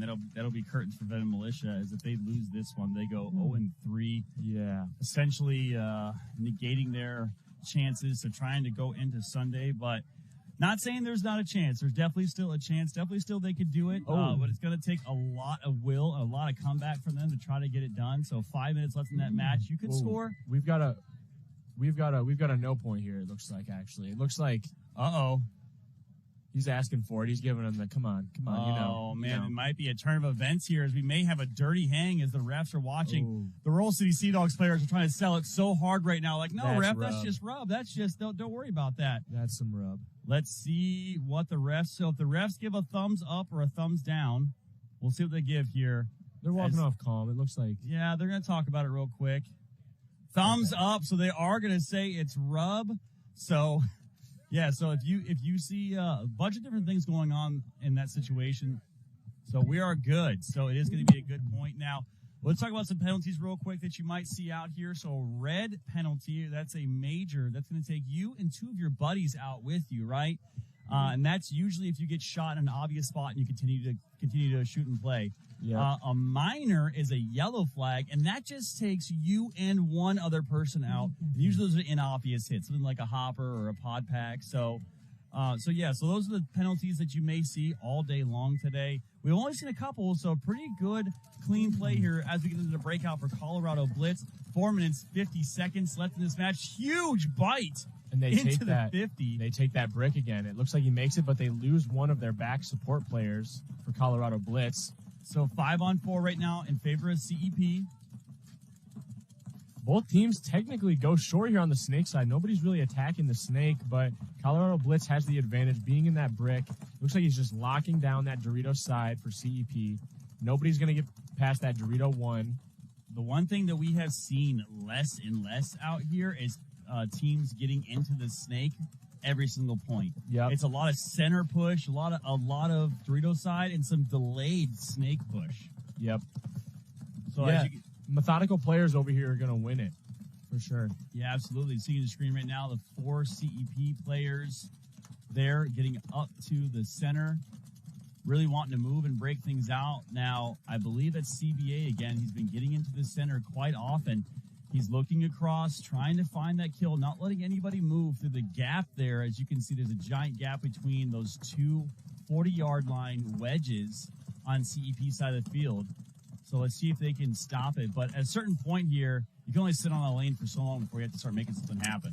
Yeah, there's a fine line, especially when you're down points, on when do I hold this gap and when do I try to go forward. Oh, a CEP player moves into it and just gets chopped up, but he does trade out. So now their Dorito side should be able to release now, as the snake side can also fills into the God. CJ Chamber here in the God as well, so we're mirrored up on the snake side, but he's looking to go for CEP, and he makes it. Looks like that Dorito side tower did not see him go in. He's still holding the snake gap. So if he's able to get into the 50 here, he might be able to get a shot on that Dorito tower for Colorado Blitz. Yeah, Cheehan has to let his teammate know what's going on right now, as he knows he's there now. He's picked him up. Oh, unfortunately, he does take the shot from downfield. As Chamber fills in the corner, he's not going to be able to come past the 50 now. We're going to see a little gunfight from the 50 to the snake corner. Yeah, CJ Chamber, former pro player himself from Boom back in the day. So he's out here, Colorado Blitz, trying to help get this team to another finals appearance. Colorado Blitz did take a second place at the Mid-Atlantic Major in Philadelphia. So, and we've got CEP coming into their snake he now. just got to be careful. Pretty sure he just got shot in the pod pack. So might have been spray coming off the ground, but as we've just got a kill out of the Dorito 2 for CEP. Wow. And it closes it out. Really Great good job closeout over here. By number 37 from CEP. I believe it's number 5 with the Justin Timberlake blonde hair. There we go. I don't know. And Cifuentes out there. Way to be. There we go. So we've got a 1-point game now. And that's exactly what they need to do. Who's number 5 on CEP there? I'm gonna start calling him JT with that early 2000s blonde hair he's got going on. That's not blonde, that's bleach blonde, baby. So 1-point game now. CEP doing exactly what I thought they needed to do, right? Coming back, get on those aggressive guns, push up the center. So glad to see them finally getting back on their horse. Yep, they have really brought the game back here. 1-point game in about 2 minutes. I did see those. Yeah, those are awesome. Yeah, little transfuse action there. They came over and dropped off some. So I've been drinking them all day long. Pretty cool. Yeah, So, I've got the tub of Pineapple Express back at the hotel. Lucky you. Yeah, I was just I think this one is I can't remember what flavor this one is, but it's delicious. So that being said, though, what are your hopes and expectations? Obviously 2-0 on the day. Do you think A-Team's probably gonna be the toughest match for you? Yeah, we've got to take it 1 point at a time, but we're looking at going 1-0 against Veteran Militia and then 2-0 against A-Team. But really, if we do that, we should be top of our bracket, and that's what we need going into Sunday is getting as much advantages as we can. And I think we're really looking to maybe just test out our game plans in these next 2 matches, an opportunity to try some stuff. Yeah, unfortunately, Veteran Militia here getting shot out of the back. They do double up that can on the snake side, so love to see that move if they can get a kill. But it is 5-on-4 right now. So Seadogs with the 5, the upper body advantage here. Good fill to the corner for Veteran Militia. Absolutely. So Veteran Militia storming down. Oh, but it gets caught. Too big of a bite there trying to get down the Doritos. So unfortunate turn of events here as that's going to be the second body they lose. I believe it's a 5-on-2 with Seadogs the body advantage, or I can see at least 3. So there's 3 players. So there's a player in the can. And as I say that, he gets shot in the move. So it is now a 5-on-2. Yeah, I believe we've just got 2 here on the snake side for Veterans Militia. RC Seadogs really want this Mercy Rule win. Yeah, they need the points margin right now. They're trying to get it.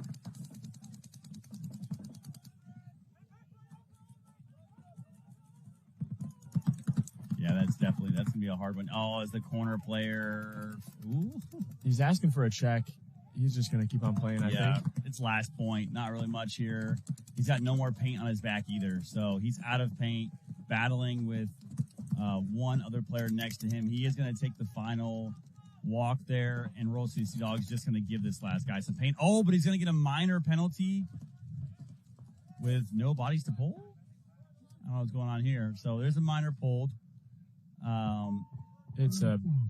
That's just a rough one for the Veteran Militia Bravo. Yeah, so Veteran Militia, last player, Veteran Militia, pod pack hit, gets a minor penalty.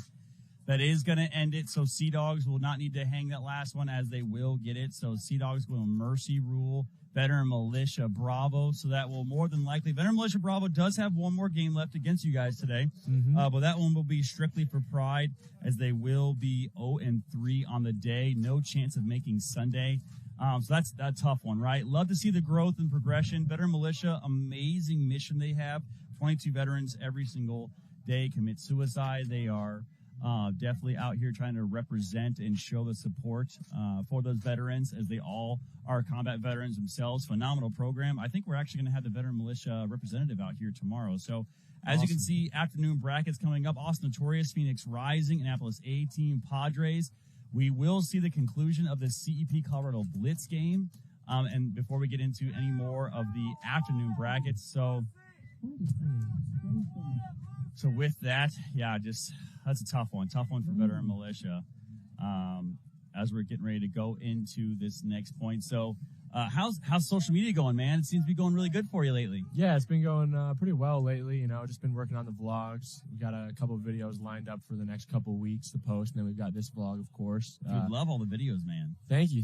Yeah, I like all the content you put out as well, man. I'm trying. Every time you have a new video come out, I always try to share it out as well on Instagram and just kind of grow it together. My favorite stuff is like the practices, especially you have that amazing barrel cam footage. Yep. And I always love the fact that, especially when you're playing locally, they have one video specifically where you just like shoot one guy in the pod pack, just like you don't put 10 in his head. You know, it's just like it's awesome to see you do that, especially at practice and some of this stuff, because there is a time and place for that, and I just think you're a wonderful ambassador for the sport. Yeah, thank you. Yeah, you know, I'm trying to get the content, but also I'm not trying to blow your head off at practice, you know? So yeah, it's awesome. GoPro Hero 9. Really good footage. There we go. Love it. All right, on the breakout here, CEP gets shot in the leg, tries to dive it off. Unfortunately, refs catch him before he does it, so he's looking at himself going, dang, I thought I got it. Yes. And they are down a point with 1:50 here left. We've got a running ref, and that's going to be a penalty. He throws his walkie-talkie as well with the yellow flag. Hey, sometimes anything can become a flag. But great job by the Colorado Blitz player picking up the snake player for CEP, and through all the chaos, I think it's come down to a one-on-one.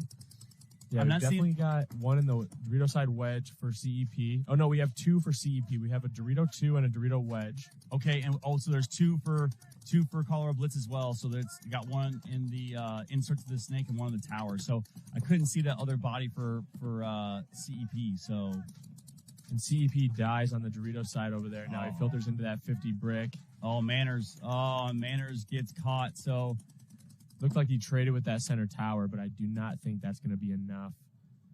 Yeah, so Colorado Blitz going to try to run this one in real quick. 60 seconds left, so not a lot of time. If I'm CEP, I'm talent it right now. Trying to preserve as much time as possible. I think Verbecki was over there in the corner hiding.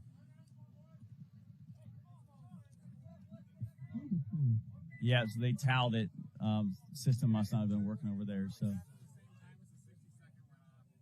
okay, so they're gonna put 60 seconds back, or so they're gonna go back to 60 seconds. So what happened was the team tried to towel it. So it looks like CEP tried to towel it exactly when the 60 seconds went off. So it was a little bit of a glitch in the system. A little bit of glitch there. So.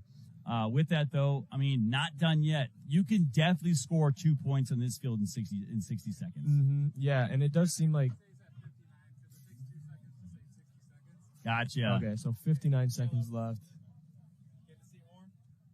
Yeah, there's so we're joined by Hosky here on the sideline.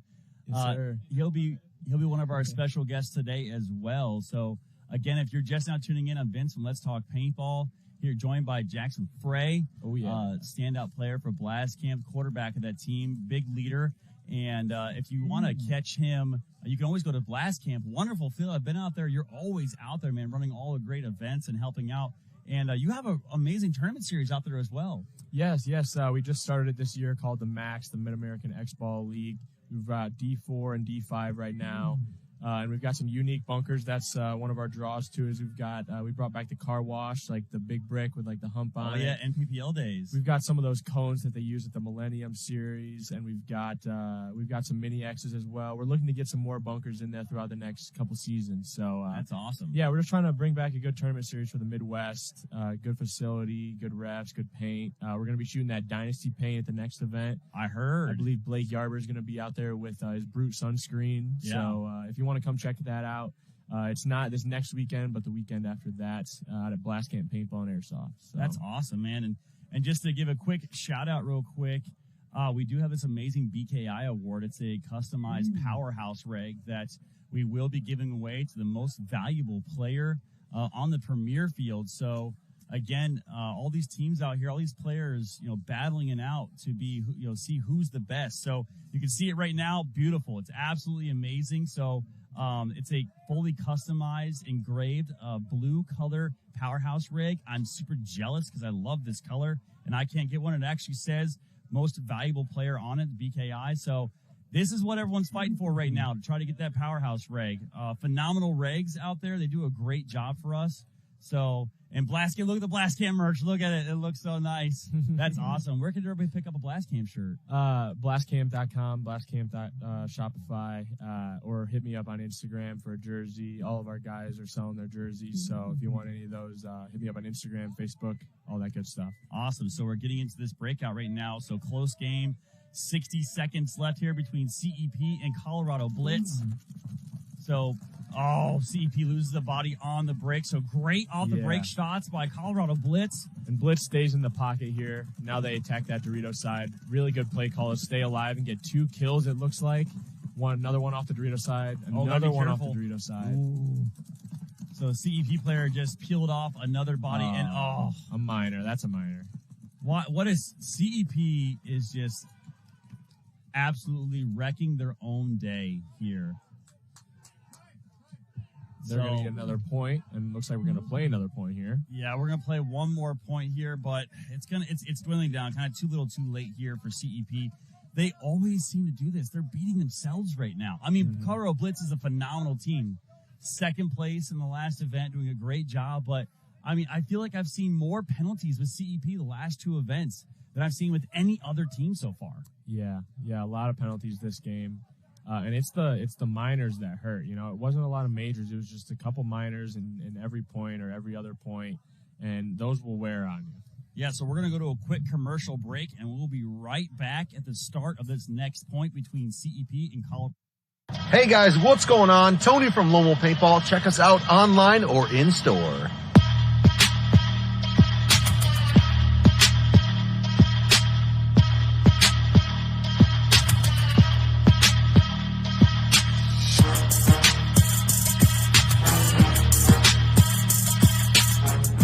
LomoPaintball.com.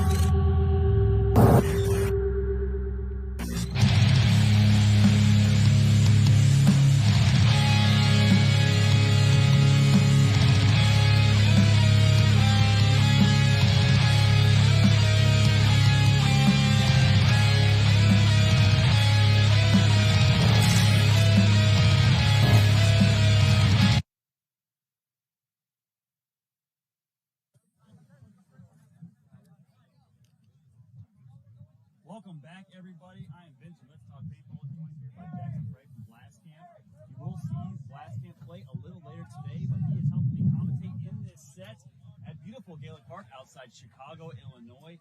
We are at the NXL Windy City Major. It's the 5th stop in the NXL event as the Ultimate's coming over telling us that the player got shot in the hand and wiped it. Wow, so roast major, that's what happened there. Okay.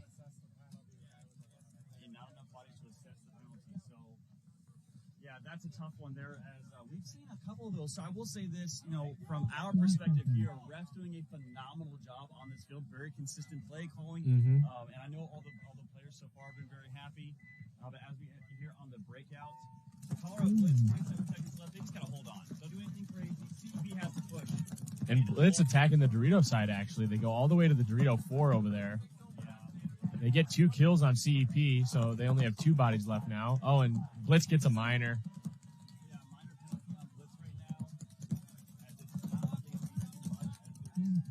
And we're going to stop the clock for another penalty here. It does look like we're under 10 seconds, so we might not play it. Now, this may be a swing point here. Yeah, they did stop the clock, so it looks like we've got something going down. I saw a minor get thrown, then maybe another penalty. Trying to figure out here what happened as we've got penalty thrown. Trying to figure out right now, because here's the thing: if the penalty is on Colorado Blitz, if it's on Colorado Blitz, then that may be a swing point for CEP, which will be 4 to 5 with 11 seconds left to go. So if the penalty's on CEP and it stops the clock, it becomes 6 to 3 with 11 seconds left. Kind of no point to play out the rest of that. Yeah. So we may have a chance here, though. Looks like Blitz wants to play another point. They're out on the box. Ref's still talking here. So it looks like they're going to go ahead.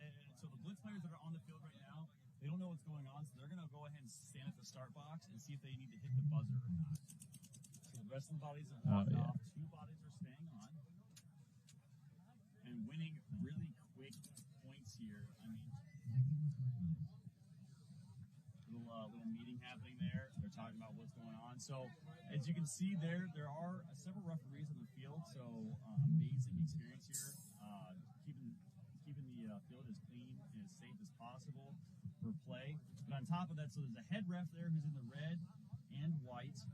He threw a book penalty. So yellow penalties are you and your buddy goes. Red penalties are you and two of your buddies go. But under 60 seconds, the penalty is assessed. Major penalty is assessed, and there's no bodies to pull. It is an automatic swing point. And then on top of that, there's also an ultimate as well. So the ultimate, they call him the ultimate because he is the ultimate say. He is the head ref of all Blitz, real quick. So as we figure out what's going on right now in the field, just give a shout out to all of our sponsors and all of you out there. So Pro Sharp Paintball, Planet Eclipse, GI Sports, HP Army, Lone Wolf, Paintball.com, Die Paintball, which is so Die Paintball. Nick Sloviak actually came in and gave us a DSR with a mechanical frame on it. They're coming out in October. Really cool. So nice, yeah. Sept and DLX Technologies. Everybody has a great booth out here, so make sure to check out all our sponsors. Again, if you have missed anything, you can go ahead and share this out to everybody. If you're watching it now, leave a comment down below. We try to get to all the comments as well as we're watching this live. And if you're in the local area, stop by. I mean, Chicago is one of the biggest NXL events we have, the biggest paintball tournaments all season long. So if you can stop by and see all the amazing booths we have a great trade show going on right now, amazing food. So stop by here at Gaelic Park. You'll see the amazing layout we have here. And yeah, it's an awesome time. So if you can't, and you're joining us live, thank you so much. We'll be streaming all weekend long, live and free on the NXL Premier Field, which is a beautiful Pro Sharp field. So, Jackson, what are you looking forward to so far from a fan perspective on the pro field? You see anything good over there that you happy to see? I didn't see it, but I heard the Infamous and Damage game was pretty good. I heard all the fans cheering. It looked like Infamous squeaked it out, so that looked like a good game to go rewatch. NYX avoiding relegation, making Sunday over there, it looks like. I think they're 3-1. Right now. Yeah, that's big. And then also Dynasty, I think they went 1-1 yesterday, so see if they can pick it up. I saw they lost to Diesel late yesterday. Sun was coming down. It was like 6:30. They were still playing. So good look for Diesel there. All the lower ranked teams in pro right now looking really good, getting those spots and making Sundays. So love to see that. Yeah, you can see the drive and the urgency to the teams that don't want to get relegated. You can see that there was a little bit of a fire kicked underneath them to really do good and get out of that last place. Yeah, absolutely. So looks like the penalty, as we're looking right now, is going to be assessed on Blitz. Blitz is going to be starting down a body. I mean, I understand Blitz is a little upset about this right now, as they feel like they should not be starting down a body. Yeah. It's 11 seconds left. You're up by 2. It's 4-6. I don't necessarily know if I'd be complaining right now about this. Yeah, it looks like they are about to start with 4, and they're trying to say that they don't need to start down any. They're trying to yell over here for something. Yeah, that's all the chaos that goes on right now. That's the thing. This is very exciting. It's very emotional. Also, everyone right now just wants to play as much paintball as possible. So, yeah, if you can, we have this amazing VIP area. So if you're watching from your phone in the local area, you want to stop by. We have a great VIP covered tent area over here. You can watch all the action in.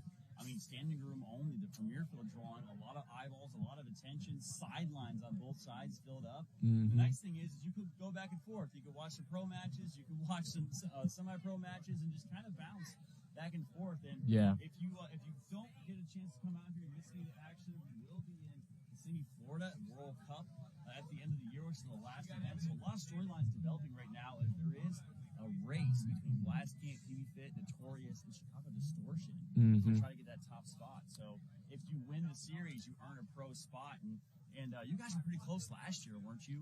Top 5?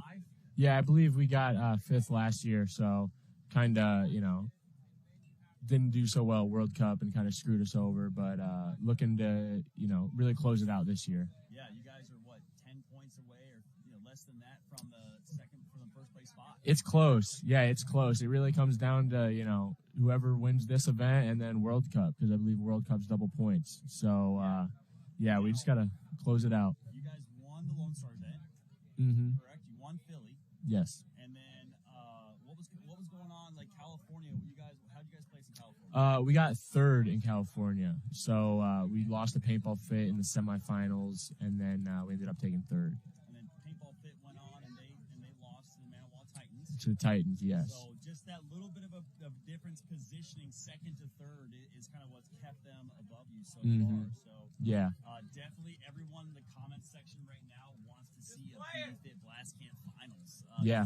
That's the big thing is we keep asking, online and through social media. I've asked on Let's Talk Paintball a couple times, like who do you want to see in the semi-pro finals, and it's big favorites to win are you and PB Fit. So but I think there's a couple teams out here. Phoenix Rising's looking really well. A-Team's looking really good. I mean, there definitely are some teams out there that could kind of be the surprise, getting into Sunday.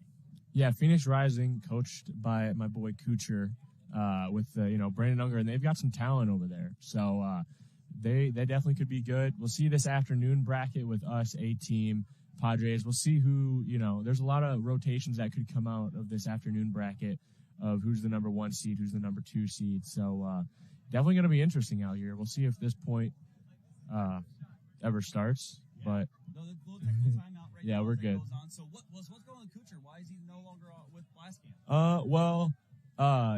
It's a little bit of a weird situation. As he used to play with us, and then he moved out to Arizona. That's what I heard. And he was supposed to play this event with them, prior commitments and everything, and we were cool with that. And then I believe he hurt his knee, so that's why he's coaching. He's definitely coaching him up well, giving him some good direction. But yeah, he used to be on the team. He used to be a big part of when we were going up the divisions in D3 and everything. He helped us win D3 Chicago in 2018. So he's a big part of our team. He's a real smart guy, and definitely coaching them up. They're 2-0, and we'll see how they do today. So, but yeah, he's a good guy. He was wearing our shirt when he was coaching, and I said, if we play each other, you can't wear the shirt, you know? Yeah, he actually, that's just... he turned it inside out. Yeah, he turned it inside out. I saw that. Yesterday. So, yeah, I was excited to see him. Obviously, right now in this match, as we're getting into the 10 seconds, there's 21 seconds left in this match. CEP's only hope right now is that Colorado Blitz will take 2 penalties, but Colorado Blitz is going to hold up CEP full court press right now. Oh, Evan Manners all the way. Oh, wow. Evan Manners goes all the way. He's going to... Oh, I think he gets it. I think he gets it with 10 seconds left. We'll see.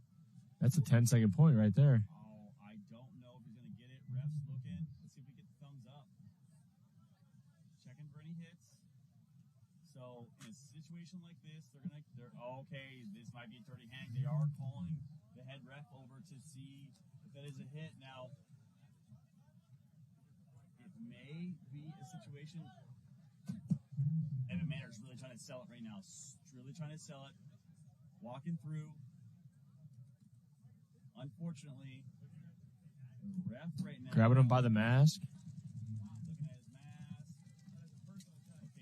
Okay, they're already getting the thumbs up, so they're going to call Okay.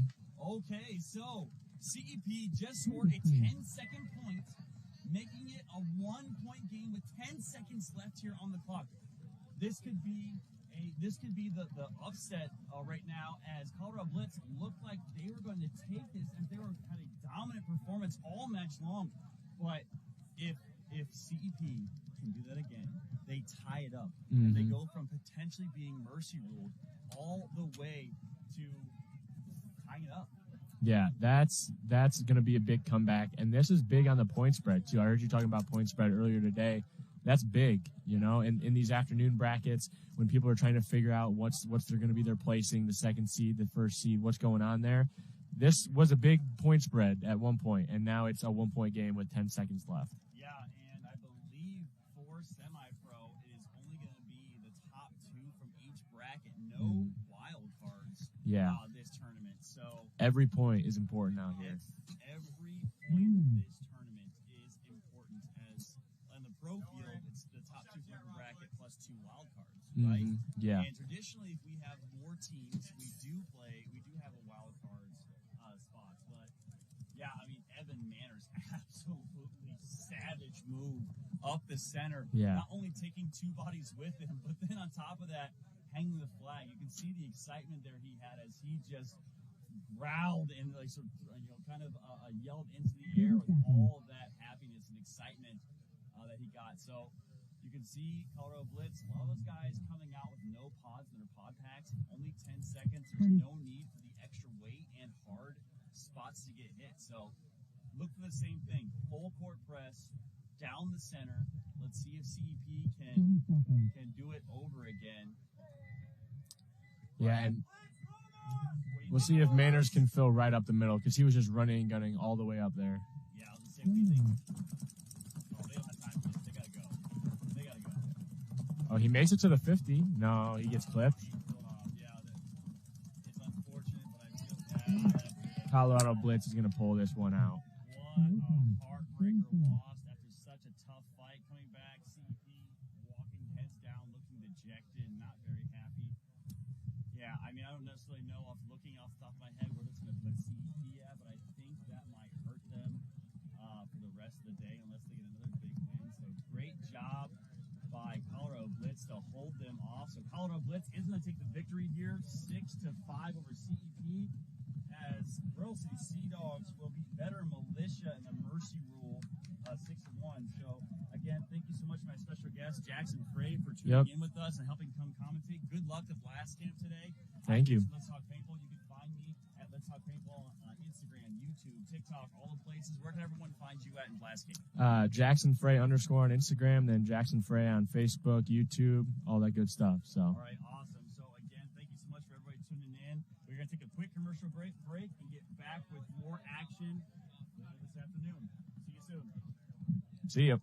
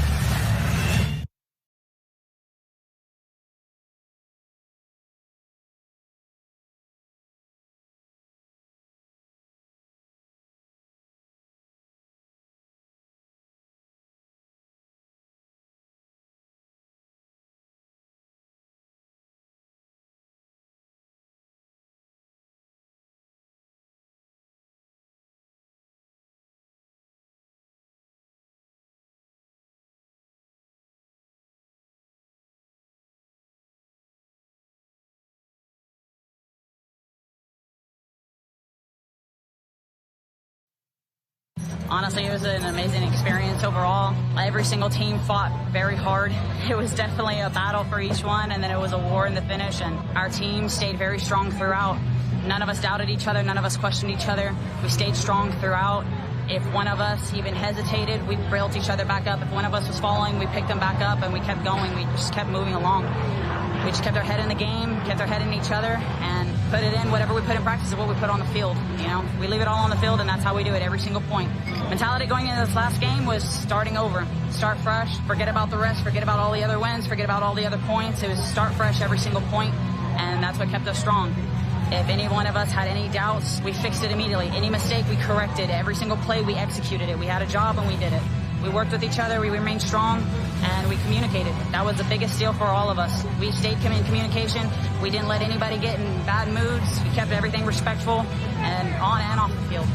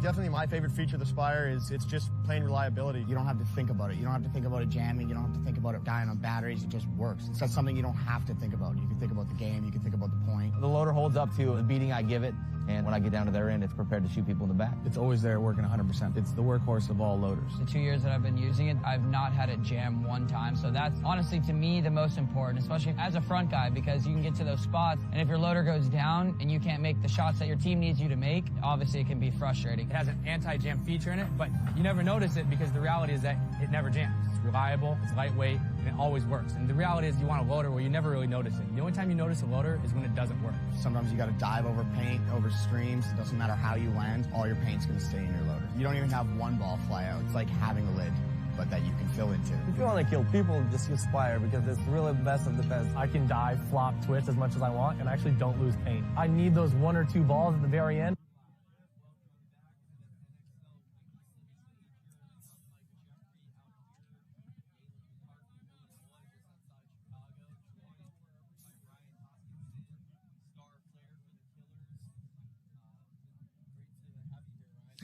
Man, I'm doing good. Yeah, we started out yesterday real good. Went 2-0, had a mercy and a good win, and then today we had a tie and a 2-point loss to Noobies, which didn't allow us to make it on out of our bracket, which was pretty tough. So I can hear the sadness in your voice, and I hope the viewers can empathize with Ryan. You know, really digging deep out here to join us in the booth. We really appreciate it. I'm about to come and watch Austin Notorious and Phoenix Rising Platinum. Ryan has a lot of experience playing against Notorious. Phoenix Rising, a throw-together team, play out WCPPL, but coming out 2-0, playing Notorious. About to jump into the action here. We're looking at Notorious, Archie Barnes. Out on his pack. That's for sure. He's going to get a penalty if he keeps rolling his gun. Ref's going to call him clean. Ryan doesn't like the call. 5-on-5 breakout. Notorious is going to lose Michael Kovar out of the snake side can, so it's going to be a 5-on-4 advantage for Phoenix Rising. Marky Brand's holding the cross right now from the Dorito can. Might be able to get this kill in the snake can. 2 in the snake can for Phoenix Rising. I think that's Unger in the white mask. He played great yesterday. Former Aftermath player, now moving into the snake side insert. Phoenix Rising also getting into the snake side wedge. I believe that's Russell. Marky with a big fill to the snake side tower. For Austin Notorious over there. Marky Franz had some big moves yesterday. Heard a loud confrontation with him and his coach in the pit, but he really turned it around after that. Yeah, they're a passionate team. They're here to win. Unger rolling his gun in the snake side insert. 5-on-4 advantage for Phoenix Rising. I believe Notorious is at the 50 brick. 50 brick on the snake side, maybe for Notorious. Dorito side, yeah. Oh, yeah. Yep. Then the 50 brick on the Dorito side, looking inside. Notorious is Phoenix Rising with the snake side wedge, looking Dorito way. Oh, Phoenix Rising snake player wants to go. He wants to go. He's catching a little heat off his bunker, but he's thinking about it. Yeah. Austin Notorious has the corner. He has it. It's inconsistent. Now he goes. Too high, but makes it. Comes high, but makes it. Stays in the snake 1 and looks inside. He's going to connect with Russell, number 22. Is he going to go in the middle? Snake side wedge. Little action. Yes, the Notorious player killed out of the Dorito side brick. That was Unger. Unger shoots him. He's saying, listen. He's trying to get the communication across. So that's 3 kills for Phoenix Rising. Unger has the count. He calls kill 3. I think it's just the snake corner and... Oh, that's a towel. That's going to be the towel for Austin Notorious. So Phoenix Rising coming out strong after their 2-0 start yesterday. Coming out here to play spoiler. You know, it's their first event of the year. Not someone in contention for the series title, but want to ruin someone's day out here. Hey, they're playing loose. West Coast vibe. You know, those guys, they just play a lot of paintball, and I know it's expensive to get across the country. So much respect to those. We're middle of the country. So just halfway across the country, that LAX to Chicago flight, not so bad. Those Florida flights are expensive. I just went to Sacramento and... Yeah, how was It was fun. It was fun. How was that? Because you were playing with the ML Kings up there, right? Yeah, it was my pro debut. I had a ball with the Kings. We didn't make Sunday, but we played some good matches. Just didn't work out margin, man. It's all about... It was 1 point. If we would have beat DMG by mercy, we make Sunday. Game of millimeters out here in paintball, not just a game of inches. Millimeters, milliseconds. Yeah, that's right. Any did they ask you to stay with him? Did they ask you to play Chicago? Be straight up. Come on. We're good. Yeah.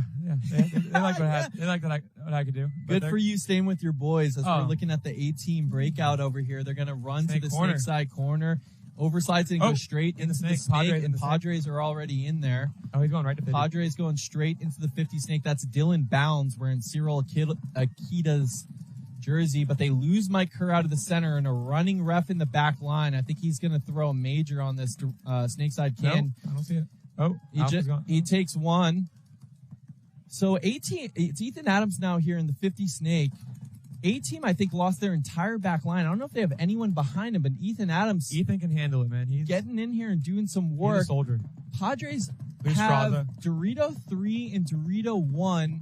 I'm not sure if there's anyone else for A-Team. A-Team just lost a body on the D side. There's the Dorito. There's 3 alive for the Padres. They're on the Dorito side, and then it's just Ethan Adams. A smart not a smart tactical retreat. He fell asleep on the snake, and now Ethan's gonna. He just needs to hit the buzzer. No one knows he's there. Oh, no. Someone picks him up. So now he's playing a 2-on-1, I think. He's going for the run. The Padres player is Ethan gets it. Ethan hits the buzzer first, for sure. Yep. Luckily out here on this field, I learned from Rob, the ultimate ref, that they have a timestamp on both buzzers, so we'll know exactly who had hit it first. From my point of view, it looked like Ethan had it. You were definitely looking that way and called it. I look over, and then the Padres were hitting it. So I expect that to be 1-0 for A-Team. Yeah. And wait for Ethan to keep his poise. His whole team dies behind him. He still goes up there, does his work, and is able to hit the buzzer. Yep, kid's got heart. Or not a kid, but that man has heart. That man has heart. He plays like a kid. He's loose out there. He's got a lot of grit. I always run into him in the snake, and we have fun with each other. That's awesome. All right, Notorious, welcome back out here.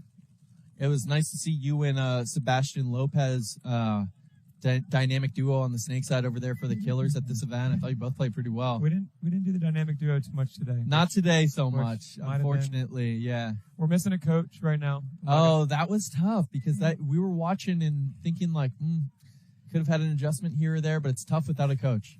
It's tough without at this level. You got to be paying attention to what's going on both sides of the field while making experienced decisions with knowing your players that you coach. And the coach allows you to be proactive rather than reactive, right? To think 2 steps ahead rather than just play the other team's game. That's Archie Barnes Jr. over there. Nene up to the juice box. Yeah, in the juice box in the center. Archie Barnes Jr. has been unshootable off the break. I think he's 100% going there, but Notorious is going to lose Marky Franz out of the white smoke. Yeah, white smoke out of the back line. Notorious still in business out here. They do have Archie Barnes. I don't think they know about Archie. They don't know he's in there. He's about to blow Unger's face off on the route. Sure does. And now he's going to shoot the can. Archie. Oh, he misses the shot. Somehow Archie Barnes misses the shot on the snake side can. Oh, he got him. Nope, he got him. Another one on the tower. D-side so tower. This is going to be a quick 3-pack. He's going to shoot the D1 maybe. I mean, he's going to step forward. D1 doesn't know he's there. No. Misses his first shot. Ooh. Now the D1's going to make a panicked retreat to the Dorito side can. Oh, home. Archie Barnes unable to connect with the snapshot, but because he forced panic out of the Phoenix Rising player, there's one more. Oh, there's one in the Dorito brick that whole time. Bateman's taking off. Here he goes. So I think that was a solid 3, if not 4-pack for Archie Barnes, who's been a real difference maker over here. Bounce on Nene. So Austin Notorious going to tie things up. Archie Barnes yesterday had a 5-pack to tie the game against Brawl in a really big moment. I believe it, man. He's a baller. He's a little and so fast. He's getting great jumps off the box. And out here, as you know, you played the snake side. My intel coming out of the practices was that this snake might be tough to make and that Aztec wasn't an easy run. So Archie Barnes being de facto unshootable getting in here gives Notorious a huge advantage. Yeah, or the shots aren't dialed in, but I mean, the refs are taking Archie Barnes' gun right now, which is never a good sign. I wonder what they heard. Maybe a hot gun. Someone must have got a. Do they still chrono you after you hit a buzzer? Oh wow! Major on Archie Barnes. We don't know if it's gross. We don't know if it's gross, and all of the Notorious players had walked off the field, which is critical there. Thumbs down, dirty hang. We'll get a clarification from Rob, our ultimate ref over here, before too long. Notorious's coach is. But But Notorious is almost certainly going to swing that point back to Phoenix Rising to go up 2-0. I don't know if it was a gun penalty or a dirty hang, but a major flag went up. Swing point, yeah.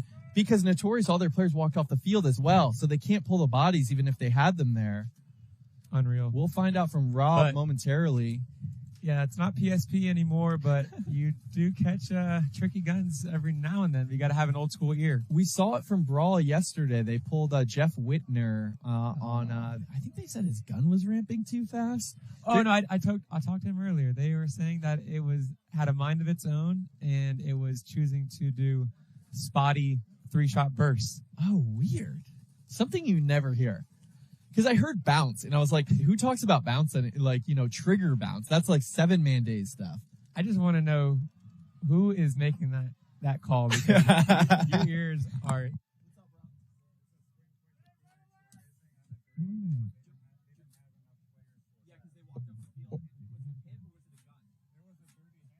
No, what about the gun, though? Oh. Gotcha. Okay. So no. All right, so I just got the clarification from Rob. Archie is following the rules. Archie got a dirty hang for a tank hit. The Notorious players had walked off the field, so there were no bodies to pull. So it's going to be a swing point for Phoenix Rising. Phoenix Rising is going to go up 2-0, and I believe Notorious will start with 3 bodies. Horrific turn of events there for Notorious, who thought they were going to tie the game. Now they're going to go down 2-0 and start with 3 bodies. Really tough. That's how it goes. It's unbelievable. Really you can never be certain that what you saw happen on the field is going to end up in the result. Oh man. And the trouble too there is Notorious did have the bodies to fulfill the penalty, but they all walked off the field. So you got to stay on the field till you get that thumbs up from the ref. Now we're looking at the Padres breaking out down 1 to the A-Team. They're going to run Dylan Balance to the snake off the break. He's crawling into snake 2. I think he made it. Ethan Adams with an immediate fill into the snake 1, but he gets called out. So it's going to be 5-on-4 for the Padres getting into the 50 snake. Looking at 4 A-Team players with no one wide on the snake side. Dylan Balance going to come to the A-Team side of the field and start getting on the wrap. He's about to blow up. Who's that? The Dorito can? side. Yep. The Dorito side can keeps him contained, but now A-Team loses their snake side tower.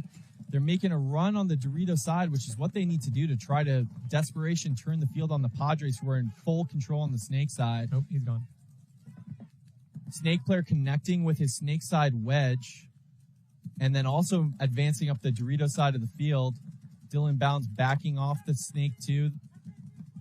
I believe it's just and Padres coming through the center. Someone making a desperation run on the Dorito side. Last 2 A-Team players are walking off, so the Padres are going to take this one to tie it up 1-1.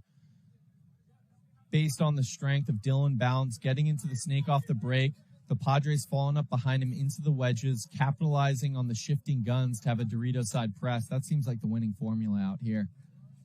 Yeah, the winning formula is taking some real estate early. Yeah. Hosky getting his Comp Productions hat for coming out here and doing the commentary. Love to have friends of the broadcast out here. Love to get semi-pro, up-and-coming talent in here to talk to us. So, Hosky, tell me one thing I think you guys really have going for you. No coach, but you get great practices with Damage down in Florida. Hopefully we still got those practices. Oh, no. Forward. Do you think it's that conditional? Like, if you don't place, they're not going to play you? It's not us. They went 1-3. Oh, so they might be like, oh, that killer's practice really wasn't it. Joey Blue is, you got to walk on eggshells around Joey. So. Yeah, and he's a results guy, you know? I know. Yeah, we practiced them strictly before Texas when they won. Yeah. So we thought we were locked in. So you got to remind Joey of that. Paintball. Yeah. One tournament at a time. Oh, yeah. Got to have a short memory out here. What have you done for me lately? That's definitely the name of the game out here on the paintball field. No doubt. So we're looking at Austin Notorious. Starting with 4. Starting with 4. I thought they might have been starting with 3, so not the end of the world. You know, I think Marky can shoot 2. Need to kill off the break to even things up and try to get back into this game. Down 2 against Phoenix Rising. Phoenix Rising going to run snake off the break with Hunger. They do shoot the Dorito 1 off the break and get into the snake, so it's 4-on-4. Both teams mirrored up in the snake 1. 3 bodies for Phoenix Rising on the snake side. They got the snake side can looking inside. They have the Snakeside Tower heads up to protect Unger. Archie Barnes is in Snake 2 for Austin Notorious, looking down the wire. Oh, Kovar coming through with a big bite into the Snakeside brick. He's going to try to catch Unger here. That deflated beam. He sees it. He's out all the way. He stands up tall. Does not get him. No. Oh, and Unger back cross. Now that understands that's pro, right? So he sees the heat. Oh, and Kovar. Those are two pro players right there. But Kovar gets caught on his retreat as Unger retreats to Snake 2, sensing that heat coming right over his head. Wow. So now it's going to be 4-on-3 in Phoenix Rising's favor. But then he runs, gets a trade on Archie Barnes. It was a little dicey with Archie Barnes trying to roll off and catch Unger, but they trade. So 2-on-3, I believe. Notorious Marquis France in the Dorito side tower. And Ty Bateman over there. Phoenix Rising has the Dorito side wedge and the Dorito 1. No, it's Nene. Sorry. Nene and Margie, that's it. So 2-on-2 Phoenix Rising in Austin Notorious. No, 3-on-2, I believe. I believe Phoenix Rising has an advantage here. The can, the wedge, and I believe they have someone wide as well, Phoenix Rising. Yes, they do, the Dorito side juice box. So 3-on-2 for Phoenix Rising. And they have the lead. They have the lead up 2-0 and up bodies. Really tough position for Notorious. You would like to see someone try to generate some offense, even though they're down bodies because they're down points. You don't want to see 4 minutes click off the top. No, going down 3 is way different than being down 2. That's right. So if you're the coach of Notorious, you're watching with bated breath. You want to see your players get offensive here. If there's anyone that's on this field that is clutch, it's Marky Friends. White Smoke. White Smoke with the white headband right now in the Dorito Tower for Austin Notorious. The kid has good sense. Phoenix Rising calling red alert. I don't know if they know that their snake side is clear. Well, or unless he knows the lead. Unless he knows the lead, that's right. Holding the zone. Just being smart. Don't want to be the next guy to get dinked out. Yeah, no need to do anything crazy here if you're Phoenix Rising. Nice sneaky move, though, into the snake side brick. Now he's going to get the wrap. He's going to get Marky right here. Yeah. He shoots Marky. Yeah. Really nice move. That's Russell, number 22 for Phoenix Rising, coming through and closing the game to give Phoenix Rising a 3-0 lead. I believe these two teams played each other most recently at the WC because Notorious have been traveling to that. Oh, they've been playing the WCPPL. Yep. Them and Paintball Fit. Paintball Fit won the last one. But really? I had no idea those teams were traveling out there. So that's Mike Hinman's league on the West Coast. They play at ASG and somewhere in Arizona as there's well. a new park that just opened up. That was the last event. Where was that? Do you know? It was I want to say Victorville. I'm not 100% though. I'll double check. But Mike Hinman's getting a great draw out there. That's pretty serious to get. The last time I counted, it was over 120 teams. And I like the way Hinman approaches it. You know, he's not trying to be the NXL. They're not going for major cities or the parking lots of NFL stadiums. They're just trying to give a real but they're good. Purist, good prizes, well-run, good refs, really focusing on the details of the player experience. Quality paint at a quality price that everyone has to respect. Everyone has to make money, but good paint costs money. I might be getting in trouble talking well about it. Not rival league. He's not trying to be the NXL. No chance. Anyway, shout out Mike Hinman for doing great things for West Coast Paintball out there. But NXL, this is if you know, you know. This is as good as it gets. So look at this. They're chronoing the Phoenix Rising player now. These refs are on it. There's what I think they want a gun penalty. I think it's Orange Bucket Hat here who loves gun penalties. He must have been coaching in the 7-man days and misses catching people's cheater boards and yanking their guns away from him. Hey, Bob Long used to make those refs work. Yeah, shout out for the refs though. They've been doing a great job out here. This is the semi-pro refs this year have been really spectacular. I think. No doubt. I mean, these guys are as good as it gets, minus the pro experience, but they're right there, and they're pretty consistent. I recognize most of them, which that's what it's about because you want the refs to get a feel for the sacrifices that these teams are making all year long to win that series title. And if the refs are there, they learn the players' tendencies. They're doing a good job. Who's out there? They're on me a little bit. They think I'm cheating, but are you? Just gotta watch. Just gotta watch. If you know, the players will play the game, and the refs will ref the game. That's right. I love that answer. Very diplomatic of you, Ryan Hosky from the Killers out here joining me. We got a little technical timeout, so the refs can inflate some bunkers out here. Temperatures changing. air pressure's changing, so things are deflating. Weather's been great, though. Weather's been awesome. Been like solid high 70s. Weather's with a good, breeze. grass is good. Yeah. That's a good paintball tournament. All right, so now coming back into this one, A-Team 1-1. and Padres 1-1. A-Team from Annapolis, a mid-Atlantic team, breaking out with Kim, sending him Kim, yeah, a deep run. Nice. Ran at it like the corner, but then crawls up into the snake quick. low. Really nice. Padres also sending Dylan Bounds into the snake too, so they're mirrored up in the snake. A-Team sends Mike Kerr into the Doritos side tower looking inside. I don't know if Padres know about Kim. I don't either, and he just tried to throw a full pod at the 50 snake, but I don't think that did anything. Dylan Bounds checking off that Dorito side wedge, making sure he's okay. Kim is wrapped around low on the snake too, waiting for Dylan Bounds to come around the corner and bunker him. Now he's going to get up and peek down the wire, see if he can get wire dominance. Straza making a nice pump. Yeah, into Straza into the snake side tower. He's going to shoot D-Way, and I think he gets a kill on that far side Dorito. He's a veteran. But Dylan Bounds just works Kim down the wire. So 5-on-3. 5-on-3. 4. Oh, no, you're right. 5-on-3. Yep. Dylan Bounds now playing smart with ownership of the snake. He could go if he's low, but these beams, they're deflated. It's a tough moment. I'm going to mention to Rob that we need some. It's an inflation time on the snake beams. It's for inflation sure. in America, and it's inflation in this game. Wow! Shout out Ryan Hosky for tying in the economic realities of our existence right now in the United States into this paintball webcast. We love to hear it over here. You're looking at Dylan Bounds on the wrap on the snake side. I think he's going to try to get the wrap on Mike Kerr in that Dorito tower real quick. I've gone against him a bunch. Kerr's a good player. He will die behind his gun, and he shoots straight. He rolled off there, did not go in, but A-Team losing another player behind him, so just 2 bodies left alive for A-Team. Oh, there goes They Kerr. lose Kerr, so I think it's just 5 one on left 1. alive. See if they like this guy. On the snake side they tower, like so they It's blow the out. horn, and the Padres are going to take it. You know who that lead. is taking a run. He's always sniffing for blood in the water. That's 57 Kutzler.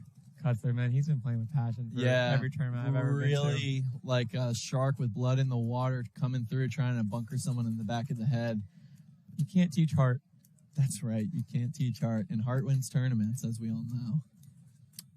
Yeah, I don't know. Padres, they haven't won one as far as I've been coming to tournaments, but they've been on the grind since forever. I'm not from the Northeast, but I started back on my paintball journey in 2018, and since 2018, I've been seeing them in every event. Well, yeah, and before that, a lot of those guys came from Wolfpack, and before that, a lot of those Wolfpack guys were on Long Island Fight Team. Don't know about them. Yeah, so they're coming back to my era, like 2010, 2011. Fight Team seems right. Those guys are. Oh, yeah. They are ready for you any. hear them in the pits. It used to be sketchy in the handshake line with those teams. Still is. Still is. You gotta be the bigger man. Look, yeah, of course. Phoenix Rising taking a knee. That's Unger in the back center in the white mask. But unable to shoot Archie Barnes going snake off the break. I think he's 100% running snake off the break at this tournament, which is unbelievable. He's in the 5th That snake. zone is so visible. Yeah, he's just so little and runs it so fast. He checks off the 50 brick on the snake side. They know about Phoenix Rising knows he's there, so hops into the Dorito side wedge. Archie Barnes, feeling that heat coming over his head, is going to back off it, content to just draw guns right now and be patient. It looks like he thinks he's going to get bunkered. Or he got the gun up, kind of. He thought it was the brick. I think he checked that off, and now he knows it's the wedge. Unger knows Archie wants to come. Yeah. I mean, that's his style. Crawling with a deflated beam into Archie wants to come into the snake too.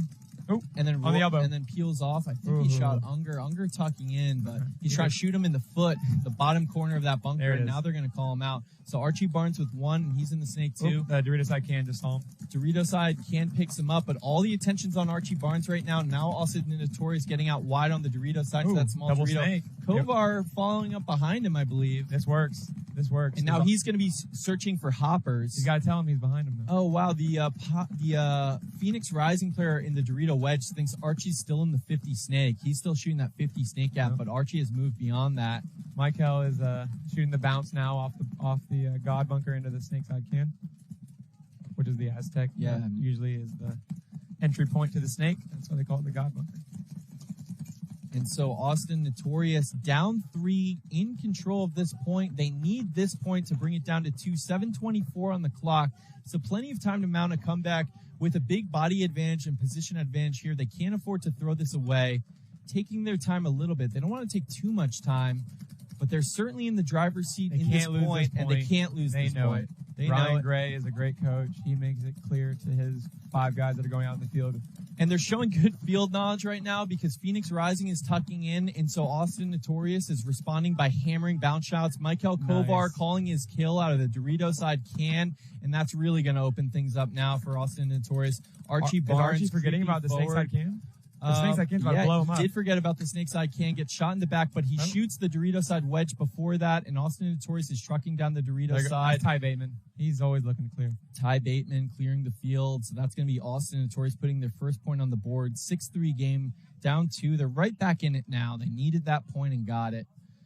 Doing a check after that last dirty hang. You need this point. See, now Austin Notorious is on it. All their players staying on the field. Oh, Jared Sherman out there, too. He was on the Dorito side, trailing Ty.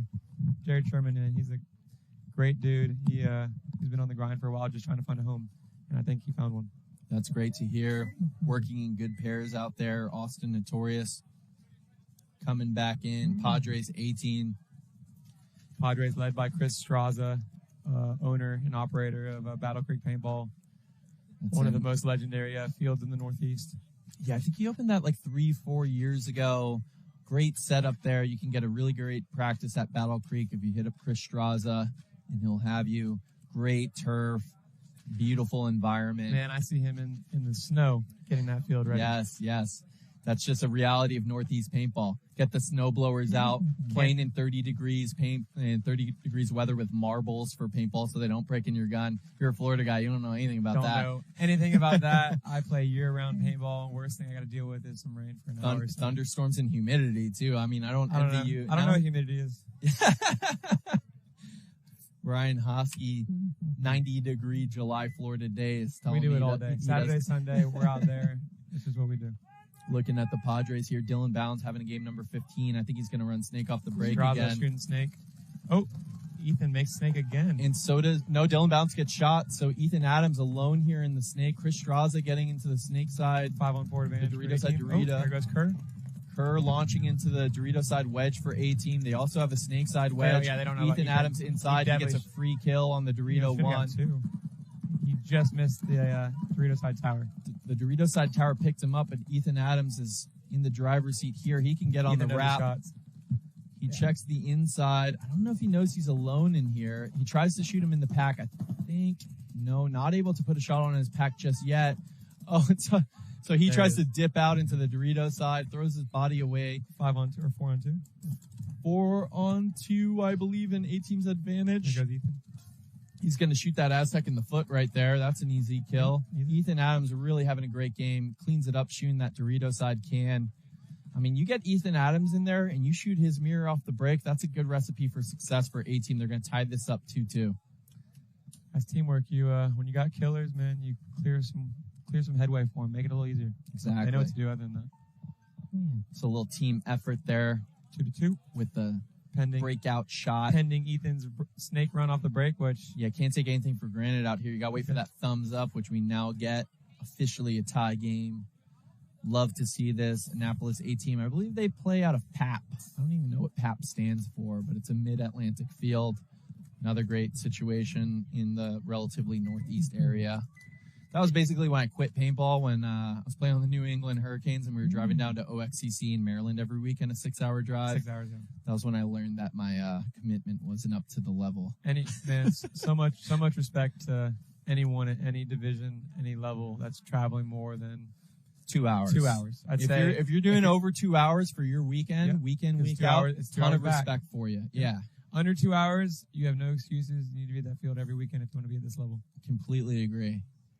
All the good teams out here, Paintball Fit, Blastcamp, Killers, Notorious, you know they're out there playing. So if you're not putting in Blastcamp, if you're not putting in equal or Blastcamp, greater work, they do the Wednesday night drills, which we don't have control of our field like that. But man, I would love to play some paintball during the week. But I live in the city, and which city do you live in? Tampa Bay. I live right by. I live on Davis Islands, which is right by where the Tampa Bay Lightning play. You a football fan? All of it, man. Go Gators. They're playing Kentucky tonight. There you go. Now we're looking at Phoenix Rising. Unger shooting and then running out to the corner. Kovar. Not going to make Kovar? it. No, that's Archie Barnes, man. The unshootable wonder getting into 50 Snake. But he's matched. Phoenix Rising is in there as well. They're in the Snake too. And now we're going to have a poison situation. Shadows playing a factor here. Done. Oh, Archie In the Barnes neck. peels him up That's in the what I arm do. and neck. And then he wraps. I think he shot. Nope, he misses. doesn't shoot the snake cannon. He's dry firing. He's having loader issues right now. But still gets his one kill, and they were able to shoot one off the break. Double snake. Phoenix Rising slips into the Dorito break. I don't know if anyone saw him. He might have shot Michael Kovar No, he did not. behind him. It was the Alpha Can on the inside can snake lane. clutch shot on Michael Kovar. So 4-on-3, and also Marty's Notorious on the hunt. Oh, they try to fill out to the corner. Not going to happen with Archie Barnes in the Phoenix Rising Snake 2. Ooh, and then the Phoenix Rising brick player gets diced up. I think I don't that's know it. who shot them and who shot that guy. Uh, I feel like it might, right? Because it's all on his left side. It felt like, I don't want to say team kill, but from the angle it came from, it looked a little like team kill. I think it was Jared Sherman. Jared Yes. Sherman. Man, the kid's having a day. I mean, So Notorious had that horrible turn of events where they had the dirty hang swing point, but then they stormed back to get 2 points and bring it to 1 point. 3-2 lead for Phoenix Rising. 5 minutes left in game time. Plenty ball. We got a great set here, Hosky. I love it. 2-2 game over here. 1 point game in the other set. I got a good idea what's about to happen out here. Yeah? I chose this set wisely. You looked at those team names and knew that this is a I was good hoping set. I'd be in a little better mood, but Yeah. I was trying to use this as a scouting opportunity as well. Oh, yeah. But that's how it goes, man. You gotta come correct out here. You got to take your lumps, yeah. Hey, but we got World Cup around the corner, and Basic, something of a hometown event for you guys. Not a far. I haven't won that one yet. Yeah. And as we all know, in the paintball world, Cup's the only one that matters. Cup's the one that matters. Ryan But Hosky this is a big speaking event. the truth out here. Much respect to these teams out here still grinding to win this event, because all these NXL, there's only so many a year, so you got only a few opportunities to be on this scene and, being great, being clutch. Capture your glory out here and the few opportunities you get out here on the live stream semi-pro premier field. Yeah, Padres breaking out to the snake side corner. Ethan Adams getting shot going to the snake side Finally. corner. So 5-on-4 advantage for the Padres, getting kill off the break. Mike Kerr getting into that Dorito side tower for A-Team. He's going to look to stop any forward progression on the snake side. The rare point out here where neither team is in the snake in the first minute. It seems that Mike is under He the thinks there's a impression- snake. Yeah. He thinks that Dylan Bounds ran there off the break. He might have gotten some bad information. Straza with a nice clean bump, rolling out there with, I think, 15 pods. 15 pods on Straza's back in that snake side tower, locking down the Dorito side. Padres also in the Dorito side wedge, locking down the snake side. So it's going to be difficult for A-Team to generate a snake side attack at this point, having lost Ethan Adams off the break. Now the Padres coming in. Nice. Dylan Bounds and sliding out. into the snake too, and Mike Kerr comes off that right now, so catching no heat. He's going to go quick into the 50 snake. He shot the Dorito can. Now he's going to shoot the D1. He sees Mike Kerr launch into that wedge and goes and catches him. Great point for Dylan Bounds right here, taking advantage, catching no heat, filling the snake from the corner, catching a quick 3-pack, and now he's telling the Padres, hey, it kill 5, kill 5, kill 5. A-Team's going to blow the horn, and the Padres are going to take a 1-point lead. In my opinion, this snake is absolutely twice as deadly when you make it in here unknown. Oh, yeah, for sure. When you go in here off the break, yeah, it's nice, but then you get matched, and, it's a bang-bang. But the times I've made it, and I've seen other people make it in here unknown, that is when you really get to use the lot, When you're the caught, beam. when you're caught at snake 1, oftentimes you'll see a Dorito wedge pounding this gap, so it's really hard to even come up and get on the wrap in the 50 snake. So certainly undetected, it's a huge advantage. With no one on the wire, you get into that 50 snake undetected and get on the wrap. It's like, time to pad those stats. All right, well, Phoenix Rising, they're keeping their head. They're still winning, so They got experience on that team. They'll be all right. Notorious, that's a momentum team, though. When when those guys get rolling, man, those Notorious has a lot of spunk. Those guys, they love success. When they were rolling, they all just get a little more passionate. 2 unanswered for Notorious and responding well to that tough turn of events with the swing point. Coming out hot here, looking to tie things up. 5:07 game time. Huge point right here. I feel like this has been like a real back and forth quick point match. I wonder if we're in for a grinder right here. 5-on-5. We'll see. I mean, if Archie Barnes is in the 50 snake, it's not going to be a long point. You know, either it's going to blow up for one team or the other. Nope. Now they send Kovar out to the corner. Oh.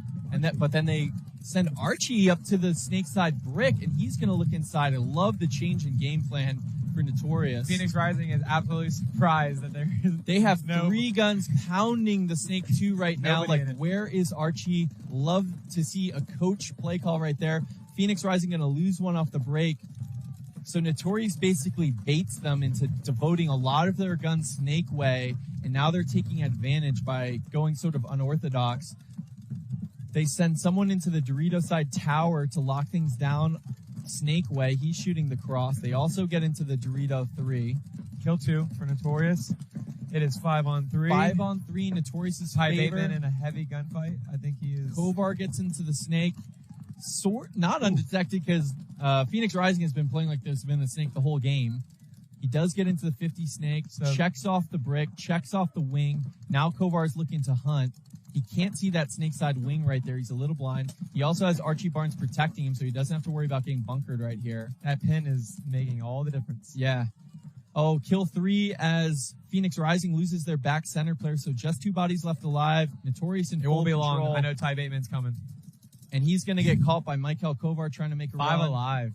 5 alive point for Notorious. Man, you called it, Hosky, saying this is a momentum team coming back to erase a 3-point deficit and tie things up.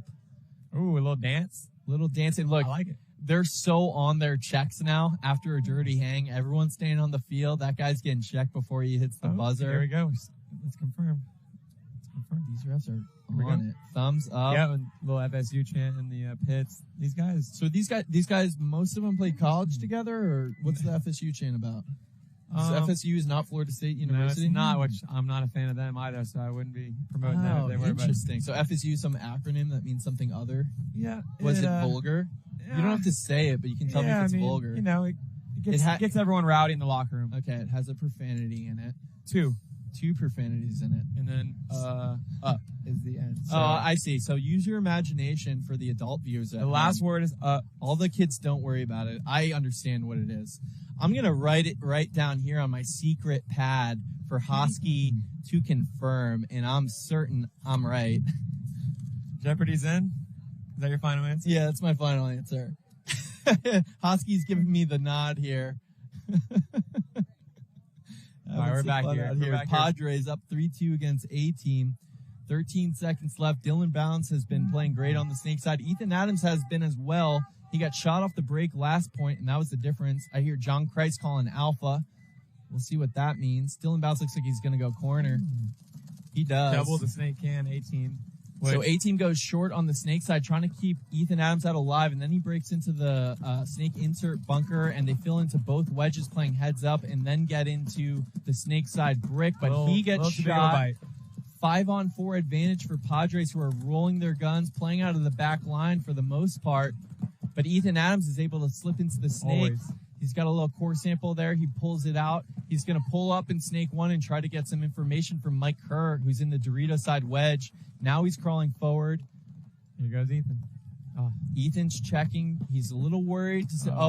He throws a full pod, and that gives his position away. And Dylan Bounds responding to that, fills the snake too. So Ethan Adams maybe overthinking it a little bit, trying to bait a snake player who wasn't there, inviting someone into the snake. So now he and Dylan Bounds are mirrored up, snake 2 to snake 2. 5 alive for the Padres, 4 alive for A-Team.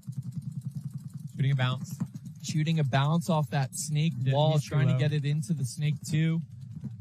Mike Kerr on the cross from the Dorito wedge, protecting Adams. Adams yells, "I don't know where he's at," trying to figure out where that snake player is.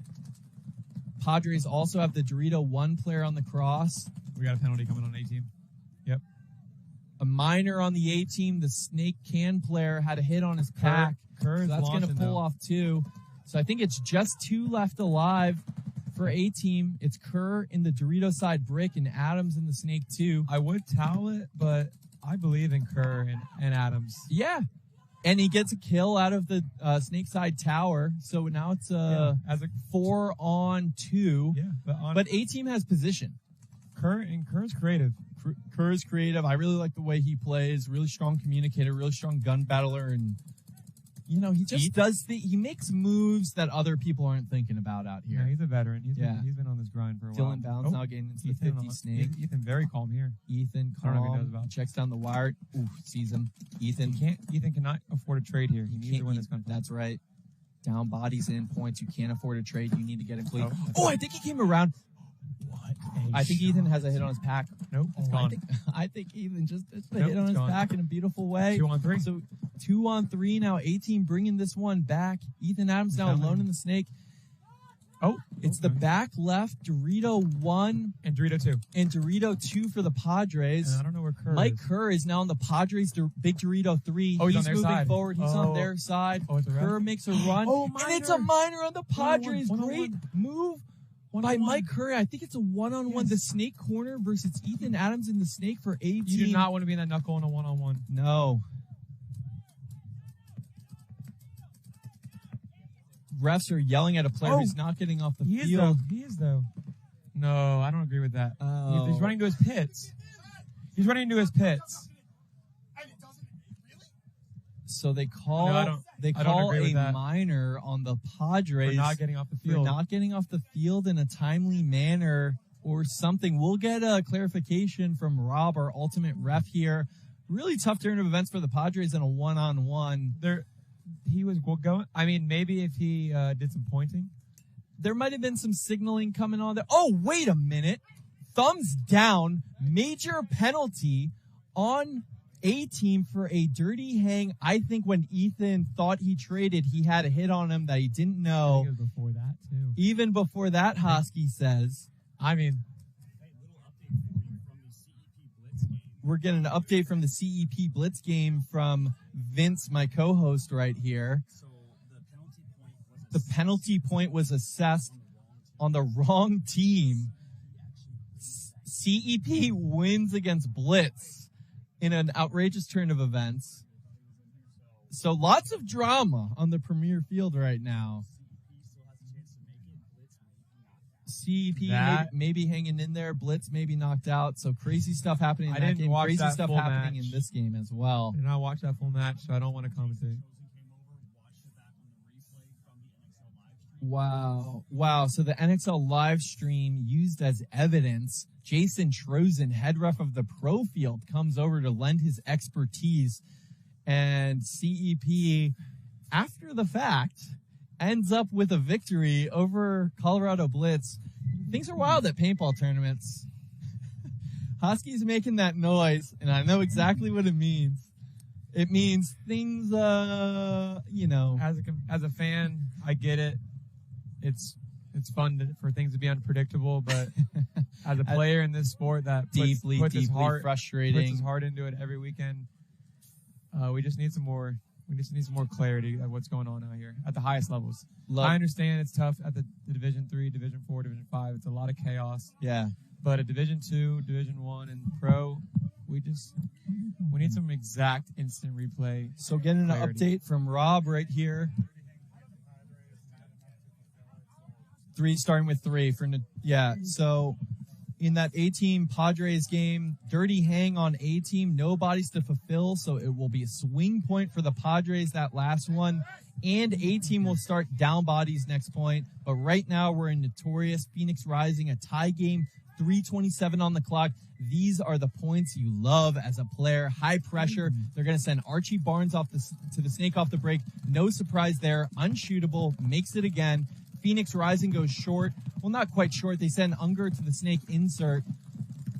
always wary of Barnes being in the snake. Barnes has played with great patience in there, though. He doesn't force things too quickly. He allows things to develop behind him. Notorious Marky Franz getting into the Dorito side tower. He's going to try to keep Phoenix Rising from answering a snake push. They are on Archie's noggin. They're all over Archie and 50 Snake, and off of that, they're able to get into Dorito 3, so developing their Dorito side attack simultaneously. Archie Barnes looking to back up. Marky Franz gets into the Dorito side wedge. He's going to try to lock off Unger from going forward into the snake. So 5-on-5 point, but Notorious developing an attack on both sides of the field. Phoenix Rising forced to play off their heels. Russell moving over from the snake side wedge to the Dorito side wedge. That's going to allow for him to maybe get a shot in on Archie Barnes' pack. They also get to the juice box to try to even things up with an attack on that side. Michael Kovar now filling into the snake one behind Archie Barnes. Unger looking to go. He goes corner to try to have some wire dominance. So now Archie can't go into Phoenix Rising side of the field. Marky Franz now into the D side Someone tower. else is in the Dorito wedge. And also Austin Notorious is into the juice box on Phoenix Rising side of the field. He shoots the juice box on the Dorito side. I don't know who that is. I think it's Rodriguez. And now he's going to come through and bunker Russell clean. That's Sherman. Sherman with a great move through the center. Shoots one off the Dorito side. Shoots Russell in the back. Archie Barnes gets shot sloppy trying to force the move. But Kovar's right behind him. He shoots. That's beautiful. Beautiful point by Notorious. Jared Sherman is blowing things open. And that's what you need in this middle, man. You need someone that's on the hunt. Hearing guns, hearing which way they are, and making the reads. Austin Notorious is playing like a team that can win this event right here. You have Archie Barnes, who's been unshootable, getting into the 50 snake. He draws 3 guns, and then they develop their Dorito side and center attack off of that, scoring 4 unanswered after Phoenix Rising. That's how you play as a team. You make adjustments, but that's where I get back to the Killers not having a coach. We are missing someone that is adjusting to the flow of the game.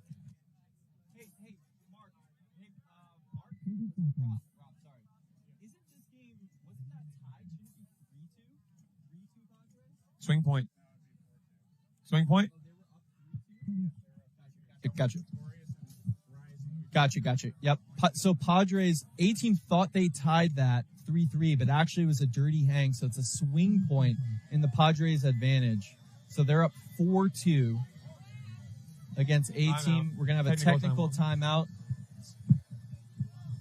As the refs are going to blow up these beams on the snake side. Got 1 minute to game time.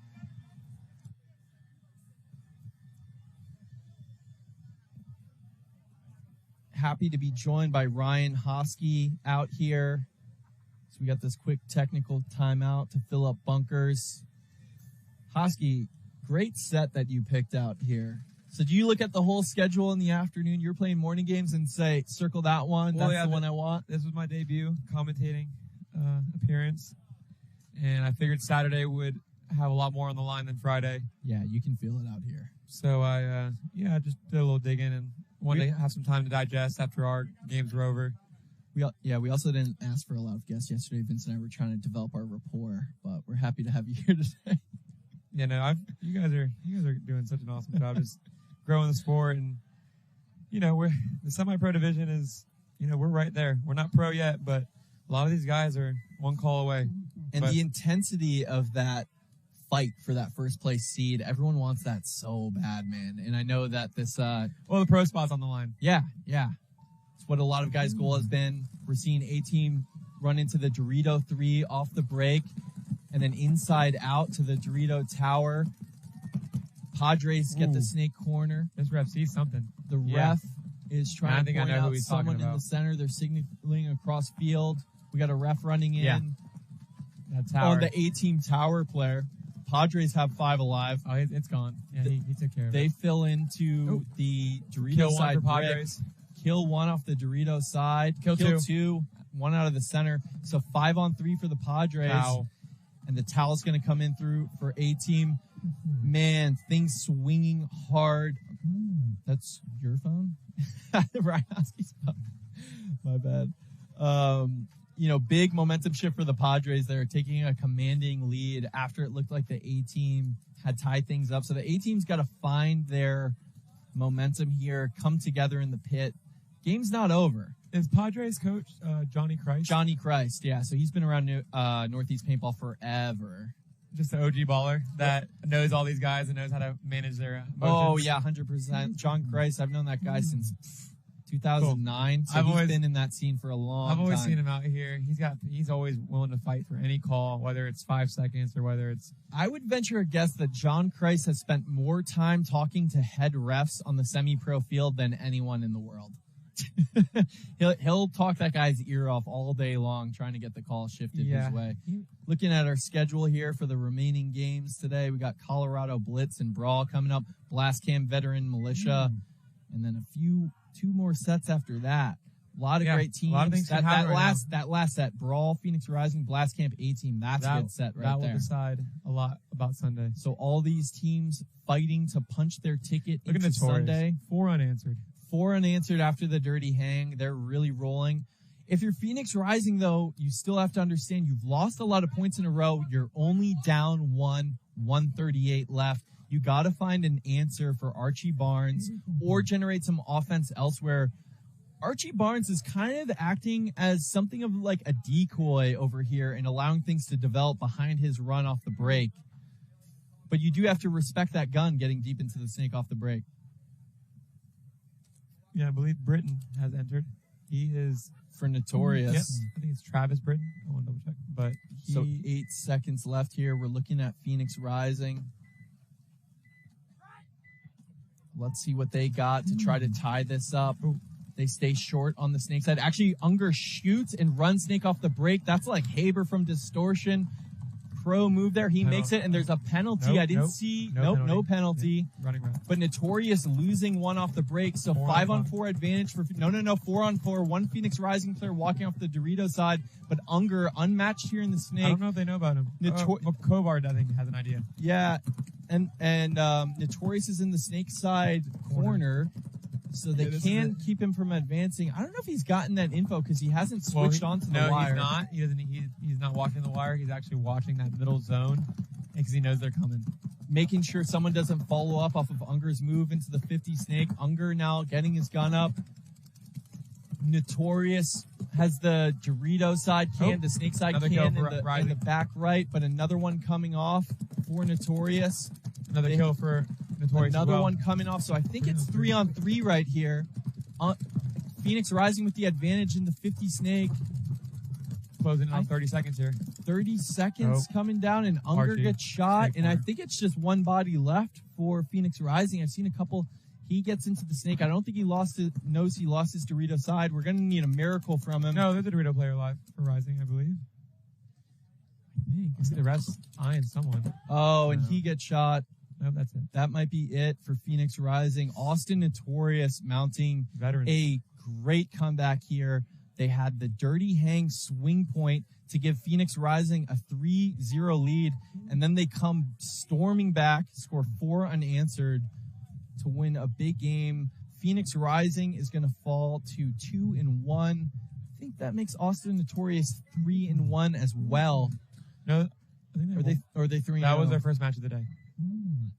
So they're now. So now they're. Did they lose yesterday? I think they lost yesterday. So 2-1. 2-1. I think they're 2-1. Yeah, you're right. Yeah. We'll confirm that for you shortly. But in the meantime, we're coming back to Padres A-Team. Tom Cole, president of the NXL, coming over here. Checking on things. Just looking. They had a tie yesterday with the Colorado Blitz. So that's going to make Austin Notorious 2-0-1 in the driver's seat in their bracket. Still to play. I think they play Brawl or no? They play Blitz. They're playing Blitz next. Blitz, who just had a win. No, a loss to CP. Thought they had a win. Turns out it's a loss. So Padres up 3 here though, with 4 minutes and 27 seconds left. So plenty of A-Team to mount a comeback here. We'll see what they got. Hosky showing me the scores. He's looking at it like there should be a wild card and we should be in.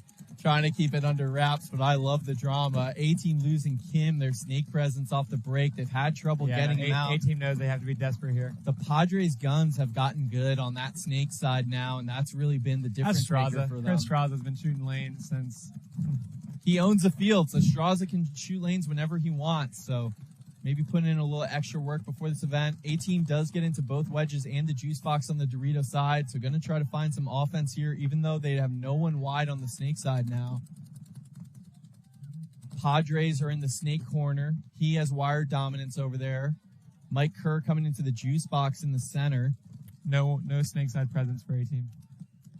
So it's going to be tough for A-Team. They have 2 players on the Dorito side and 2 Kerr's on the Mike hunt. Kerr on the hunt. He's going to try to shoot the snake side wedge. He does. He blows him up. Great move by Kerr. I think he got him clean. He did. So 4-on-4. Padres own the snake side, but 40 Dorito going to. And they shoot another out of the tower. And I hear a running ref, and it's going to be a minor penalty on the Padres. So now the A-Team running in.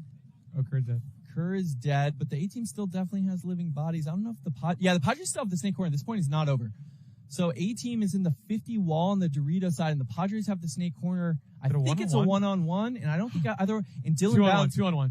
2-on-1. Where's this? Now 1-on-1. So 2-on-1. Nope. A-Team Padres. 1-on-1 now. Oh, 1-on-1, right?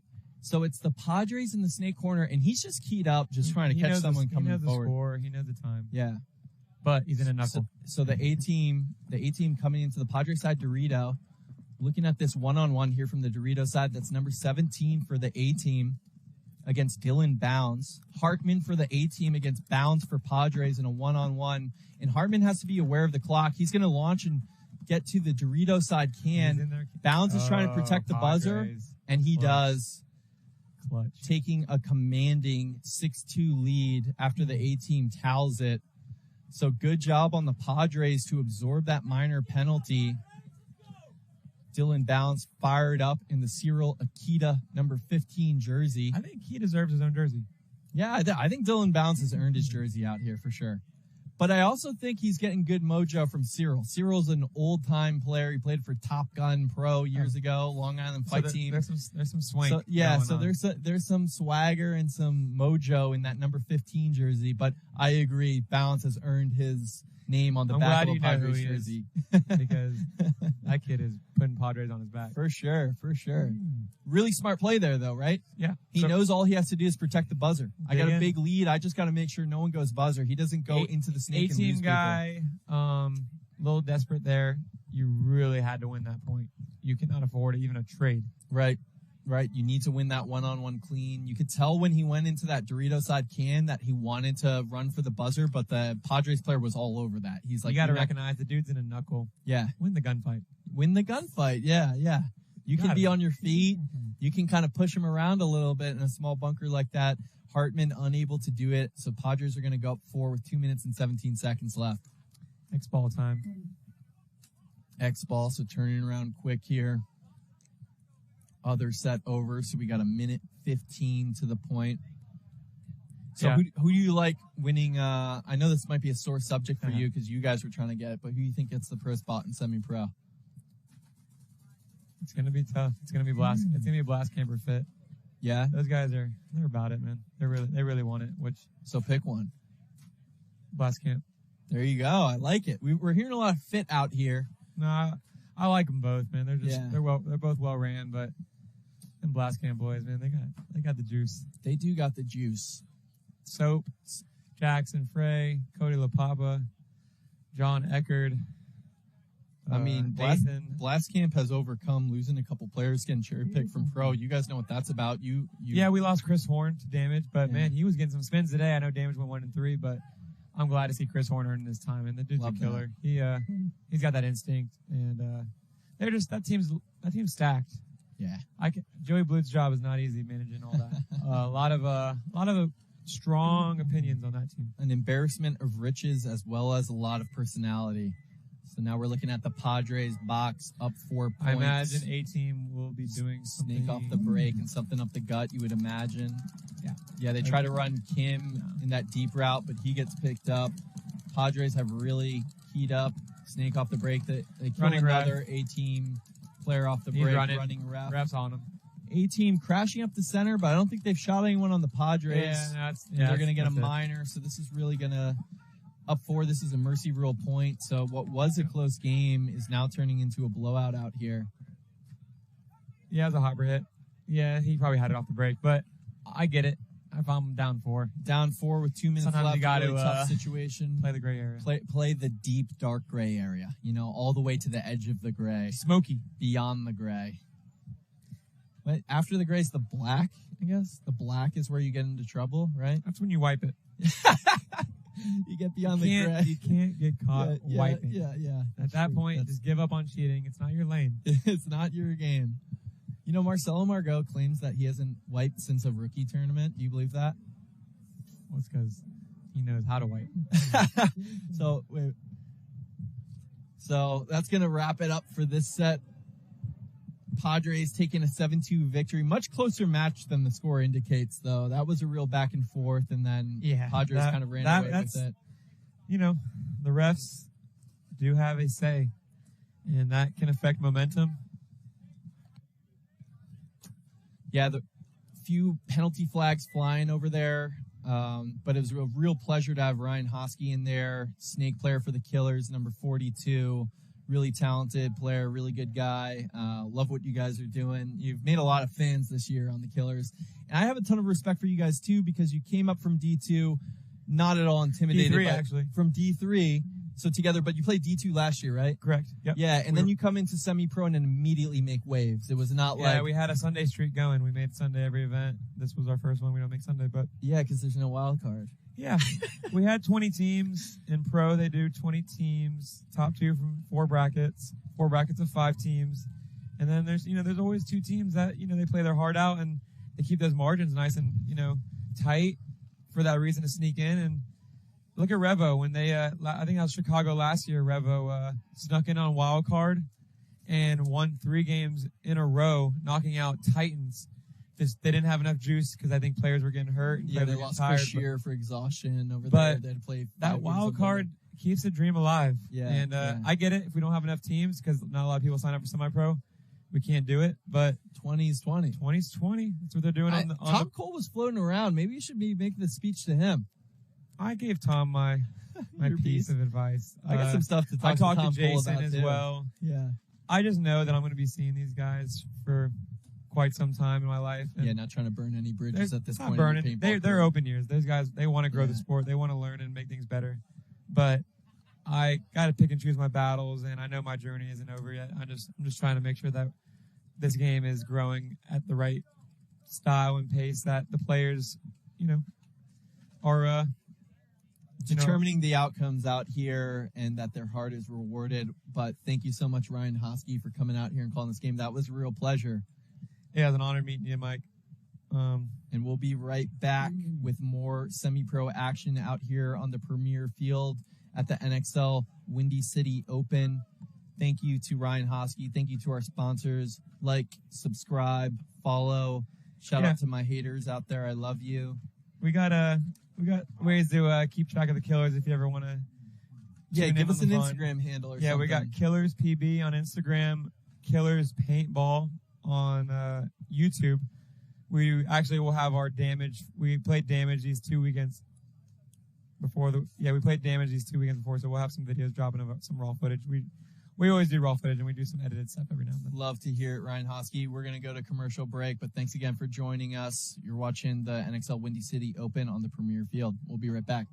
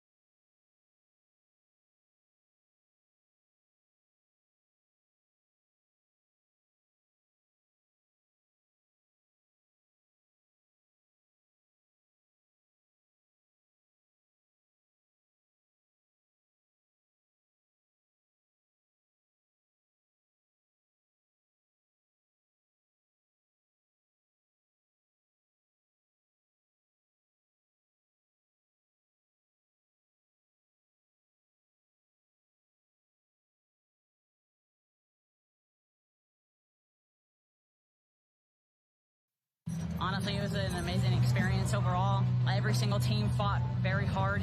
It was definitely a battle for each one, and then it was a war in the finish, and our team stayed very strong throughout. None of us doubted each other. None of us questioned each other. We stayed strong throughout. If one of us even hesitated, we built each other back up. If one of us was falling, we picked them back up, and we kept going. We just kept moving along. We just kept our head in the game, kept our head in each other, and put it in. Whatever we put in practice is what we put on the field. You know, we leave it all on the field, and that's how we do it every single point. Mentality going into this last game was starting over. Start fresh, forget about the rest, forget about all the other wins, forget about all the other points. It was start fresh every single point, and that's what kept us strong. If any one of us had any doubts, we fixed it immediately. Any mistake, we corrected. Every single play, we executed it. We had a job, and we did it. We worked with each other, we remained strong, and we communicated. That was the biggest deal for all of us. We stayed in communication. We didn't let anybody get in bad moods. We kept everything respectful and on and off the field.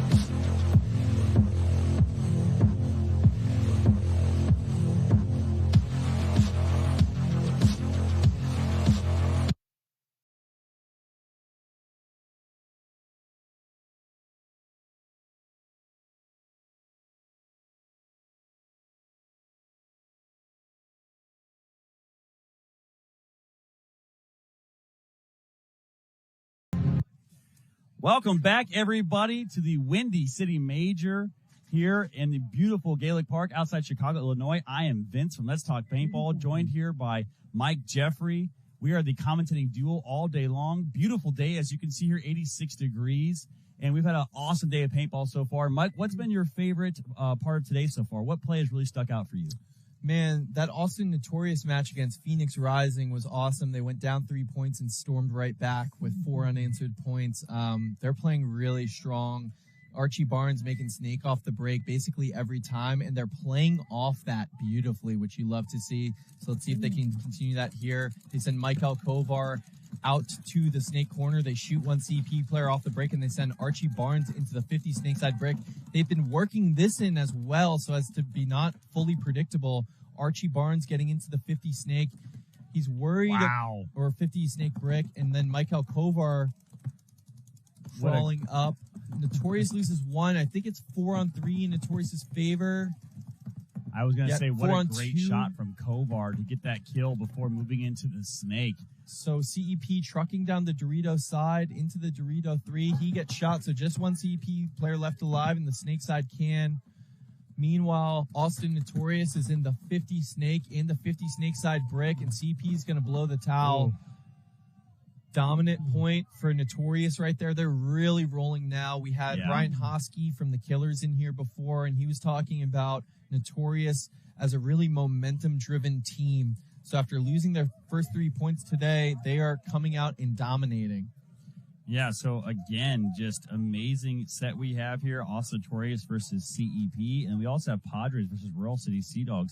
I believe the Padres put up a big win against A-Team earlier as well, which, I mean, A-Team's been looking dominant all day yesterday and into today. So it was definitely a loss that I don't think they expected to take.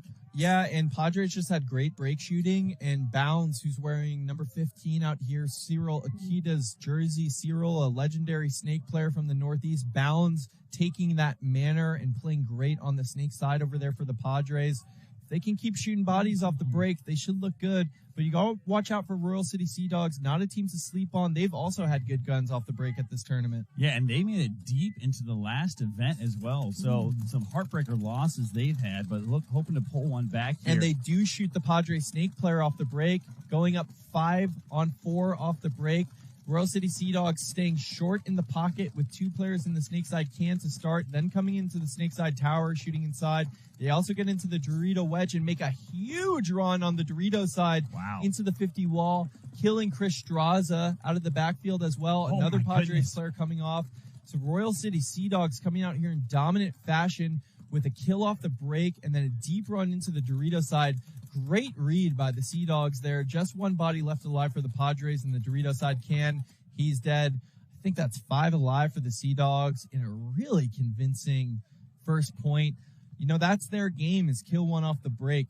So I'm going to consider that first kill they got a commentary kill because you said how good he was doing, and then the first thing that happens is he dies. So also, I'll take it. Royal City Seadogs involved in some controversy yesterday towards the end of the day. One of the Royal City Seadogs was clearing their marker, shooting down range, and accidentally shot one of the A-Team players while doing it, causing a minor penalty.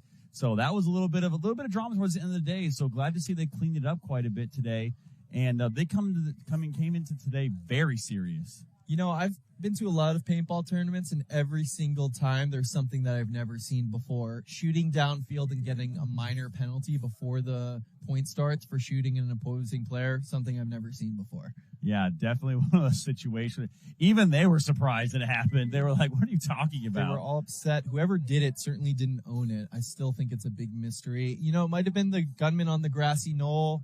Maybe someone on one of these light posts over here lobbed one in downfield. Maybe it was that old school story about the pro hit hiding in the woods. That's Jeremy Salm. It was Jeremy Salm. Bring it back into paintball history. The woods ball tournaments of old. Archie Barnes running snake off the break for Notorious. He has not gotten shot all tournament long running snake off the break. But Notorious is going to lose a player out of the back center. Barnes has no one with him on the snake side over here, so he's going to have wire dominance. He can start doing damage on CEP. CEP, I think, knows he's somewhere in the snake. They certainly do now. He misses his first shot on the snake side can. Archie Barnes gets bounced on his first engagement, though, so tough break by the CEP player. But what Austin Notorious is doing great is they're also playing off of the attention he's getting. They get into the Dorito 3, one CEP player coming off, so it's a 4-on-4 situation with Archie Barnes in the 50 snake. And Notorious also with a Dorito 3 player, so really strong field position for Notorious, but great gun battle kill.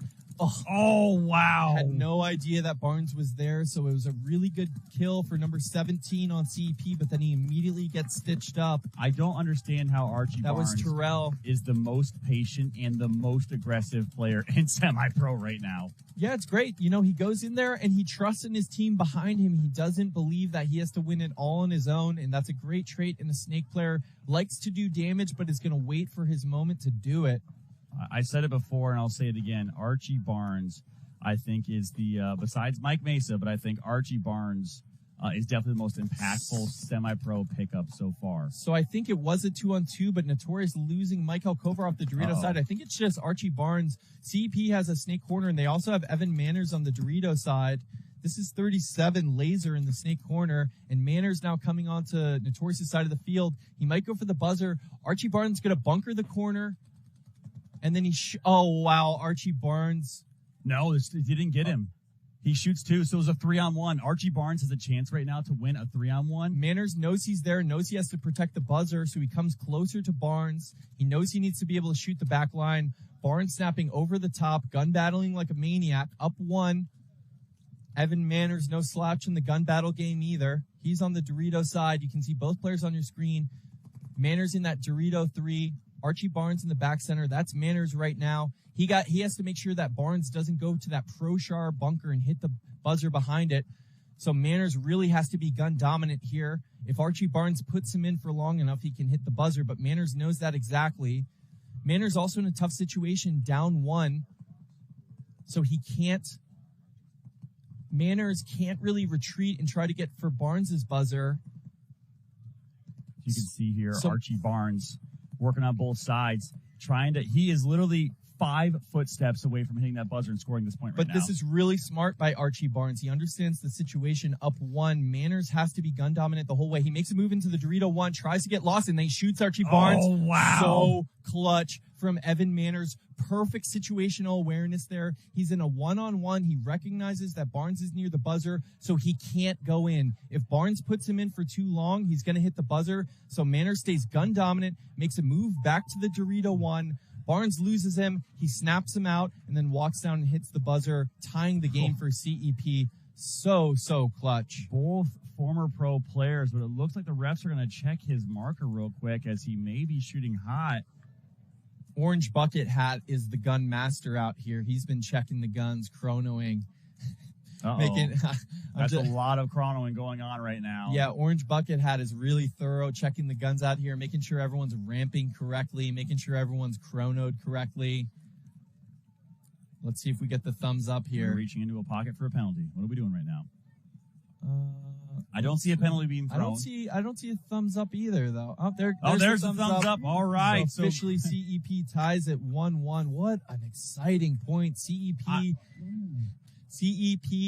able to absorb Archie Barnes' run through. He gets 2, but he doesn't get 3. Evan Manners winning a clutch 1-on-1 and hitting the buzzer. Such great action out here on the premier field. You can see our remaining sets here. We got Austin, Notorious, and CEP, Padres, and Seadogs. Next up, it's going to be Brawl and Phoenix Rising, Blastcamp and A-Team. Really strong sets to finish this day. Absolutely. And, I mean, you can't say enough how every team needs that one clutch player. And Evan Manners is that clutch player for CEP. Yeah, always alive, wins the big gun battles, big gun off the break. You know, not the fastest guy out there. Maybe not not going to beat anyone in a 40-yard dash, but there when you need him. Head-to-head, one-on-one gun battle. He's winning right now. And that was just awesome awareness to know you can't give up dominance for 1 second. All right, now we're in Padres and Seadogs. Padres going to leg out to the corner. Bounds makes it wide on the Royal City Seadogs strong gun. Seadogs also going to lose their Snake Tower player. Cyclops off the break on the early fill. So 5-on-4 advantage for Padres. Seadogs getting into the Dorito side tower. He's going to try to keep the Padres from getting into the Snake. Meanwhile, the Seadogs going to fill out to the Snake corner, matching the Padres down the wire. Padres filling into the Dorito side tower. So good secondaries out here for the Padres, up 1 body off the break. Now getting into the Dorito side wedge, playing heads up. Great job here by the Padres, locking everything down, getting both players into that wedge, like Mike said here, and now launching into that 50-yard line on the Snake. So the tower player on the Dorito side, seen him go. He's going to launch as well. They're going to try to trade him. Oh, he's going to run down. He's going to get him. Oh, I think 57 Kutzler tucked in. I don't think he got him. He didn't. Shoots that Seadogs player. So now Padres are going to be up 5 bodies to 3. Now the ref is calling out Kutzler from that brick. But great job by Kutzler picking up the move and shooting that player. Yeah, so Padres with 4 live. They're in the Dorito 2, the Dorito side wedge, the Snake side tower. Chris Straza in the Snake side tower with 1 million pods on his back, communicating, trying to figure out where these last Seadogs bodies are.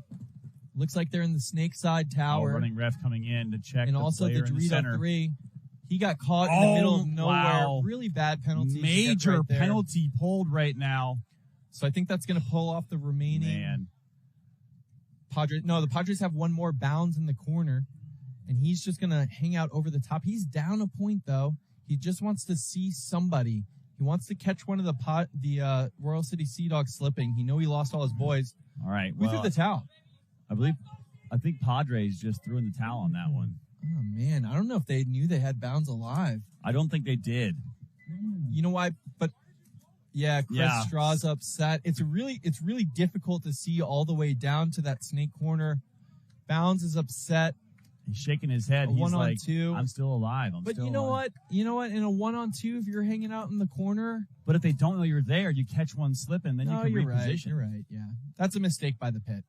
Yeah, that's just that's one of those situations where hectic things are happening. You see the major go up. You're trying to count the bodies walking out, but you're also trying to preserve as much time as possible. I mean, those things are going to happen. That's a tough one, though. I think they really didn't know they had another body alive, and it's difficult to see the far side corner from these pits. So the major penalty that we're getting there, the update from the Ultimate, is player was shot in the arm, looked at it, and continued to play on and shoot the other player. And the thing is, right, in that situation, it's a 4-on-2. The one thing you can't do is get a major. So now back into Notorious and CEP. CEP running to the snake side brick off the break. I think he got in there. No, he did not. No, the CEP, his back player shot him in the pod on the way up, and then when he slid in there, the guy on the other team shot him too. So twice shot, one team kill for CEP. Notorious stays short on the snake side. They don't send Archie Barnes out. They're trying not to become too predictable. Archie might not even be out here. No, I don't see Archie Barnes. Kovar is in that snake side can. They have Sherman getting the spin up here up in the center. Sherman in the snake side wedge, looking snake way. Another CEP player coming off, so I think it's 5-on-3, Notorious's advantage. But CEP slips into the snake. Oh, no. He's not undetected. Notorious is calling it. He's going to get blasted in the back of the head here. Oh, great kill by Sherman. Great job by Sherman. He's probably going to shoot the fill now. He misses Colin Cherry. So Colin Cherry's going to wheel and deal. He comes over the top, though. I think he kills someone out of the Dorito side. Sherman really moving nicely over there. Kills another on the Dorito side. So I think it's just Colin Cherry in the snake side can. I saw something fly off. I don't know if it was off the bunker or what. Cherry going to try to wheel and deal, but in a really tough situation. Sherman asking for a check right now. In the wedge. And Sherman, absolute amazing athlete. Cherry peeled off, and so CEP's going to blow the horn to go down 1-2 against Austin. Notorious really looking like one of the strongest teams out here. Yeah. Looking poised to make a deep Sunday run. Super happy to see Sherman getting his spin out there. Absolute physical specimen. And playing great. Yes. Like really dynamic up the center in the close, understanding the situation. He gets fed the information that CEP's in the Dorito 3, comes over the top and blasts him. Yeah, great job. Love to see. I don't know if Sherman's wearing Bateman's jersey. I think one of those guys told me that was the case. Yeah, I'm pretty sure he is, but that is Sherman, the old Shermeister, Sherman. Started this year off with STK, was a standout player for them. Unfortunately, STK did not do well. They lost a really close one to Excessive, which stopped them from moving on at the first event. Go into the Lone Star event, they have a terrible event. STK breaks up from there, and Sherman able to make it on to Notorious. So Notorious making some big pickups. Yeah. So with Sherman and then picking up Archie Barnes Jr. as well. It could be risky to pick people up in the middle of the year. They could throw off the vibe on the team, but so far it looks like those are great pickups for them. Now the Padres down 2 against Royal City Seadogs, hurt by a penalty in that last one. They do get a kill off the break though, so it's a 5-on-4 advantage. Maybe 3 alive for the Seadogs. I'm not sure if anyone died for the Padres yet. Didn't see anybody walk off, but the ref is in checking another dive for the Padres or Seadogs. Just one alive in the Dorito 1 for the Royal City Seadogs. So Padres doing a great job of shooting fills. Yeah. In this point. Absolutely. So now they have Bounds getting into the snake, and it's just a matter of time before they figure out it's just that Dorito 1 left. Yeah, great job. Peeling him off. I mean, Padres doing a phenomenal job adjusting their game plan. Well, that last point, the game plan was fine. They had a 4-on-2 situation, and then they just got the major and blew the horn. So Padres shot themselves in the foot on that last one, but now it looks like they're going to make it a 1-point game. Yeah. So, again, phenomenal job here. Looking up, down, all around. Ref's going to give them the thumbs up. So, good job by Padres putting one up. So, again, this is a much closer match. Padres bringing that one back after that bomb that went off last point. So, we'll see here CEP and Notorious. CEP down by 1, 9 minutes, 38 seconds left to go. Plenty of time here as the day is getting long. Beautiful weather right now. Cooled down a little bit. Cloud cover. Yeah, this is perfect weather. So, a lot of times, people don't realize the athleticism that comes out of these semi-pro athletes. A lot of these guys are in the gym quite a bit, physical specimens in their own right, and really just trying to prepare themselves for this crazy heat and weather. It's not easy to strain yourself out here wearing a mask, to run and dive, the core strength required, the cardio required, and to do it point after pouring sweat, wearing long sleeve clothing, carrying paint on your back. It's a really strenuous thing to play 3 days of a tournament out here, to run as fast as you can off the break and crawl. So seeing a lot of really talented, hardworking athletes out here. CEP trying to keep 5 alive. FSU, Austin Notorious, sending a player out to the snake corner and then filling into the Dorito side tower. CEP rolling their guns. Hopefully we can see CEP get a kill off the break here, or kill off the insert here where Kovar is trying to make it to the snake. They're really watching that angle right now. Yeah, they have the Dorito 1 playing heads up.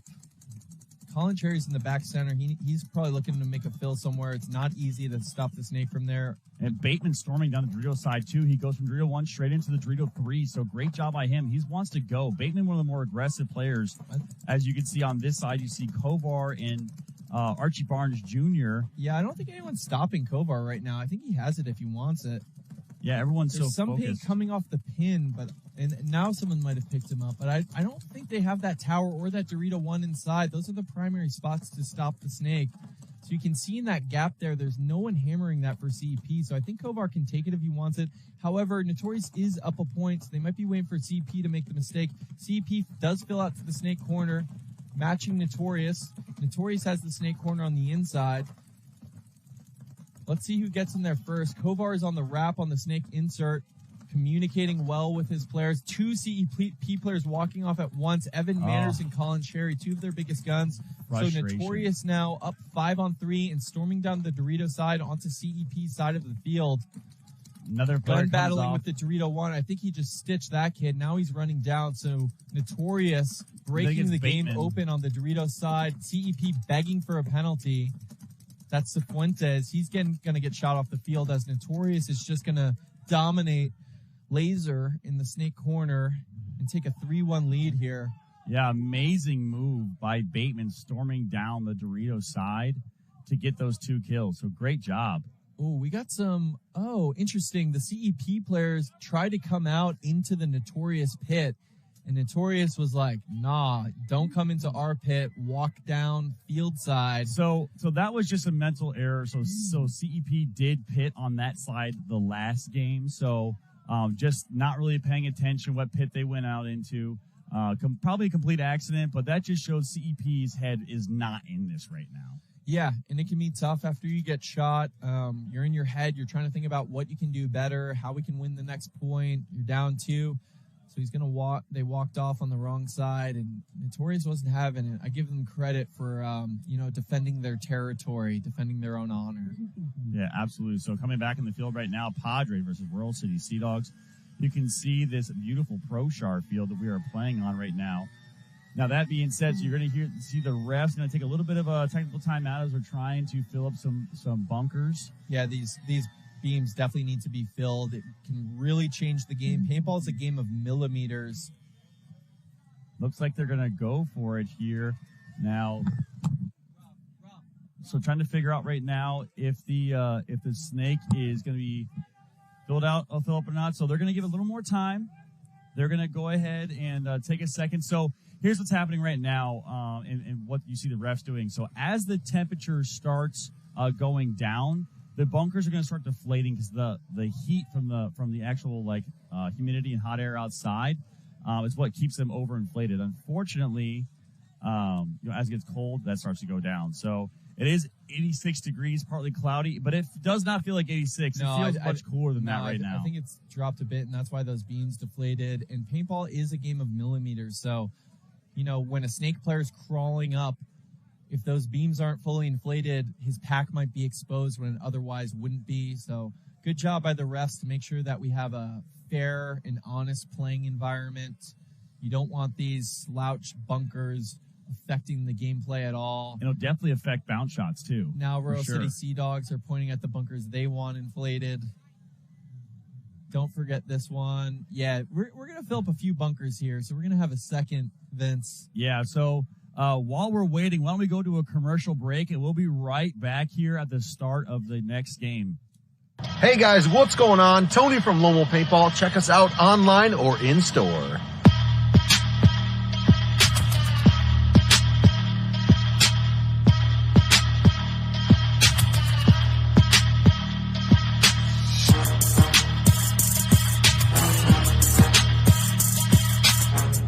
LowellPaintball.com.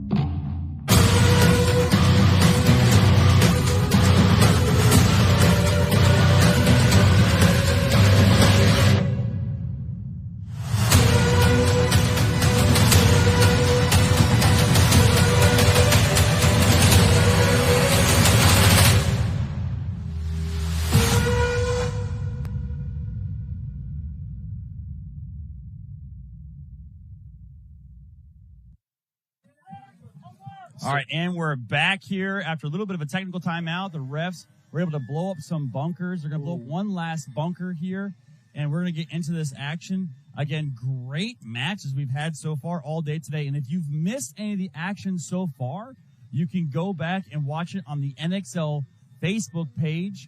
Go to the NXL, go to the videos, and then you'll be able to actually see all yesterday's matches, afternoon and morning. And then on top of that, too, you'll be able to watch all of today's matches as well. So if you're a semi-pro team and you need to scout and you're making it into Sunday, go to Facebook.com/NXL. That is the place you can find all the videos on to scout your matches. So yeah, and hit me up, Mike_Jeffrey 24 $50. I'll give you a scouting report. Just kidding. Unbiased. Wow. So we're getting news right now that Evan Manners is suspended for the rest of the game. Wow. For what? For the pit situation. Dramatic turn of events here in that CP set, but right now we are in Padres and Royal City Seadogs. Padres are going to lose 3 off the break. A travesty of a breakout for the Padres as Seadogs are going to get into the snake side break and the 50 snake. Just 2 bodies left alive. It's Bounds, number 15, and the snake insert. Someone on the Dorito side slips into the juice box, maybe undetected. 1 body walking off for Seadogs, so I think it might be a 2-on-3 in the Seadogs' favor. Yeah, 10 minutes, 30 seconds here on the clock, so... Again, Royal City Seadogs doing a great job getting in. Oh, he's going to peel the back off that player. So great shot by, is this one of the brothers? Yeah, Rizzardo. This is D. Rizzardo. So Rizzardo. Great job by D. Rizzardo. Get down there peeling off the back of that last player. So phenomenal job. So did we get any clarification about why Evan Manners is suspended for the rest of the match? It was because he walked into the wrong pit? I think it was a little more than that. We can talk to the Ultimate and get some more clarification. But, yeah, not helping his case here. Wow. So we're hearing that Evan Manners hit the towel from the other team's pit. So walked off the field and hit the buzzer. Yes. So on an accident, he thought he was going into his own pit and trying to concede. Trying to concede it. Didn't realize when he looked up, he was surrounded by Notorious players. Unbelievable. And then he hits the towel. So wild turn of events. Horrible mental mistake for Evan Manners. He's pleading his innocence. I didn't know. But he still made a terrible mistake, and he's going to get suspended for it and really hurt his team, who are down 2 against Notorious. Yeah, With 7:41 left on the game time, and now CP is without one of their best players. Archie Barnes going to pull up short at the snake insert. CEP going deep on the Dorito side to the juice box, and then filling up with Colin Cherry into the Dorito side tower to shoot Snake Way. CEP with both towers on the cross to try to hold off any Austin Notorious attack. Notorious gets out 5 alive, though, playing with a 2-point lead, 7:26. This game's not over for CEP, but they did lose one of their best players, which is going to make it hard for them to come back. They got a player in the juice box shooting from the right. He's shooting righty-lefty from the hip in the juice box on the Dorito side for CP. Now he's going to switch up that to laser and try to take wire control. Yeah, I think Sherman here, it is Sherman back up into that 40-yard line at Snake Bunker. Looking across, he wants to make the move to the 50. He's probing right now. Oh, but on the run, he catches it in the mass. So great zone control there by Colin Cherry as he gets the shot across. Yeah, so just a little overextension there from Sherman, trying to make something happen in an unnecessary situation when it's a 5-on-5 point and you're playing with a 2-point lead. Great job by Colin Cherry getting into that wedge and holding the zone he's responsible for. CP also has Terrell, number 17, holding that zone. Now we got Laser shooting from the hip inside again with his right hand, which is interesting. Going to come out on the wire, looking to make that move into that Dorito 3. Yeah, absolutely great. CEP, it's becoming a big point for them. Nice dip out wide under the Dorito can, or the Snake Can's gun, understanding who's holding him up and moving correctly to get past that gun. Yeah, so Colin Cherry, their amazing zone control, not letting anybody move into the snake right now as he's locking off that entire side. CEP filling up behind him, though, as Colin Cherry makes his way into the 50 juice box. I think he drops the zone, though, for a second. All right, he switches back to it. Archie Barnes is in the snake insert, and you really don't want to go to sleep on him. Yeah. CEP also shoots the snake corner, so I think it's just 3 bodies left alive for FSU. They're in the Dorito 1, the Dorito tower. That's Marky Franz. And Archie Barnes in the snake insert, looking at 5 CEP players. CEP is in the Dorito 3, the center juice box, the snake wing, and now the snake insert. Archie's going to go. There he goes. Archie gets into the snake, and CEP is not positioned to stop him at all. Oh, wow. They need to fill out to the center or to the corner. Archie puts his gun down and loads. Colin Cherry coming off the field. Another FSU player coming off the field. That's Marky Franz. Minor penalty being thrown over here. So this is interesting. Archie Barnes gets into the snake 2 against CEP. CEP needs to hit the buzzer before Archie launches. Archie has no idea that CEP is behind him. Terrell is going to hit the buzzer before Archie Barnes figures out what's happening. So CEP going to cut into Notorious's lead. It's going to be 3-2 CEP with 4 minutes and 49 seconds left on the clock. Yeah, what a great job there. I mean, that could have been very bad for CEP. Yeah, they went to sleep on Archie Barnes. That was Colin Cherry's responsibility, and then he died. No one on CEP picked it up. However, Archie Barnes wasn't able to figure out what was happening quickly enough. Down bodies there. No shade on Archie Barnes in that situation. CEP able to gut one out with really strong play on the Dorito side on that one. Yeah, unfortunately for Archie, his players dying behind him, and that really hurt him. So yeah, and just great progression up the center from Colin Cherry, peeling Sherman off, coming through. Great job by Laser on the Dorito side to make moves, get up the field, and get a couple key kills. Yeah, so as we're going into the later part of the day, you can see the Shadows getting really along. That is going to start playing a part in this game. You're going to see those higher-level players start looking at the Shadows before they start making moves. Yeah, so the Dorito side is the Shadow side now. That's huge to see how your opponent is lining up. You can tell if he's going to be coming out on your side. You can tell if he switches inside. Good players know to make moves off of that. It's not going to be a factor on the Snake side. In the morning, that's what we see quite a bit of. Now we're looking at the Padres breakout down 2 against Seadogs. Let's see who wins this breakout. Running out wide, the Padres player. Not a great jump there. Not sure if that was bounds. I don't think it was. Seadogs, one of the best break shooting teams out here right now. 5 on 4 for Seadogs. They're in the outside Dorito, the Dorito Tower, the back center, and now the Snake. Huge move by one of the brothers, Rizard brothers. Yeah, D. Rizzardo, number 10 for Seadogs, getting into the Snake 2, backing up off it, trying to find a kill from the Padres. They know he's there, though. Padres get into the Dorito side wedge. If Rizzardo goes into the 50 Snake, that wing player for the Padres might be able to catch him in the pack, but he's not playing like he knows he's there. Rizzardo can come up and murder this wing player for the Padres. The way he's lined up, he's not going to see it. Oh, man, he's not checking off his shots correctly. Now he sees it, blows him apart. Oh, there you go. Great job from Rizzardo getting the kill. I mean, that's 2 points in a row, though. He's been absolutely outstanding for them. Yeah, really pushing the issue, playing smart.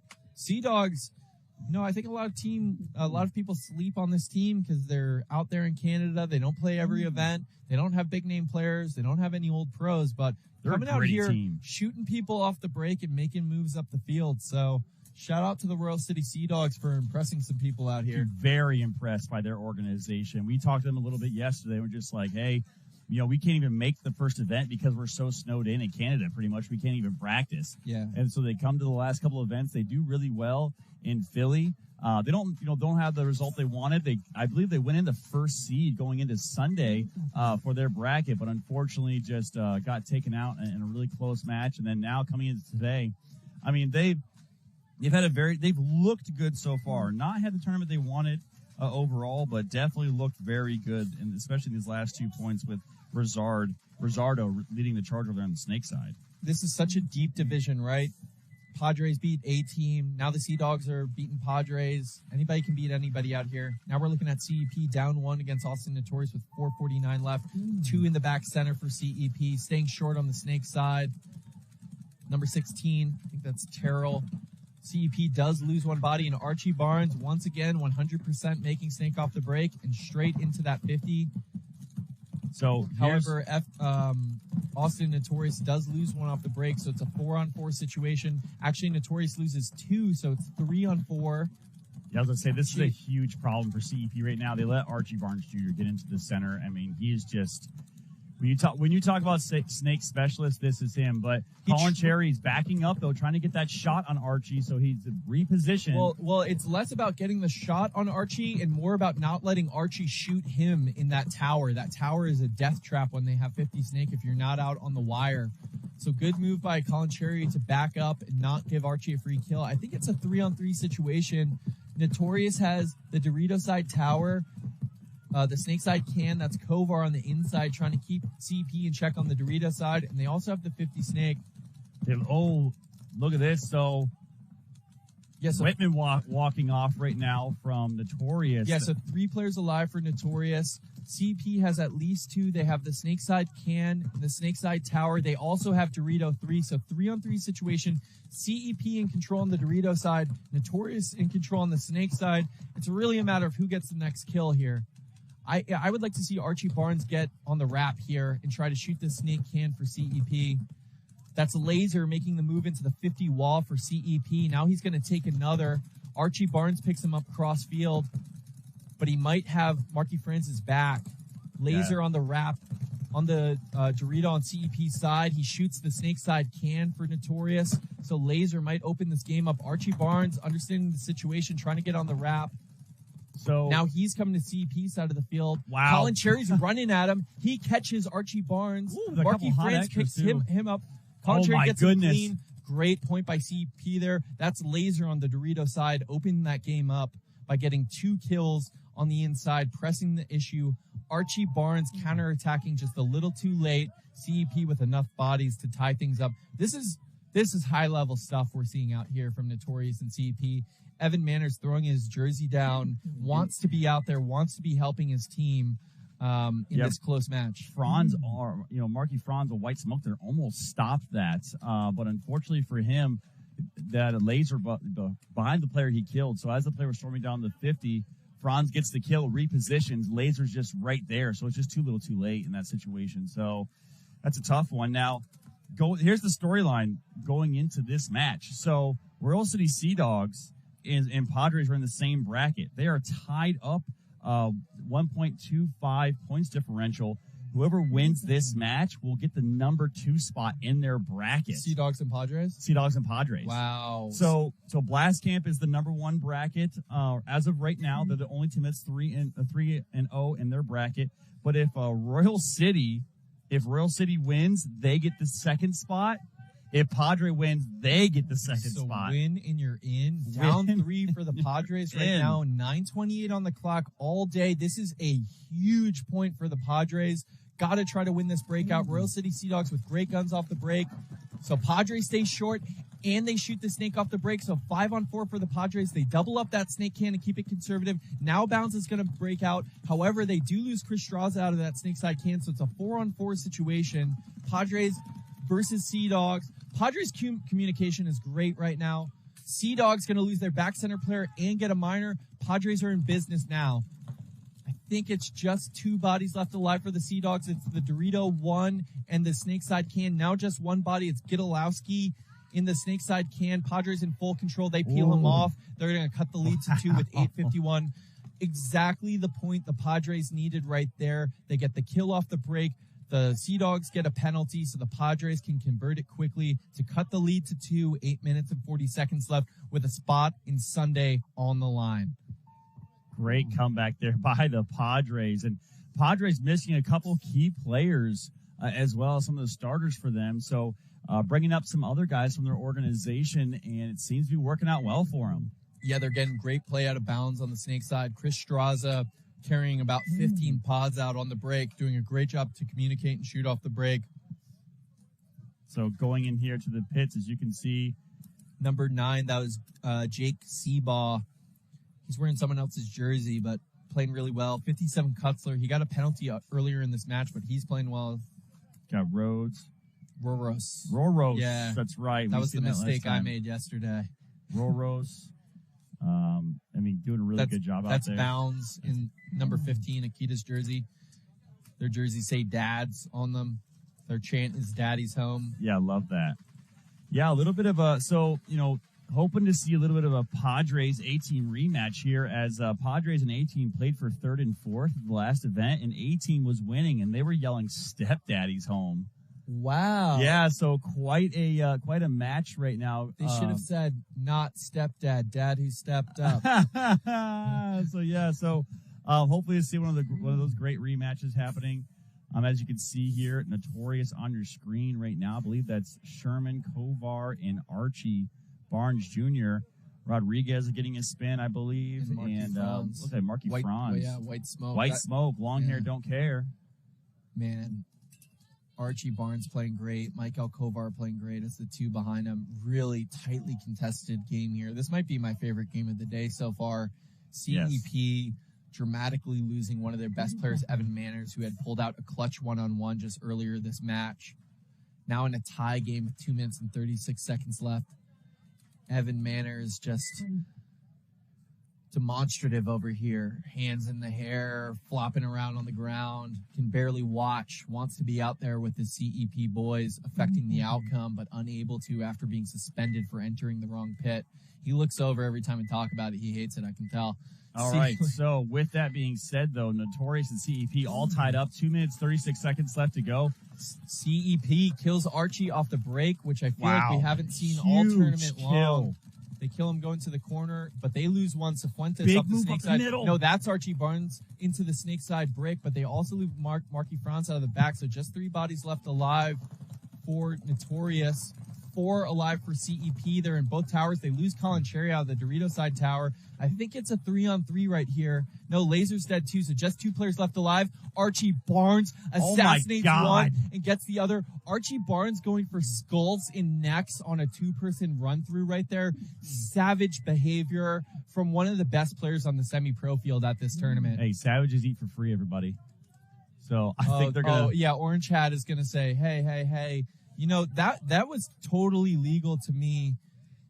It is definitely one of those things. I'm going to ask Rob, do you get penalized for targeting? Because he didn't put a lot on them. He just put them in painful places. Yeah, I think it was the shooting here horizontally, and then I'm going to still run by you and shoot you in the back of the head. I think that's the.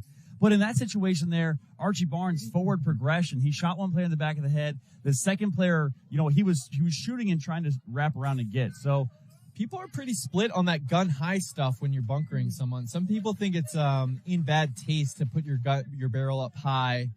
Archie Barnes certainly had no qualms about it there. The CEP guys aren't in love with what just not happened. happy about that. However, I love to see number 5 smiling. Trip, no problem taking one in the back of the head. He seems juiced up by it. Now we're looking at Rose City Seadogs and Padres. Padres breaking out, staying short on the Snake side. They're trying not to let the Seadogs get a kill off the break. Both teams with 5 alive. Seadogs playing mostly back 5 with just that snake corner, snake tower inside. 2 in the back can for Padres, but now Bounds sneaks out into that snake insert. They also have the Dorito side wedge inside to stop any Seadog snake progression. I'll say Seadogs moving up to both towers here now, trying to get those cross shots, and big move into Dorito 3 as the next player on the back can from the snake side splits out. But they do lose their Dorito side player, though. So great job by the Padres picking up that zone and that transition. Bound slips into the snake and gets to the 50. Seadogs losing another body off the Dorito side. However, Padres lose one, so it's 4-on-3 and Padres advantage. Padres with the big advantage. Snake side, never mind. Commentator's curse. He gets killed. It's a 3-on-3 situation now. All the Seadogs players are on the snake side. They're in the snake tower, the snake can, and the snake corner. Padres are in the back center, the small Dorito on the outside, and also the snake insert. So fairly even position, but actually Seadogs are clustered on the snake side. They do have that snake tower which can hold up movement. I would like to see the snake can for Seadogs try to make his way back over to the Dorito side. Meanwhile, the Padres really need to think about pressing the issue on the snake. Yeah, phenomenal job here so far by the Padres, identifying the situation, moving up on that Dorito side. Now they're shooting over top, trying to get that drop shot now onto the tower. And the center is very vulnerable for the Seadogs right now. He comes into the Dorito side. Ref calling the Padres player, snake player out from across the field. However, the Seadogs lose someone simultaneously. A 2-on-2 situation. 6:40 left on the clock. Padres down 2. Both Seadogs players on the snake side. The Padres have someone up the center and also the Dorito 3. I think the Seadogs player here in the corner is running low on some paint too. As he makes a move back into the snake. No one picks him up. He almost shoots the Dorito 3, but doesn't quite. Oh, the second Padres player is in the Dorito brick. So both players on the snake side for Royal City Seadogs. Padres now trying to make a what move a across. shot. He gets picked up. Padres player trying to make a move to the Dorito side, but he's going to get diced up. Oh, Galawaski saves the day as the Padres player shoots the back center player for the Seadogs. Thought he was going to go hang the flag. Didn't realize Galawaski had moved out of the corner into the snake and just turns and roasts him. So great clutch play there by Galawaski to hang the flag there and save the point. Well, he's not going to hit the flag. He's going to kill time off it. The Padres finally towel it. So the Seadogs are going to go up 5-2, 5 minutes and 52 seconds left. Padres were in control of that point and threw bodies away. They had the advantage off the break. They blew up the Seadogs Dorito side, but unable to convert in that situation, losing gun battles. Man, great action on this premier field right now. Back and forth points. So, I mean, Seadogs Padres, win or go home. Right, that is the story right now. So in semi-pro with our brackets, they're only taking the top 2 teams, no wild card, having 20 teams. So it will be a situation where if each team will have the top 2 from each of their brackets. So they're fighting right now. They're fighting to try to be that number 2 spot in their bracket. Yeah, and really a gritty point by the Seadogs. They lose their whole Dorito side. The remaining 3 players are all stuck in the back on the snake side, and they're able to gut it out, dink out the Padres. Now we're jumping into CEP Notorious. CEP down 1, 2 minutes left. Huge point right here. Looking at Colin Sherry. He's about to try to shoot Archie Barnes, who looks like he's going to go to the snake insert off the break. However, CEP gets into the snake off the break. He's going to go straight into the 50. Sherman storming up the middle there, getting into the center wedge on the Dorito side, shooting cross. They're trying to pick up that snake player right now. Yeah, he knows he went in there, so he's going to try to catch Laser being sloppy once Laser gets on his stomach, but he gets caught down the wire, I think, by Mike Alcovar. He got bounced off the head. Not sure if he's hit. There's paint on him. They might have come off the bunker. I thought he got shot. So tough death for Laser. Switching over to the Snake side. He's been playing the Dorito side most of this match. Head ref loudly pulling Sherman off the field. Lucky doesn't catch a penalty there. Notorious still has 3 players alive. He's checking his head. There's a giant hit on his face. Archie Barnes in the Snake insert shooting inside. Michael Kovar in that Snake side can, trying to keep anyone from getting wide on the Snake side for CEP. You're looking at CEP, 60 seconds left, down 1. They have 1 player on the outside small Dorito and the Dorito 1. CEP needs to get on their horse right here. They don't have time to roll their guns and shoot cross shots. They need to go. 48 seconds, down 1. Yeah, Colin Cherry walking off head down right now, as no CEP players are pushing the pace right now. 41 seconds. But now we see Cifuentes getting on the other side of the field, exactly what they needed. Michael Kovar, I believe, picked it up, though. It's 3-on-2 for Notorious with 30 seconds left. Cifuentes gets, love to see it, gets right on the wrap. He's loading a pod, doesn't have time to look inside. He's seen if he has anyone with him. And now, Kovar trying to call his shot, 18 seconds, launching on the Dorito side, goes CEP, but they're doing it individually. There's 4 Notorious players alive, not 3. And it's going to be too little, too late. Cifuentes is going to get blown up and assassinated by Kovar. Kovar puts it, oh boy. Oh, that's definitely a penalty. Wow. All right, wow. So Kovar turns around and shoots a shooting player. Be careful. So that's going to be I believe it's going to be a major penalty going on right now. I think they're going to call a major on Kovar. Yeah, I mean, it should be a major. Not sure though. We'll get the final call, but yeah. Thumbs up on the flag hang. So Notorious is going to win this match. Although that's a major in the last 30 seconds. If it's a major, that's a swing point. If that's a major,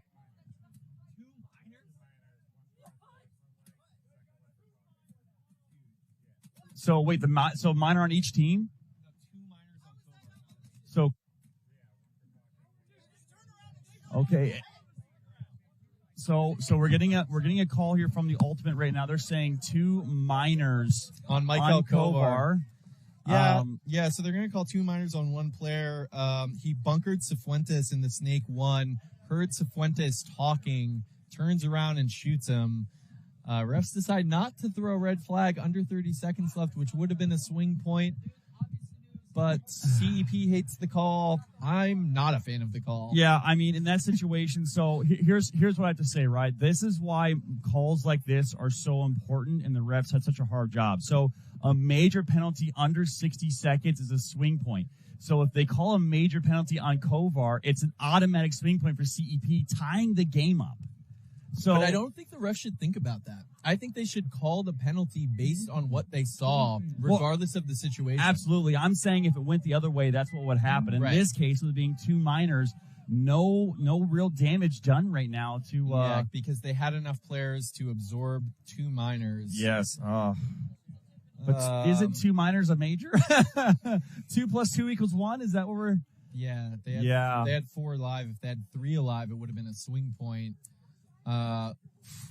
CEP livid after having Evan Manners suspended, and then Michael Kovar turning and shooting a dead player, not getting the major call. And tensions rising as Archie Barnes Jr. did assassinate 2 of their players as well.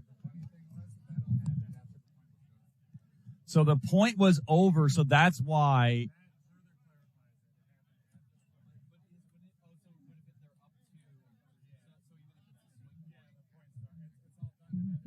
All right, so getting some clarification from the Ultimate here. So essentially when all of that went down, the point is over. The 10 seconds had run off the clock. The end buzzer had went off. And, Kovar decided to give him a little extra love in the end. So now we got the Padres versus the Seadogs with the Sunday spot on the line. Padres down 3 with 5 minutes left. They lose 1 off the break. That Seadogs shooting the shooters just really fantastic out here. They have 5 alive. They sent 2 to the Snake Can. Padres getting out to the small Dorito, talking with his tower player, trying to figure out what's happening for the Seadogs. Absolutely crazy points we've had out here so far today. 5 minutes left in this match. Again, just in case you're tuning in now, you can watch back all these matches all day long. Big story here for this match is going to be whoever wins goes in, whoever doesn't goes home. So big time action happening right now. Royal City Seadogs versus the Padres. Padres down 3 and down a body. They have some advancement up the field into both towers. Now getting into the juice box on the Dorito side. They have to push, even though the Seadogs are up a body. Oh, but they do kill the Dorito side wedge for the Seadogs, evening it up at 4-on-4. So the Padres in business here. Yeah, definitely. Ideally, you want Bourne to get in, bounce to get in the snake here. He is catching some heat. I think it's just the snake hand that's holding him up. He should be able to put him in and go. Yeah, I'm waiting for to see what's going to happen. They have to play with pace right here. I know they need the point, but you're down 3, 4:27. You don't want to allow 3 minutes to come off the clock here, which is exactly what the Seadogs are trying to do. Seadogs in the snake corner, the snake can, the outside Dorito in the back center. Padres in the Dorito 3, both towers and the snake insert. Bounds now looking to make the move. Padres also getting into the Dorito side wedge. Now Bounds goes. Great move here into the snake. Takes a big bite, looks down the wire. So Padres has to understand that player's there, and they do. They're chopping the lane off right now, trying to stop him. Yeah, but don't worry about the snake corner. Just go. Just go. Absolutely. Oh, geez. Tough death out of the snake side or Dorito side wedge for the Padres in a gun battle. So it's 3-on-4 now. Padres down bodies and down 3 points. Seadogs playing in the back line, content to get time off the clock. Yeah, this guy has to go right now.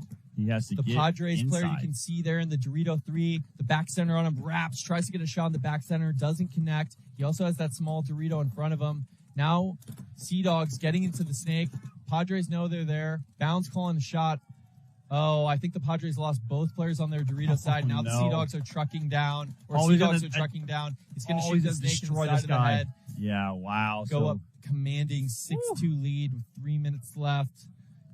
Entering desperation mode now for the Padres. You got to blow the towel. They do. Mercy rule time here. So, yeah, I mean, I'm still thinking about it from down 3, need 4 points.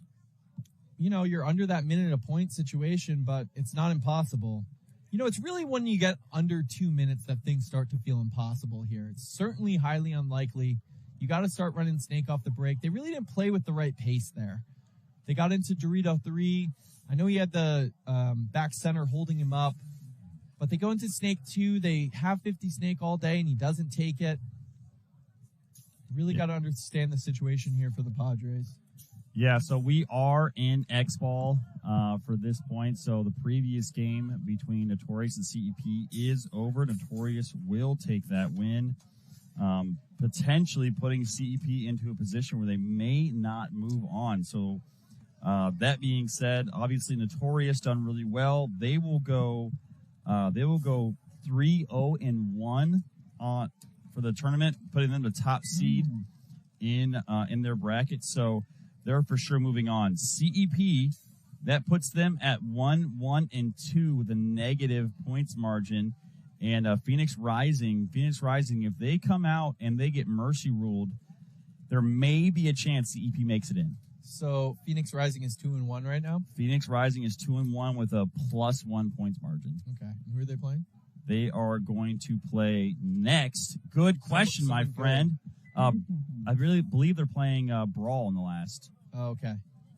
So it's going to be Brawl, Phoenix Rising, Blastcamp A-Team in the last set of the day. So, yeah, I mean, CEP, that's a tough one. That is a tough one. Yeah, but you also had that miracle against Blitz that was a little controversial go your way. So I don't know, maybe everything.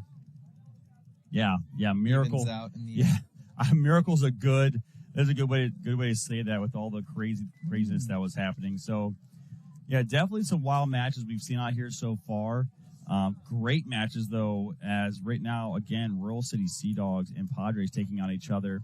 As we have 2 minutes, 59 seconds left in this match. Give a shout out to our sponsors real quick, providing this amazing experience for all of you at home. ProShar Paintball, Planet Eclipse, GI Sports, HK Army, LoneWolfPaintball.com, Dive Paintball, Stuff Air, and DLX Lux Technologies. So if you're in the local area, feel free to stop by the event, Gaelic Park here outside Chicago, Illinois, as we are here at the Windy City Major 5th stop in the NXL Series in 2022. Again, I'm Vince Cunningham from Let's Talk Paintball, joined here by Mike Jeffries. We appreciate you tuning in. If you can, like, share, comment, follow, subscribe. Share all this out as we're coming to the last couple minutes here of this Padres Royal City Seadogs match. But stick around. We do have one more set left after this as we're looking at Seadogs on the breakout. Seadogs with elite break shooting so far in this tournament. Let's see if they can shoot a Padres player running deep off the break. Padres pushing it on the Dorito side. Not sure if he made it in there. Seadogs also running deep.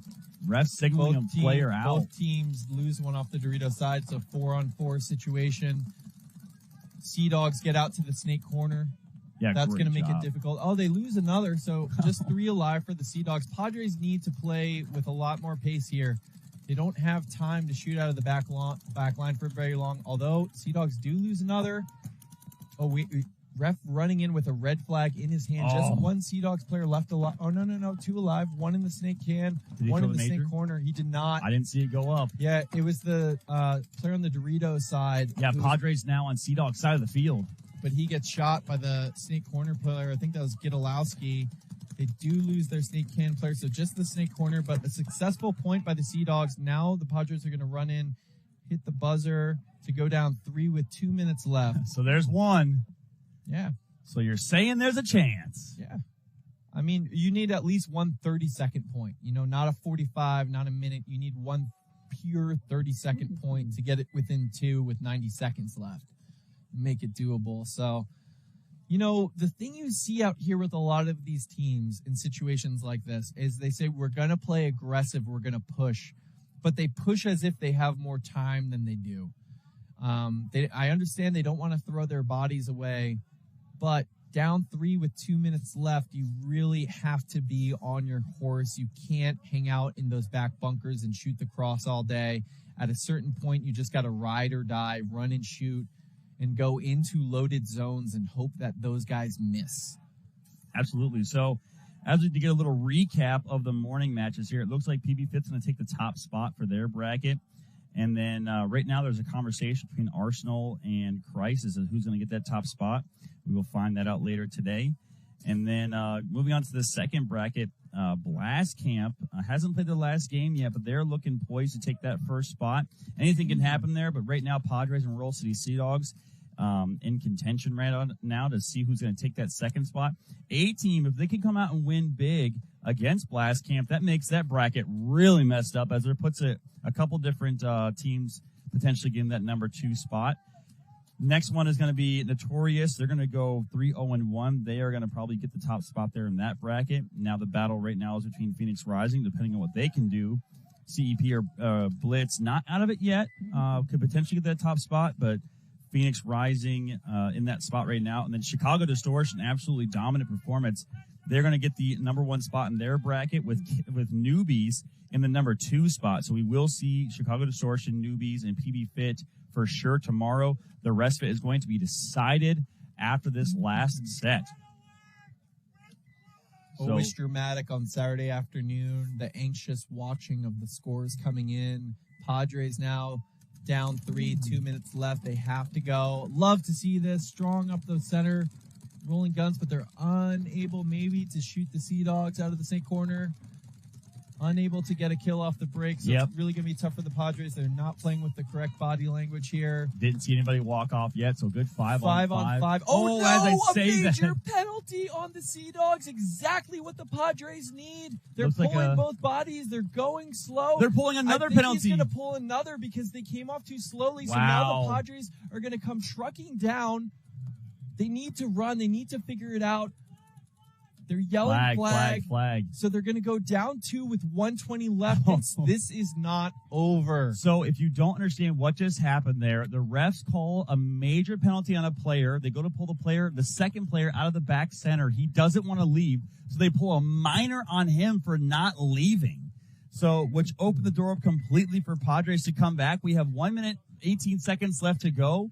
So now Padres only down by 2, plenty of time. Yeah, plenty of time to storm back. 118, so you still have to play on your horse, right? You can't hang out in your bunkers too long. You still need to. I'm hearing from Rob that the Snake Corner player for Royal City Seadogs was called on a major penalty for wiping. Wow. Not just playing on, trying to ditch one. Really bad spot to try to ditch one. Yeah, right in front of the pit, right in front of the ref. Probably not a good idea. Well, and also it's fine to go down one body and be 4-on-5 in that situation. Trust your boys. Taking three players off the field at once is exactly what the Padres need. So crazy move there, crazy turn of events for Royal City Seadogs. They looked like they were going to have this one in the bag, but then squandering the lead right now. I kind of had a feeling about this one, Vince. Yeah, you I know did. I'm the optimist, but I kind of had a feeling about this one that things might turn in the Padres' favor. Royal City Seadogs right now really want to get a kill off the break in this situation. Padres, again, need to play with pace. You know, they had started that one a little slow. They got the gift of the major. They need to understand that 118, it's not long enough to win a methodical point. You need to win chaotic points out here. So that means you need to create chaos. And the way you do that is with deep runs, immediate wraps, and maniacal gun battling, right? Not going into your bunker, rolling the dice, right? Great advice from Coach Mike here. Letting everybody know what they need to do in order to win this point. Now, if Padres pull that exact game plan out, this might be a situation where I got to be careful. I might lose my co-commentator. They'll be bringing you in to help co-coach the team. Yeah, man. Hopefully we get some offers in that DMs. I could really use it. So that being said, though, all of you out there that want to hit my my co-commentator of the DMs, no, he's mine. You cannot have him. So Padres now. Heavy guns off the break looking for a kill and then storming into the center. They get one. They get one. Off out of the corner, the back center doing gun surgery. They send Bounds into the snake side. Running ref coming in on the Seadogs back center. Oh, my goodness. Oh, no, he doesn't call anyone out. Padres going on to the Seadogs side of the field, coming through. I don't know if he got anyone. 3 alive for the Seadogs. I think I see at least 2 walking off for the Padres. Bounds needs to get on his horse. He can't afford to stay here. Ref is double checking, still clean. Still 3 alive for the Padres, and their chances are dwindling by the second. Just 2 alive, and they're in the back line. Yeah, 3 alive here for Royal City Seadogs, holding it off as they get a player out to the snake corner. See, this is what you can't do if you're the Padres. You can't stay in that bunker. 30 seconds now on the clock, what ticking are you down. At? You're trying to dink out the snake corner right now? It's not going to happen. Push, die on your swords. What are you doing right now? Good for Royal City Seadogs. They've had great break shooting, punching their ticket to Sunday. A futile late attack by the Padres. They need to watch this tape and know this is way too late. I mean, Seadogs are going to play on Sunday, a Canadian team. They can't play every event, and I'm happy to see them. They earned it with their break shooting. I was going to say, if I'm Christ right now, the coach of the Padres, I am getting ready to blow up. Oh. Yeah, and doing dishonor on Cyril Kitto's jersey, if you ask me. But, you know, the Padres, they almost had that comeback, but they just didn't. They played like they needed 1 and they needed 2. Yeah, that's a tough one. Happens all the time. So that is man. What a mistake there. Mental mistake. It happens. Like you said, it happens all the time. Happens all the time to the best players out here too. So just not going to have enough time to try to come back. Again, 4-6. And I mean, just that will end it. So Notorious here will take the win. A controversial win over CEP. A lot of shenanigans going on in that match. Yeah, that late call was something. Padres going to take the win. Royal City Seadogs going to take the win over the Padres. So again, I'm Vince Cunningham from Let's Talk Paintball, joined here by Mike Jeffries, out here at the Windy City Major, 5th stop of the NXL Tour as we get ready to go into the last set of the day. It's going to be Brawl versus Phoenix Rising and Blastcamp versus A-Team. Stick around. We will be right back with more.